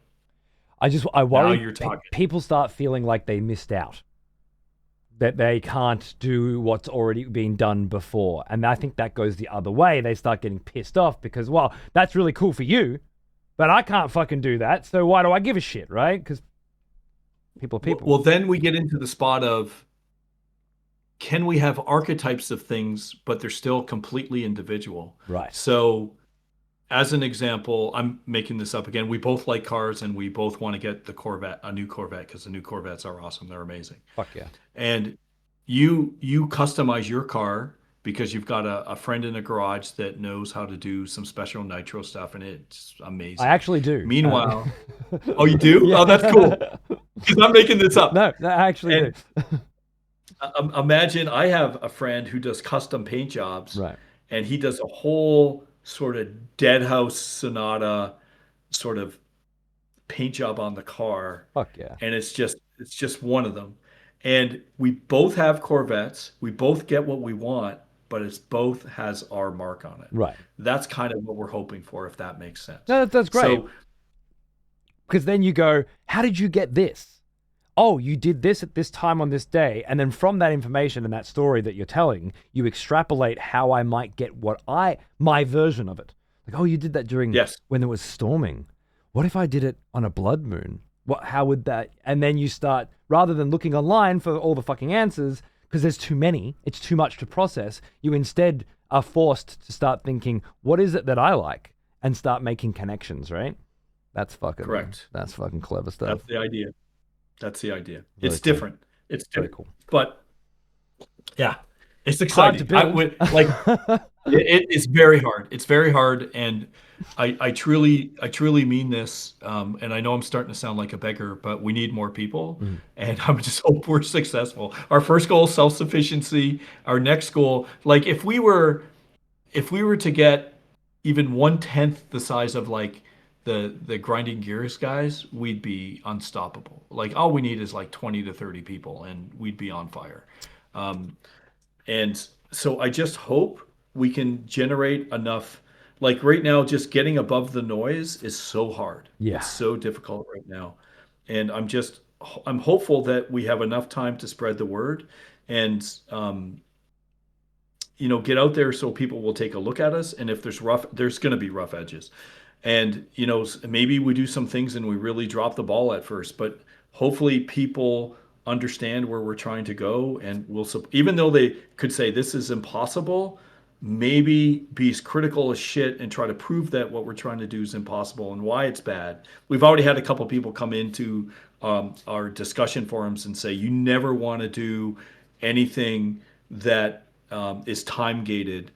And because he saw the celestial clock, Yeah, I think it's a yeah. he, and he's like, that's really bad. And he gives examples why. But I'm like, wait. It's not just about time gating. It's about history. Yeah. And you know how we talked about the one dimension versus the multiple dimensions? It's just there's so much you can do within this school of thought that I truly think it's different. At Just least I haven't already seen right anything like there, the idea that time gating is bad is predicated on the idea that previous experiences with time gating have been bad. It has nothing to do with the way in which time gating can be used to create good experiences that you enjoy in the future, and an unwillingness to explore it would make me write off the criticism immediately. Already, I'm thinking, what's more important is, what am I doing while I'm waiting? Yeah, I'm waiting for a blood moon to come next month so that I can attempt to get this particular weapon in this particular way and a few other things as well. But what am I doing? If you have enough things to be doing right now as well, then you're not worried about waiting. You're in fact creating a list of things to do in your head and you're prioritizing. And that's a fun thing to do. We all like prioritizing. Something as simple as pick up all your quests in an RPG and then figure out which order to do them in is fun, right? People Yeah. absolutely enjoy that. You can take this to a much deeper level. Anyway, yeah, just the idea that people will come up and say this can't be done, this is bad. You seem to have the right mentality for rebuffing those opinions, let's call them. Yeah, well, I think like I said, being critical and questioning is very healthy. And the when someone says they truly want to do something new in the industry, I'm skeptical of that. I've been fooled so many times that this game is gonna be so different, and it's just a rerun of everything else with some fucking great marketing. And we're starting to get some good marketing with Rick on board, but we've had some pretty shitty marketing in the past, and we're just trying to get this idea out, and we just hope that people like it. So, but yeah, be skeptical. Be skeptical. It's 100% be skeptical. it's gonna be a tough road for you guys, I'm sure, just like any other early access product where depending on whether you get noticed on Steam, for example, and then of course once you do, how do you maintain that interest in a world where every day there's a new early access coming out, right? That's I don't know how to solve that fucking problem. But I don't think anyone does. yeah, but what's the alternative? You either get funding from a big publisher that's more often than not going to fundamentally try to change the project so that it's more reasonable and more within scope, or you wing it and keep plugging away. I think the one thing you really do have going for you is experience and pedigree. The two things I should have said. Experience and pedigree being the same kind. You have a name, you have a brand, you have a track record of really high quality shit. You have a fan base out there, a growing one, which I'm proof of, and hopefully that'll be enough to continue to spread the word. Obviously, so. I'll do my part. I hope others will as well. Oh, thank you. You've sold me. That's it, right? I'm a skeptic, and I'll continue to be one, and I'll reserve the right to change my opinion on anything at any moment. But right now, I feel very convinced, and from what I've seen with the celestial clock already in place and working with the way that it affects the weather, I can understand and make the leap. How does that influence the types of weapons that are happening? And I understand what you mean when you say I don't want RNG to decide what kind of weapon you get. I want this system to determine that. I can see it all, so I'm on board. Yeah. I guess now it's up to your team to make it a reality, and I really hope you guys get the funding. Awesome. And the support you need to do that. I appreciate it so much. So first of all, thank you for having me. It's been such a amazing. I've had so much fun. I hope. Good, me too. 5 hours, mate. 5 hours gone past like 5 minutes. I had no idea we do. Actually, once you mentioned Malazan, I'm like, oh, this could go on for a while. So, I really, really appreciate it. It's seeing your breakdown of Legacy of Kain, Blood Omen. That was pretty inspiring for me to see, because very few people do that at a level, and you're breaking it down and you're doing what I would say is a very level analysis of things that are very close to what happened, which is amazing to me. Thank you very much. And then, oh yeah, no, for sure. And then excessive profanity. Like I said, I'm well versed in Tourette's, and my wife thought this would be the perfect stream. This brand has right. always filtered out the kinds of people that I can't get along with, and welcomed the kinds of people that I can. And today is just a fantastic example of that. Like, you know what you're going to get with this brand, so it's all on the table straight away, and then we can just be people making connections and talking about shit, right? So I am literally, soon as we get off, I'm going to run upstairs and tell my wife Joanne that we talked about Malazan Book of the Fallen. And she's going to be like, oh, you have no idea how much I talk about that. I recommend that book series to everyone. It is literally my favorite book series of all time. Ask my chat. I don't shut the fuck up about it. I've been reading it for over a year now, and it's just constant. Amazing stuff. Amazing, and it's so detailed, and there's limitless depths in those books, and they're very dense. But so, and then on top of all that, you've given me the time to just speak out loud, and there's just no better forum. So thank you. I really appreciate it. If you ever want me back, I'm in. Oh, just it really is our Happy pleasure. Absolutely. And now that I know you a bit better, I think, as I said, I think us just hanging out and having a game and a chat is going to be a format that works quite well, particularly on Twitch, because that's what they're used to as well. So, so this is a record for me. I've never gone 5 hours, so it only seems like an hour, quite frankly. So it's amazing. The good stuff really always does. I'm really glad we did this. Thank you so much, man. Yeah, that's amazing. Oh, thank you. Did you have anything you wanted to say to chat before we wrap it up for now, and come back to this hopefully soon? Yep. 2 requests. The first one is give us time. We're small. And the second one is spread the word, and please wish list us on Steam. That helps us a lot for many reasons. If someone can chuck that link down for me again, Vosh did before. Maybe you've got it on hand. But yeah, wish lists obviously in this industry are a kind of currency before a game comes out, and it seems to be a very valuable one. So if you don't mind a click, absolutely is. No, I'm gonna go on Steam and get it right now. Give me a second. Chat's got it for you. Don't worry, it's all good. These guys know. Oh, they got it. Yeah, these guys are professionals. Okay, amazing. Thank you. Yes, please wish list it and spread the word. We're gonna try. We're gonna do everything we can, and you've got my ear. And you can call me up anytime, even if we're not streaming, and say, Dennis, what the fuck did you do this for? Stop. Like, tell me. You know what I mean? I'll try not to be too fucking overego with my bullshit, but I also won't hold back. If you're interested in genuine criticism from somebody who's never made a fucking video game, but has devoted a lifetime to playing them, and for a time there, trying to pull them apart and see what makes them tick. Hopefully my kids will be game designers. They seem to have the right fucking, head for it. We'll see how it goes. For me, it's always been about, I guess, an appreciation and an understanding. So if that's useful to you, it's great.